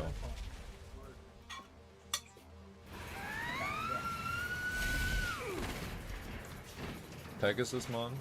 Just as I thought. This is too many at once. I can't hold this much weight. I'll have to make an emergency landing there. What? You can't hold Digimon. You need to get stronger if you can't hold 3 humans.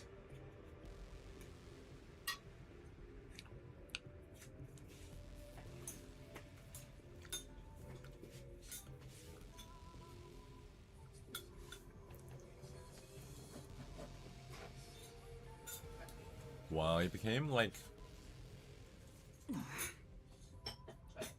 a special power. Age Ultraman.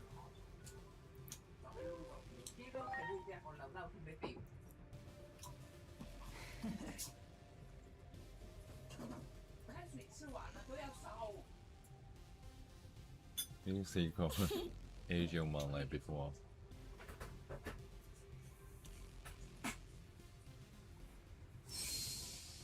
Oh, that's the egg.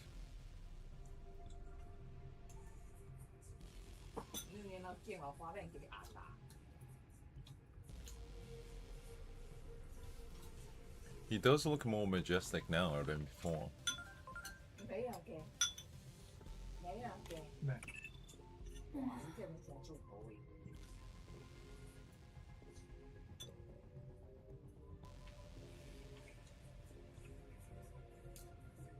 You must nip this in the bud. The human from the future. The beginning of the end. Damn, there's so many of them.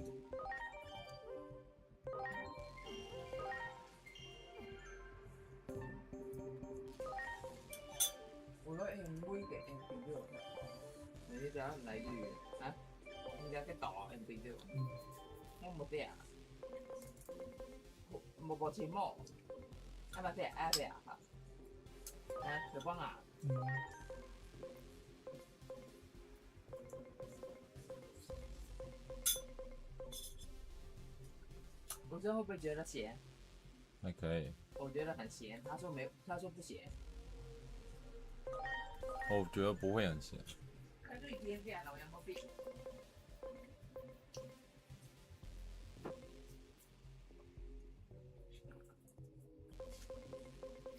这样子啊。参加华美的斗啦。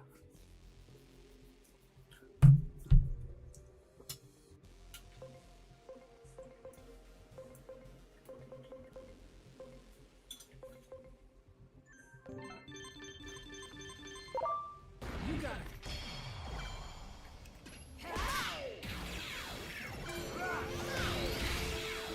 Oh yeah! There!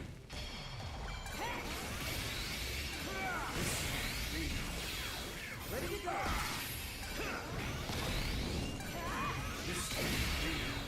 Great! You got it! Ready to go! Quick knockdown! Mega Burst! Softly! Quick knockdown! Mega Burst! Softly!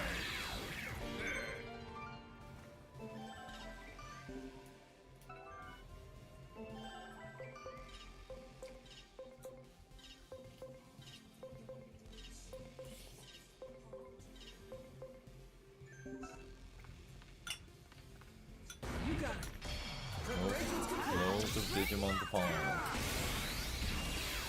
Oh yeah! Loot of stuff to farm. That one! Ready to launch! Great! That one!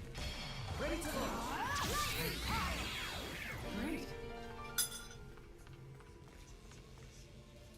That one! Ready to launch! Great!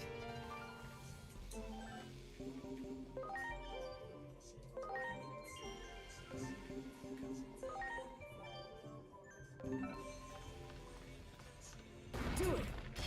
Preparations complete! Great! Do it! Preparations complete! Oh yeah! You got it! Ready to launch! Mega Burst! Mega Flame!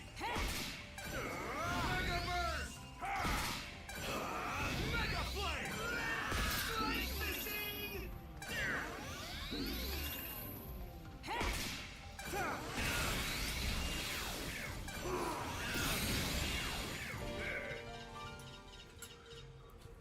Much appreciated.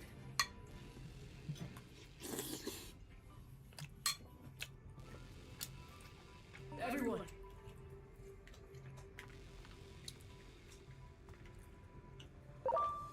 That one! Ready to go!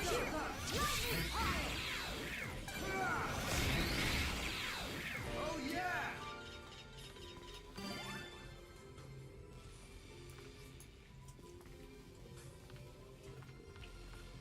There! Preparations complete! Great! That one! Preparations complete! Great! You got it! Preparations complete! Oh yeah!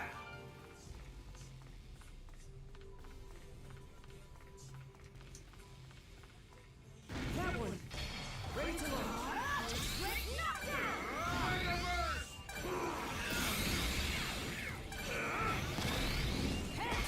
Here you go! Mega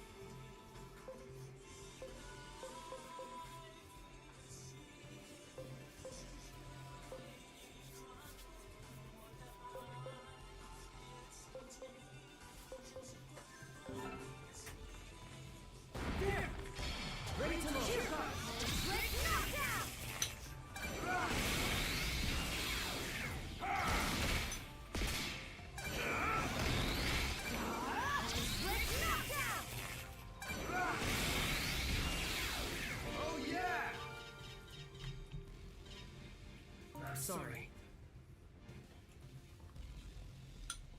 Everyone.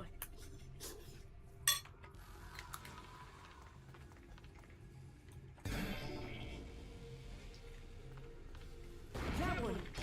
Ready to go. Ready. There. Ready to go. Ready.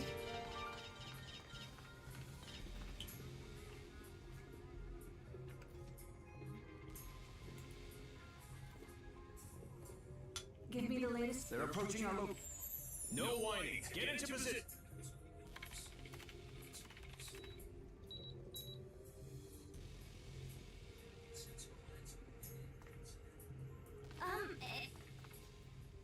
You three. What are you doing here? This area is about to be closed off. Closed off? Any area within a 5-kilometer radius. Now please take it.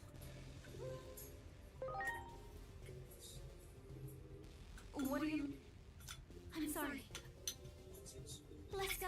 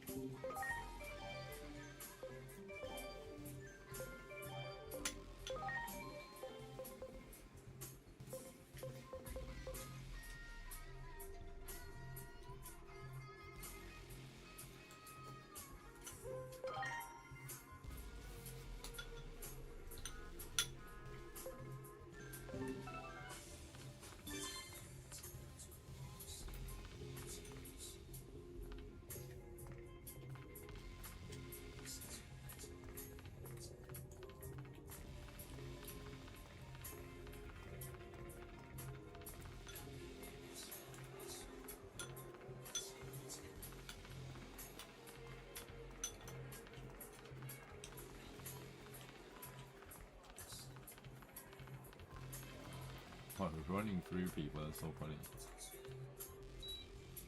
Kuga, call. I'm afraid I don't have time to explain. Well, it seems you're acting under some... You saw that horde of Digimon, right? But of course, common sense isn't. If we can activate this device...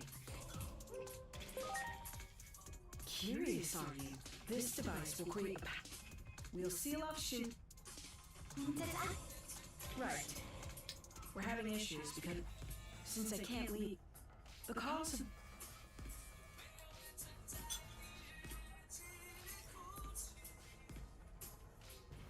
Okay, you... As you can see, I can't... But the other half is soup. I wish a public safety officer could accompany you, but they have their hands full. Don't be alarmed. This one's friendly. After many attempts to communicate, we've finally grown close and they... Anyway, we have to get all...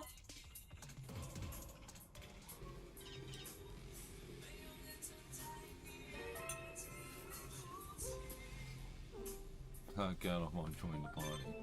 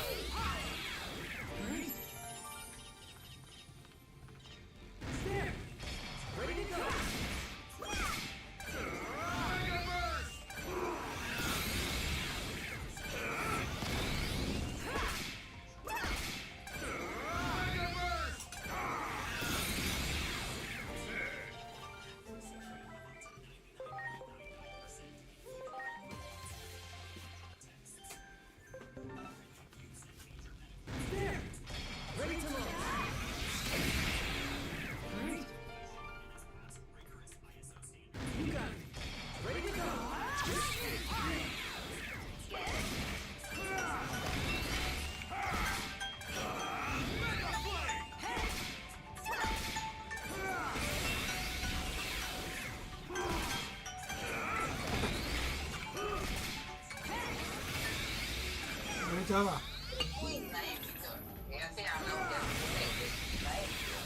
Oh yeah!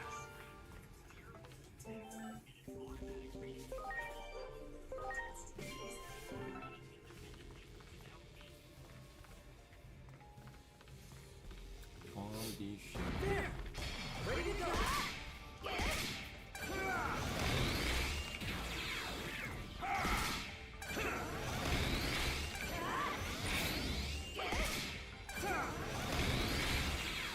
Oh yeah! Do it! Ready to go!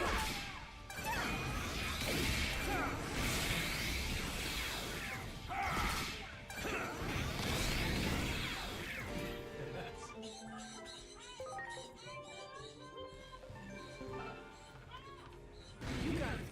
Preparation is complete. Mega Burst! Sure thing. Mega Burst!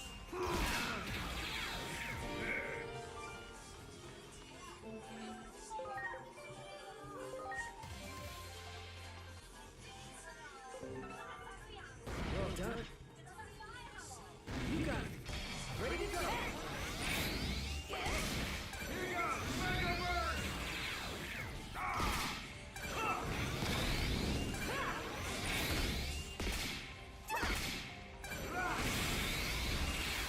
Oh yeah! You got it. Ready to go.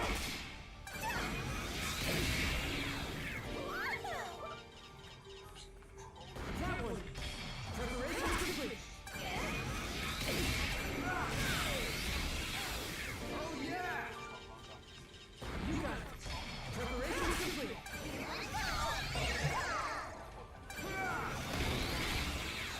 Oh yeah! That one. Preparation complete. Mega Burst! Sure thing. Mega Burst!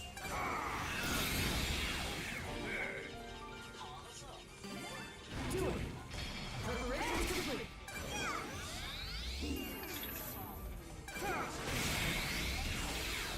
Here comes Mega Flame!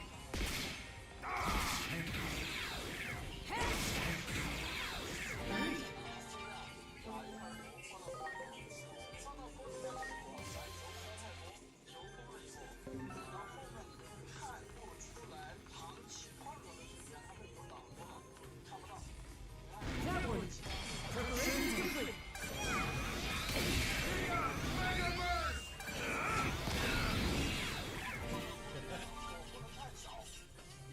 Much appreciated. 我太小了，可以解打，切断了。然后呢，炒的时候呢，咱们这样，糖放进来，给它翻过来，翻过来以后，让它受热均匀，受热均匀了以后，糖它就会碎。你看，这是不是这个意思？ I'm sorry. That one. Ready to launch. Here comes Mega Flame! Here comes lightning. Great. There. Ready to go.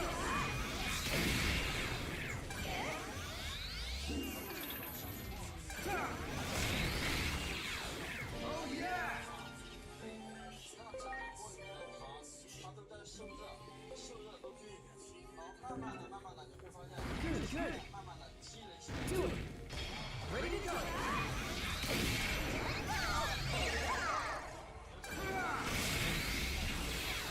Oh yeah! That one. Preparation complete.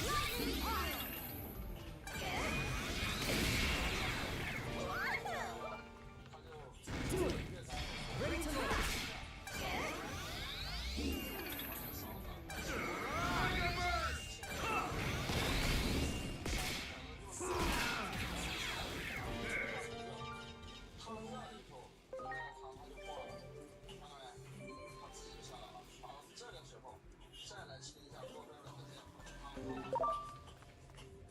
Do it. Ready to go. Great. That one. Ready to go.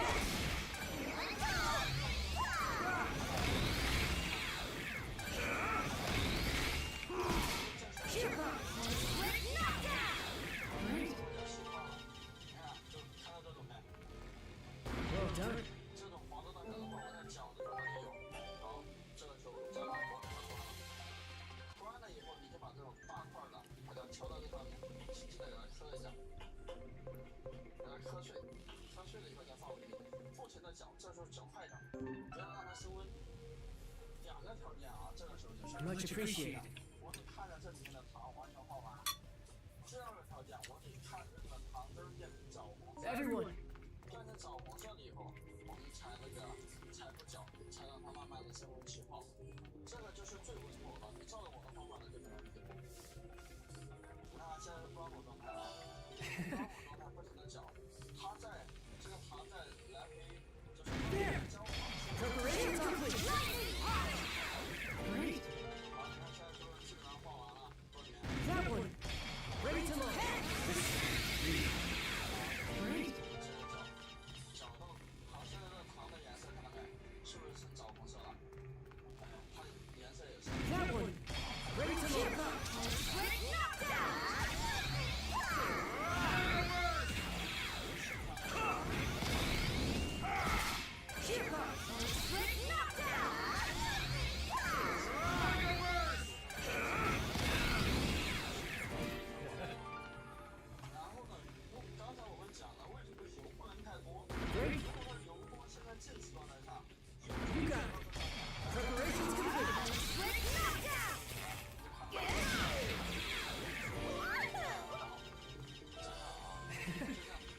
You got it. Preparations complete. You got it. Preparations complete. Oh yeah! That one. Ready to launch.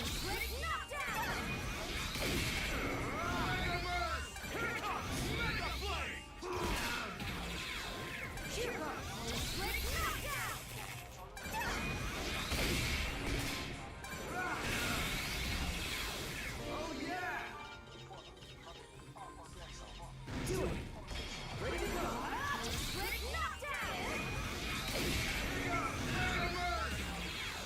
Oh yeah! 不要手伸进去，手伸进去在水里是很烫手啊。好，接着干啥呢？点火。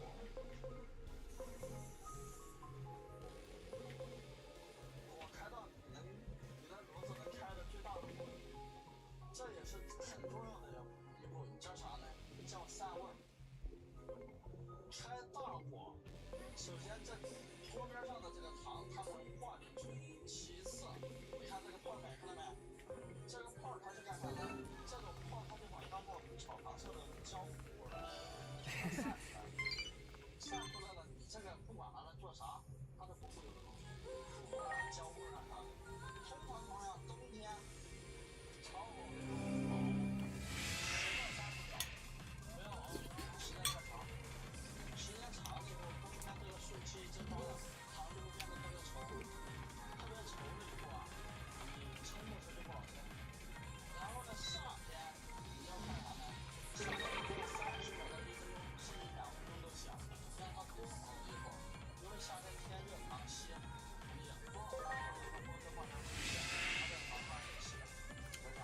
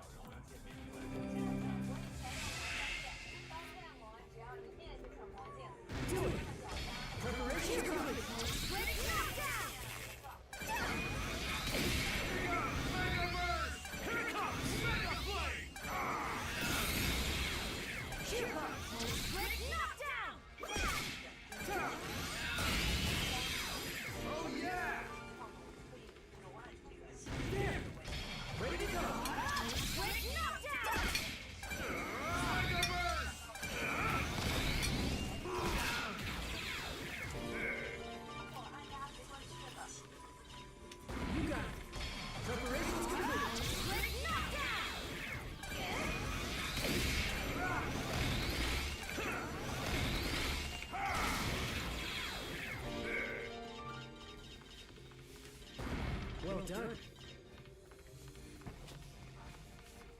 You got it. Ready to go. Great.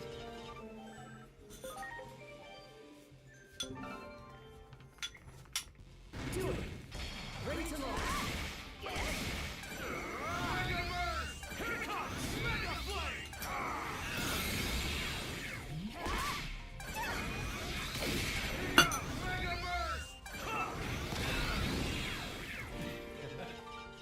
There. Ready to launch.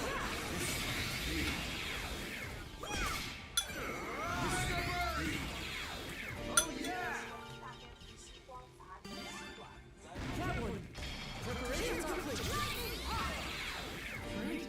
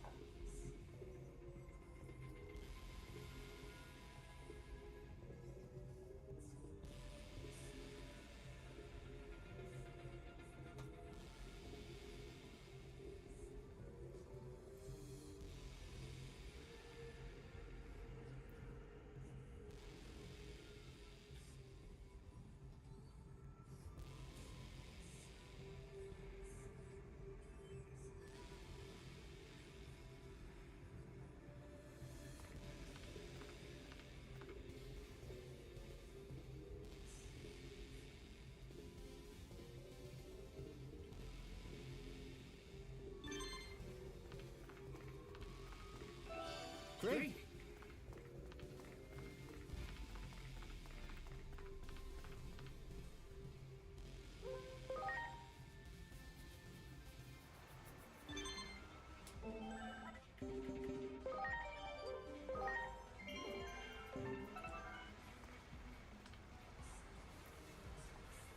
Much appreciated.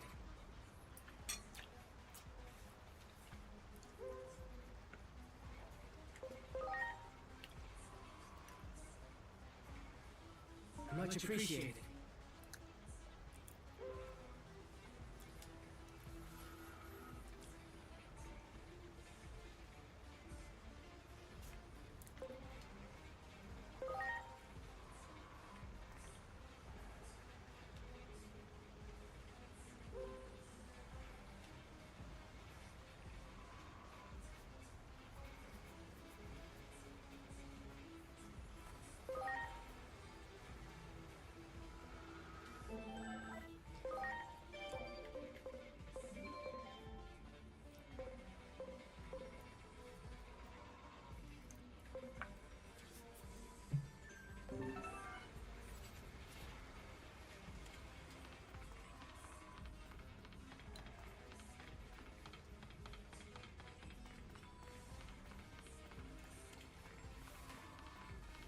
Wow.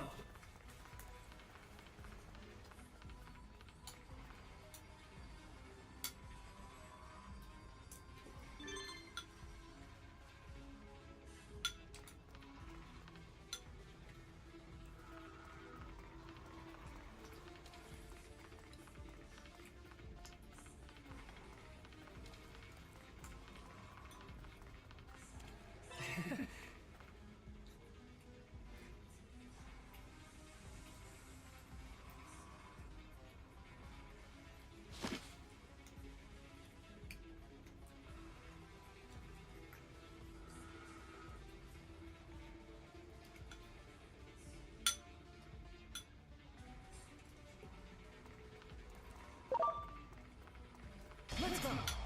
Cheer bar. Split knockdown. Cheer bar. Split knockdown.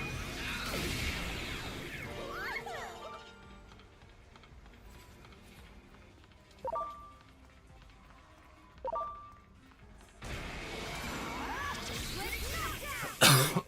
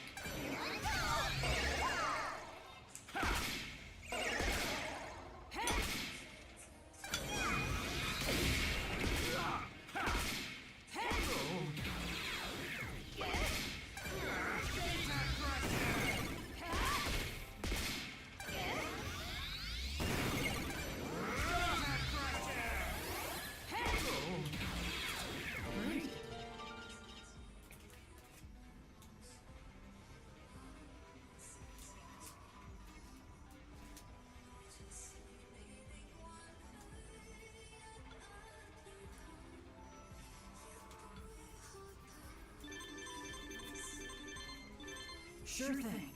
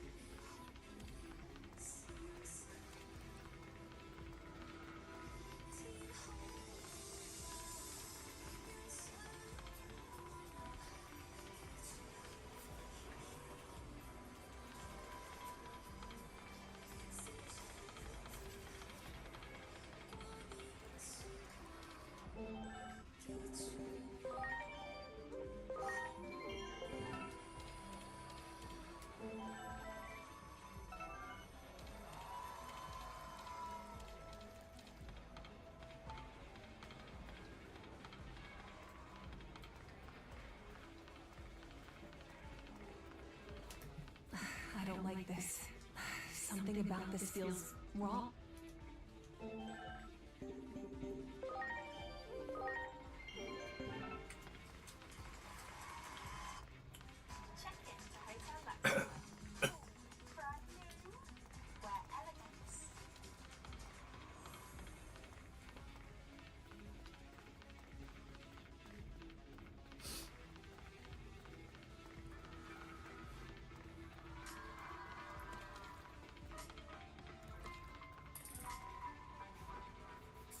Is the electromagnet? I'll call in a medic. We should be. But I need a spec. So can you go? I'll stay here.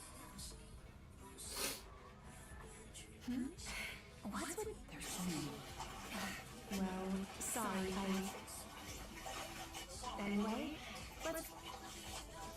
没有天河楼这种直接附近的朋友啊，我要来这里开店了，大家帮我看一下这个位置行不行？我想在这里开一家正宗的重庆地摊面馆，坚持现熬老母鸡汤。我们正常在卤货的时候啊，经常会遇到一种情况，叫啥呢？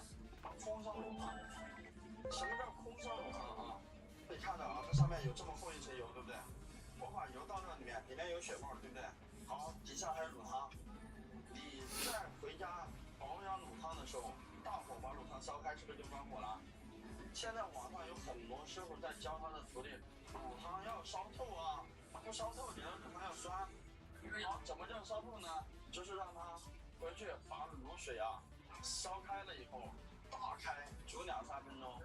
哎，煮2-3分钟以后就会出现以下这个情况，叫什么情况呢？乳油乳化。乳油乳化。你等会儿就会发现，这上面这层油没有了，锅里面全是很稠的一层东西。它这个乳油，它就被血沫收进去了，收进去融到血沫里面，然后呢，油会越来越少，越来越少，甚至到最后都没有了。然后呢，这层血沫在锅里面有很厚一层了，它又干啥呢？它又会去吸收汤里面的胶质，把胶质也带过来。然后呢，胶质带过来了以后，这层稠状物体就会在卤汤里面抢味儿，抢什么味儿呢？抢我们的卤香味儿，抢我们的调料味儿。你卤的肉汤没味道了，感觉不入味儿了。然后呢，酱味也没有了。再过几天，你不把这层东西打出来，那么这里面就会出现一种馊味，就是那种哈喇子味儿。它的卤肉真的这个哈喇子味儿，有哈喇子味儿的，以后过个2天3天，它就坏了，就酸了。好，你看现在就是你们在正常保养卤汤的时候开大火完全翻滚，整个锅里面都滚起来了，空烧就这一小会儿，我如果说把火关了，你看不到油了。你看啊，看到没？整体的油它基本上成稠状物体了，看到没？全部都是这种稠状物体了。好，等一会儿，等它这个油水分离、血沫分离了以后，上面就没有油了，就是一层厚厚的血沫。所以说，建议大家回家，这个要在烧的过程当中，最多中间有这么大一个拳头的距离翻滚，立马关火，不要去给我大烧空烧了，没有必要。我们正常在卤货的时候啊，经常会遇到一种情况叫啥呢？空烧卤汤。什么叫空烧卤？难怪都说天赐的声音才是国内英宗天花板，看似盲盒式的临时配对，却炸出1+1大于2的神级现场，硬生生把改编成封神绝唱。今天一次性盘点8大封神舞台，看看哪首是你心中的天花板。Top 8，空心。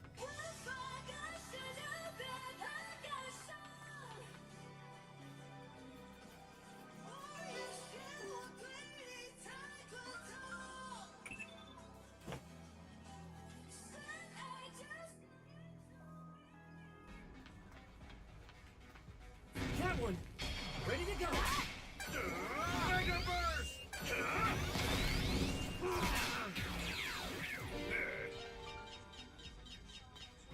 Digimon are attacking. We have to go. You got it! Ready to go! Lightning fire! Great!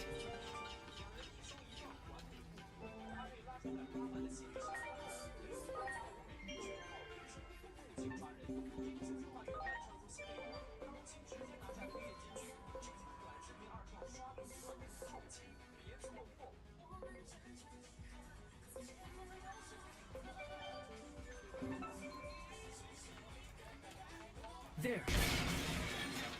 Do it. Preparations complete. Oh yeah! There. Ready to go. Mega Flame! Lightning fire! Great. Good.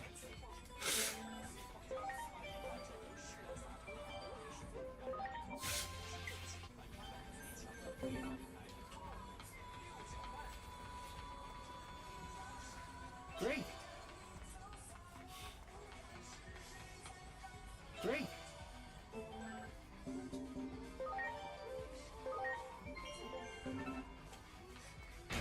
Ready to go.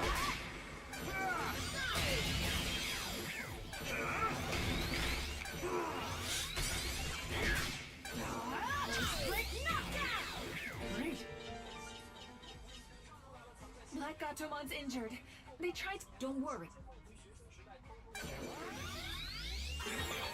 Black Gatomon should be good. Now it's time. Now that the generator's active, I'll take Black. They need rest.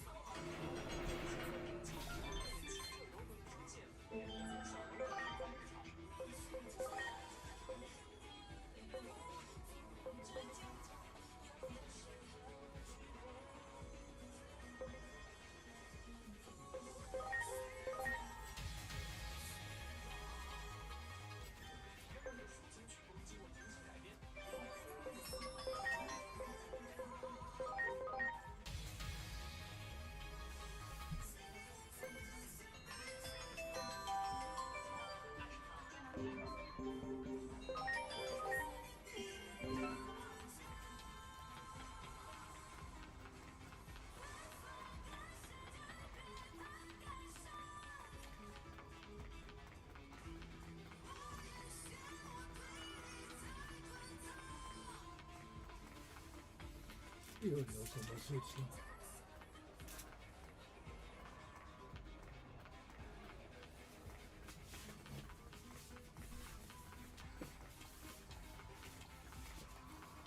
又有什么事情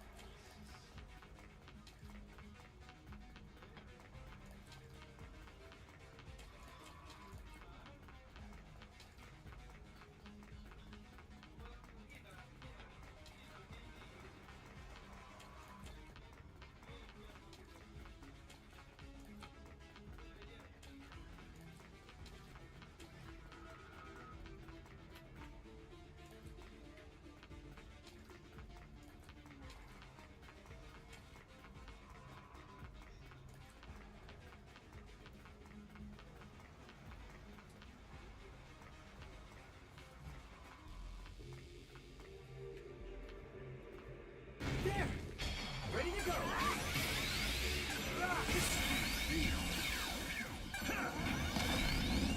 This can't be.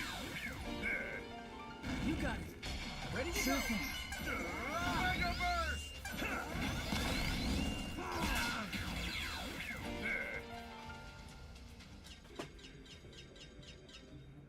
I'm sorry.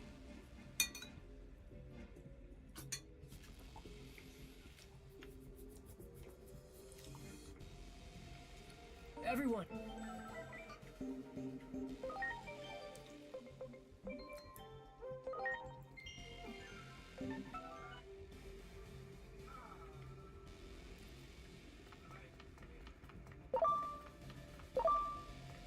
There! Ready to launch! Lightning fire! Great! Good, good! Good. There! Preparations complete! Break knockdown! Oh yeah! There! Preparations complete! Break knockdown! Here goes Mega Burst! Here it comes! Mega Flame! Exhaust Flame! Here comes! Break knockdown! Mega Burst!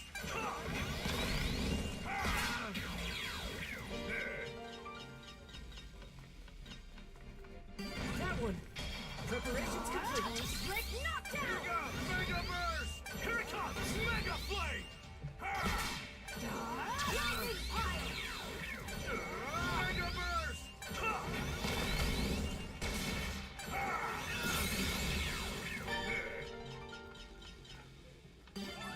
Great!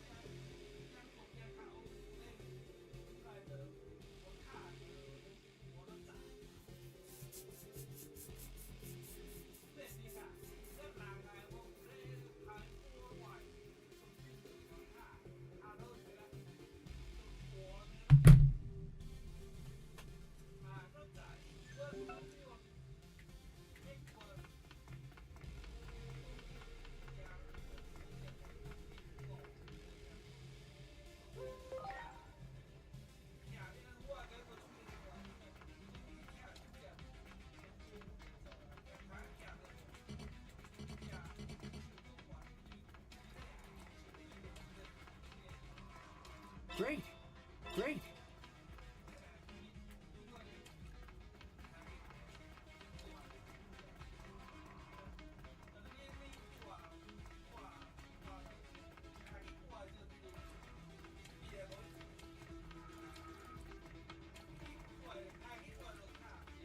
Wow.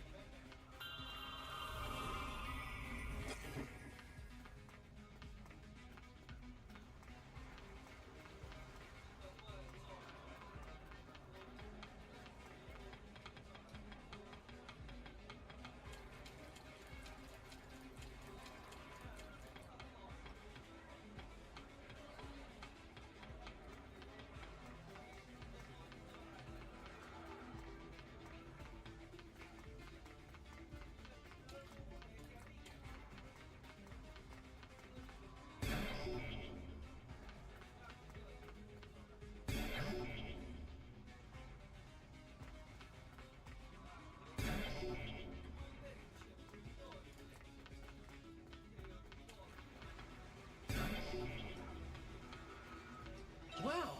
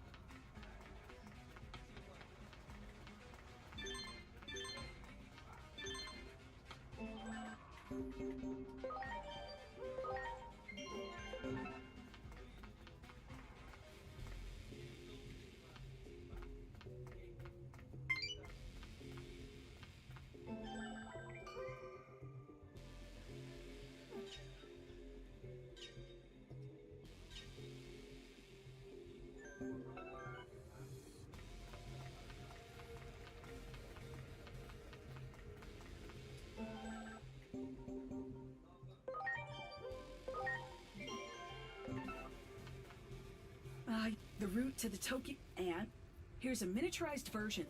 But you... The route behind...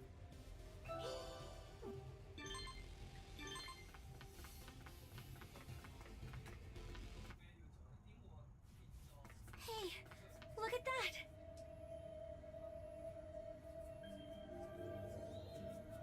The treasure!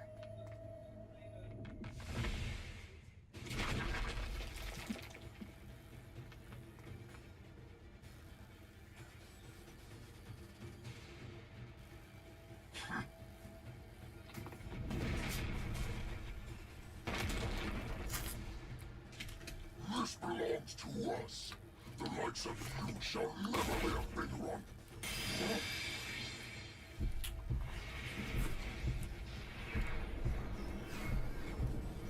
Stay back, Inori. Something's wrong.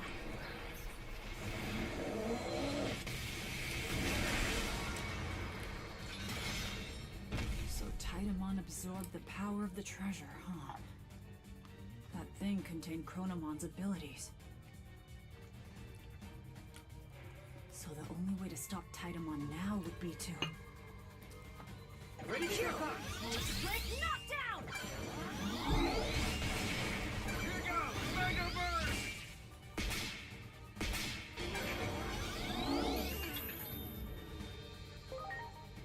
Launching Crossart!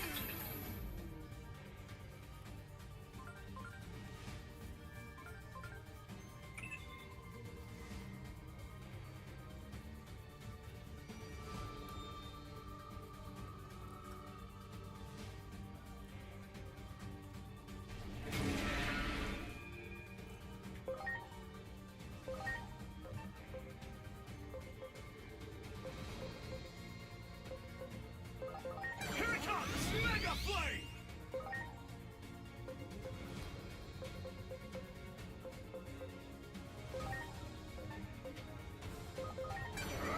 Exhaust Flame!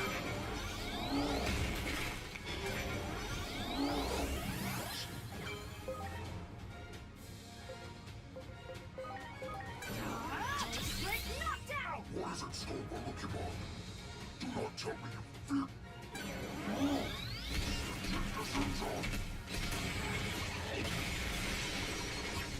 Damn.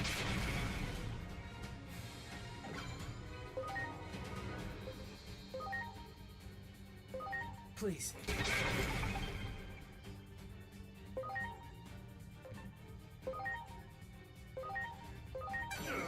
Mega Burst!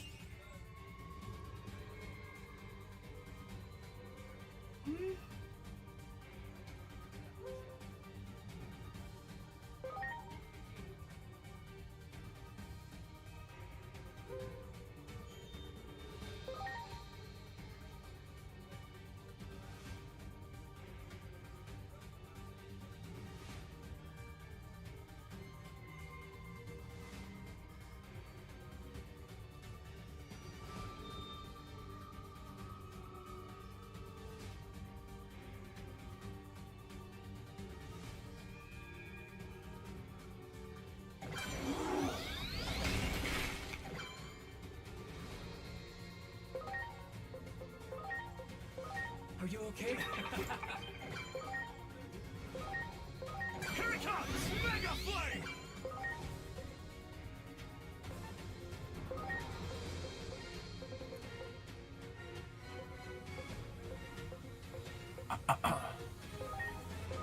Are you okay? You're the best!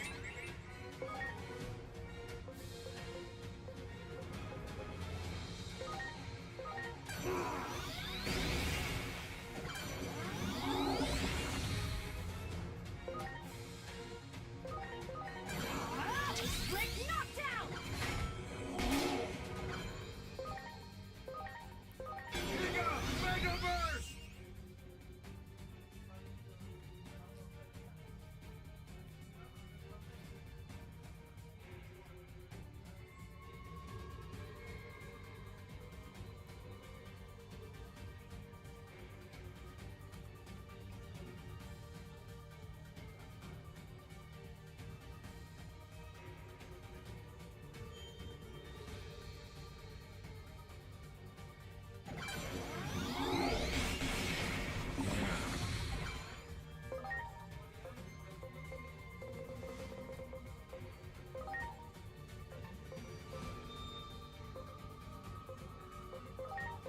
Are you okay?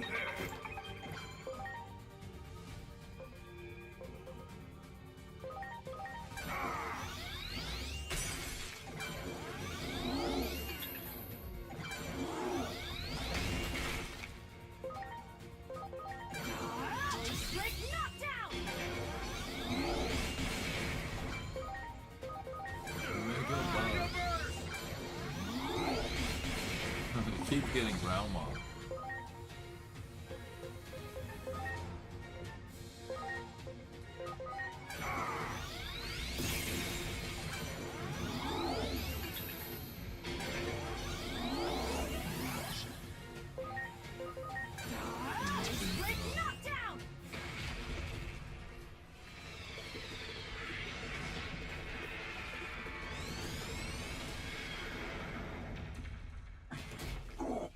Give me back that.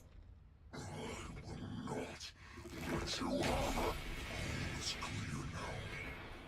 Its identity stands Chrono. And the pain of its power. Long years of injustice.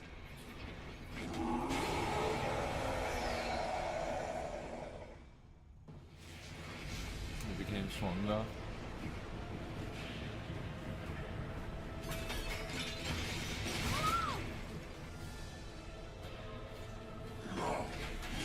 Experience the battle of the hero.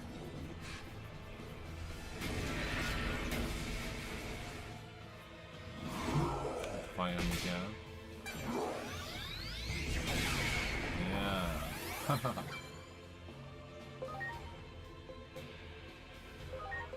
Now. No!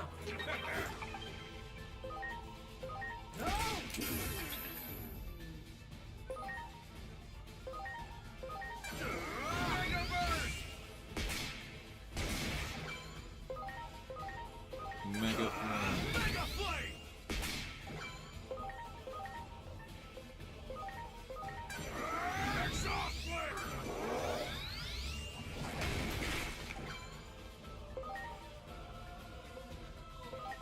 Now. You're the best. Knockdown!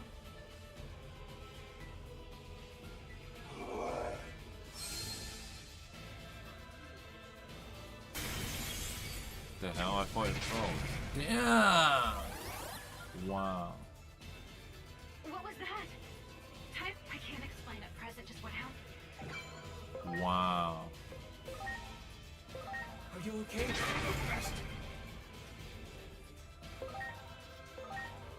Here you go! Mega Burst!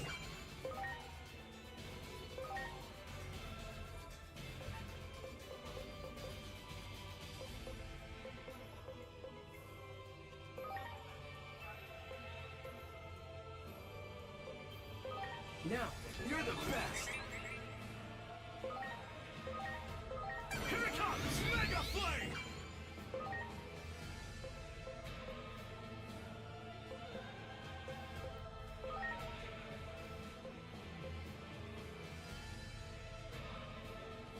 Please. Hope you're ready, soft flame!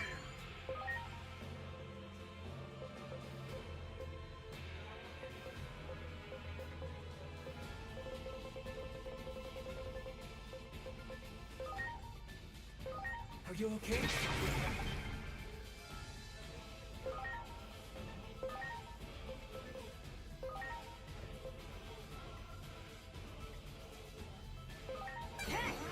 You're the best.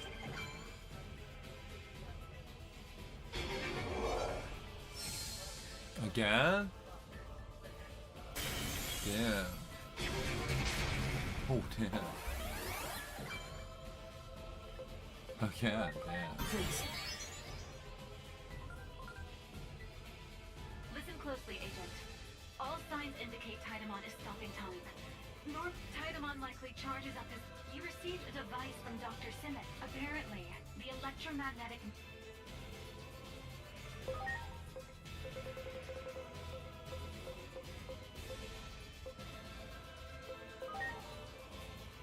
Please.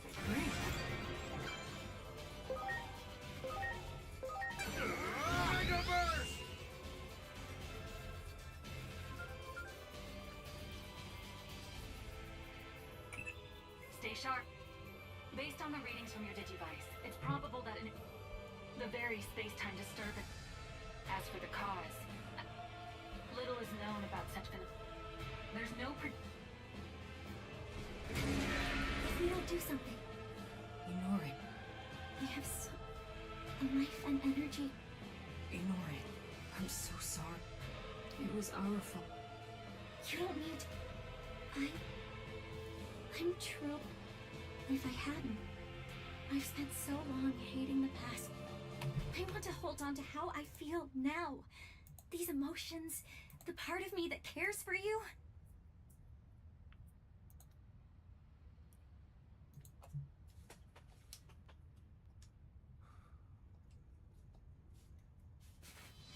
I never want them to be drowned. Inori. If I have to hate anything, conflict. I think I can. In that case, let's put a stop to it ourselves.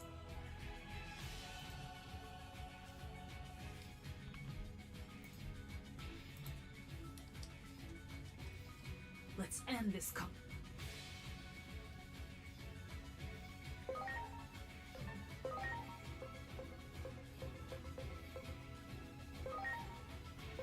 Now.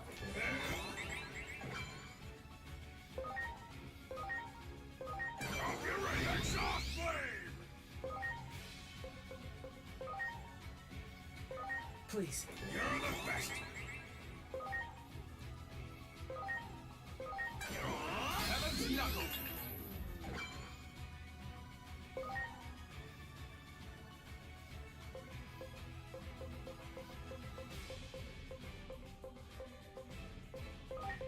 Now. Launching crosshair.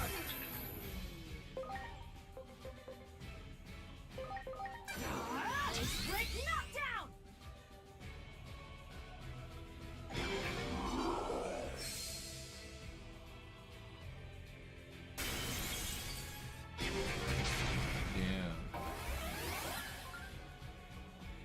Apparently, the electromagnetic net in Oh yeah! Yeah, we don't need Mega Bust.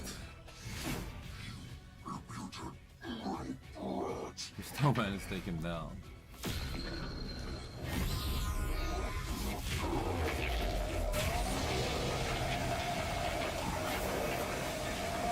How's that? He's dying. The space-time disturbance is growing rapidly.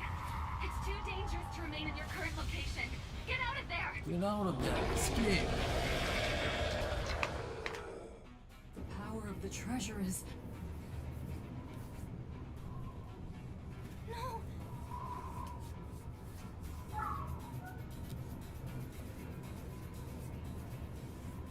The savior has to save the Digimon, world. What are you? He has to save the world. The power of the treasure is the power of the hero, Chronomon. If I really am Chronomon reborn, like everyone says, Then he must be able to take the then I treasure. should be able to handle the power, even if it's out of control.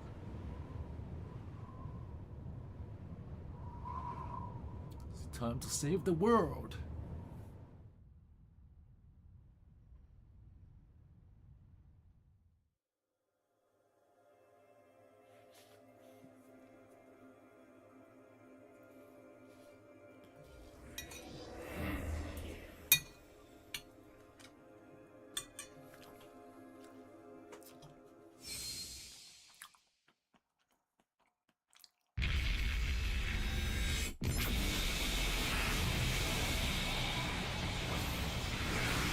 Damn. Damn.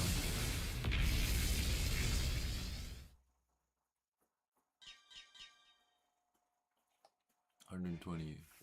But how many points? Damn. He went back to Digimon. What happened? Oh, they're back in that thing.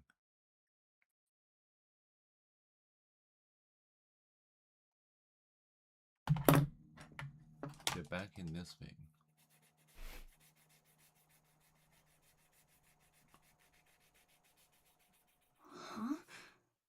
changed back to normal. Where? What?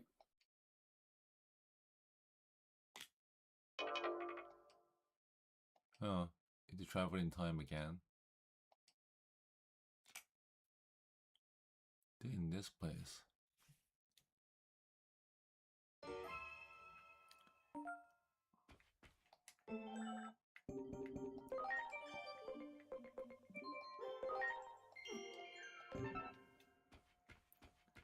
Oh, where's that girl? She's not here anymore. Let me find agent skills.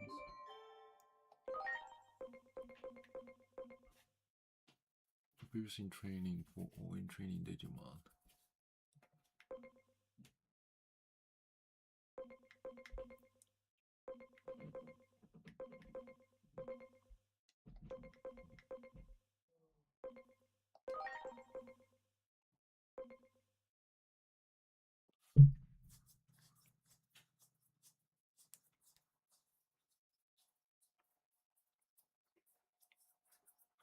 Reduces digivolution of beta. Huh. 还在打。11点。11点，别打。11点了。Gain more talent more easily.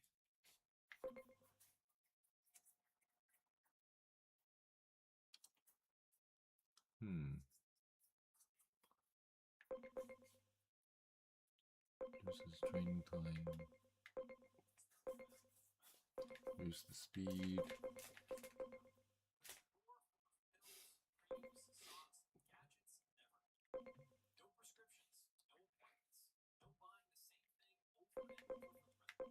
Boost the initial talent region.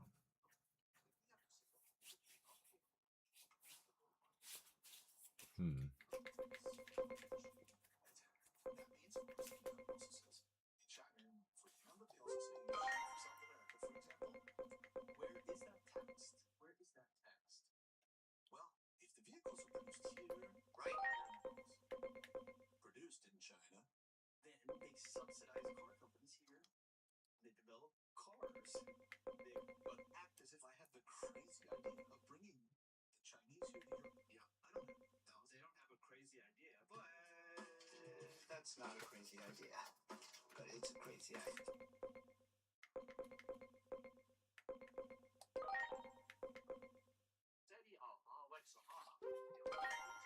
More easily. It can only be done in China because you have to connect with these supply chains, which are incredibly deep and staffed with many engineers. And that's why you have to work with Chinese partners. They bought from XPeng, make the chess. The Chinese have an entire digital solution with Huawei, with Alibaba, with Baidu, and so on. Everything Chinese. And of course, they also tell Oceans CF Continental you have to become more Chinese. Yeah, so basically, in the last 2 years, there's been massive increases in order to become more Chinese. And that's why we have a problem that it's a Volkswagen made in China, made for China, and made for export. Oh. Yes, and that's where the problem begins, the divergence of interest between a brand and country.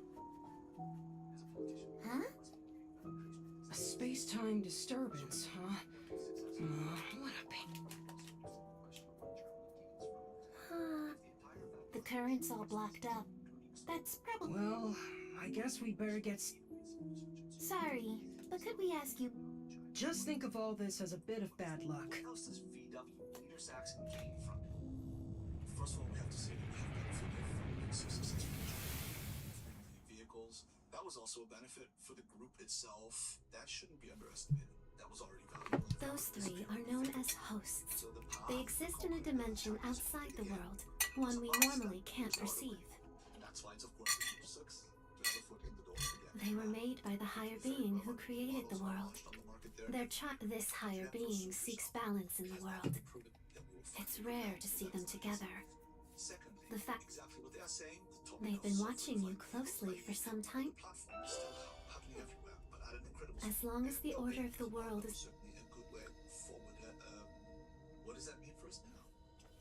I think we have to, well, when I experienced that, I thought about cooperation between China and Europe is still ongoing. Of course, we have to be at the forefront of technology. We have to make sure that fair conditions prevail, so to speak, but we can also cooperate on equal footing. If that is my idea, and I believe that, first thing, we can operate on Chinese vehicles for entering the market, then we can stop the wave. And now comes my idea, you're riding this wave, so you're saying that we need to use the technology that we developed, not only for the whole world, but also to some extent, for example, to localize models that are not produced by some Chinese company, but that we ourselves, in China, in Europe, especially in Germany, that's the idea behind it. So not to say that we develop in China for the world, but the Chinese are entering themselves. But we are about to be there, and we can manage to transform that without then saying that this will be the exclusive development in the future. How much does the Chinese Touring cost? Yes, it won't be that much cheaper than the Chinese one, which is In much other cheaper. words. Yes, that's clear. But we want to localize it here. So we don't just want to import it. If they build it there, nobody understands that. So it's planned there, of course. Develops the parts, just said ZF. The world's largest supplier. They should also become Chinese. That also means that the entire value creation they want to be here. Jobs are being cut here. Continental jobs are being cut here. In China, I don't know what the world looks like. If you compare a car like that, how much this? Well, the quick one costs maybe 40,000 euros here, 20,000 euros there. Well, yes, and yes. So we have to do this, let's say, we have to manage this transformation phase according to our motto. We have to protect jobs here. Let's do it with tariffs, as we do. We also get license fees. Exactly.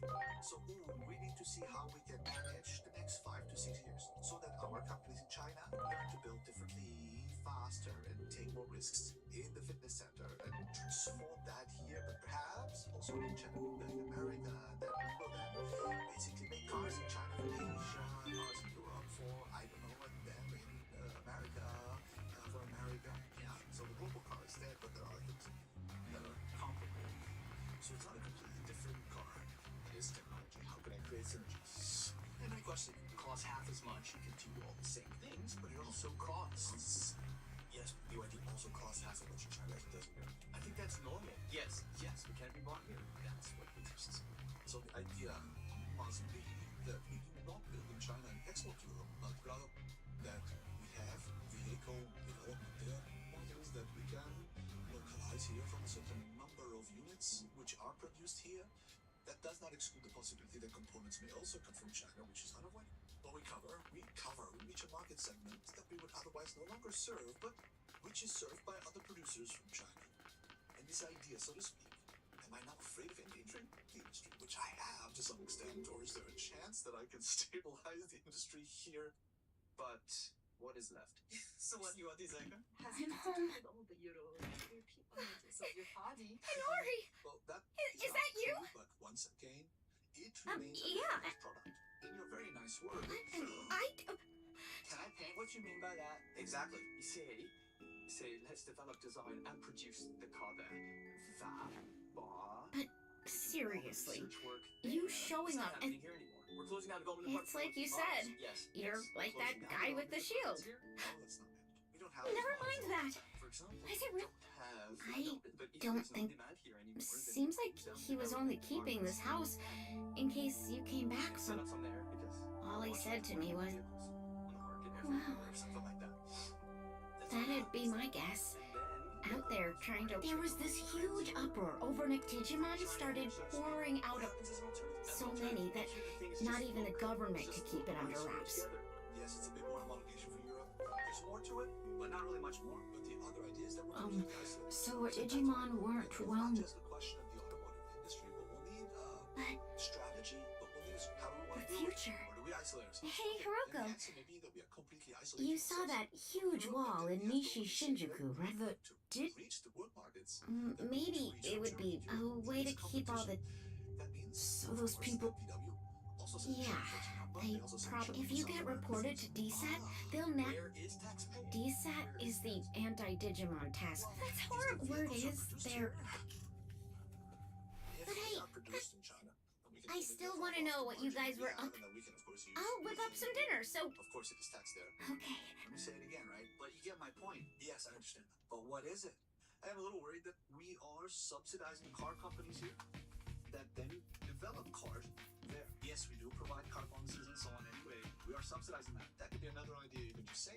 That you can also localize it here. But the Chinese manufacturers are already doing that today. They're localizing areas. So we are just pretending as if I had the crazy idea of bringing Chinese here to Europe. I don't have that. I don't have a crazy idea, but the system is really broken, right? Just briefly, but to be fair, we have to say that we have successfully been. Jungle Formula provides immediate protection for up to 16 hours for all life's adventures.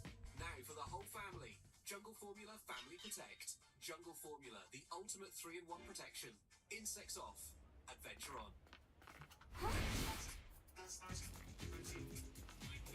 Wait, We're with DSAT. We've received citizen... Nori.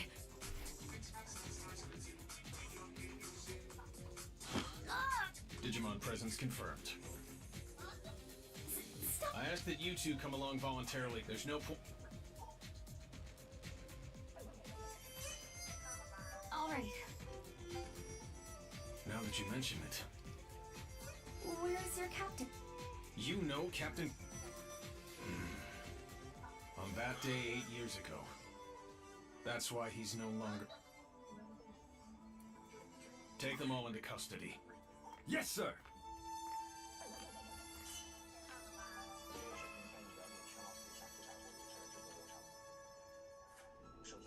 Get in there.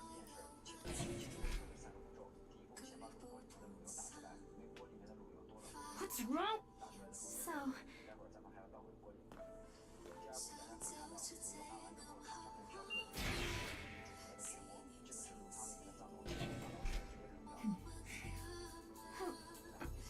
Fair question. Not like you'd recognize. I used to be a public safety officer. We've spoken several. Oh. I'm glad you remember. Allow me to introduce. Wait, you I can't accept the current system that allows innocent. Recently, all rogue Digimon that are apprehended. But my investigations have shown that I don't have any proof. Test subject. There's someone who'd like to meet you. I'll help you escape.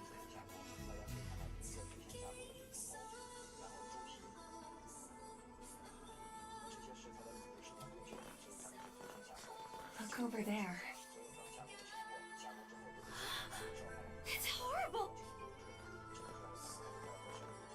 Someone...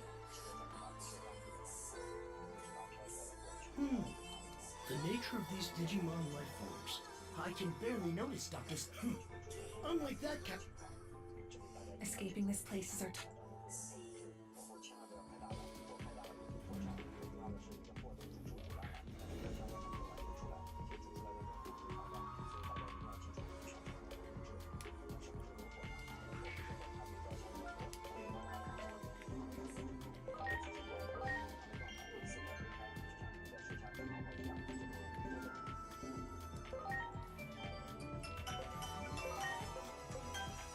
Wait.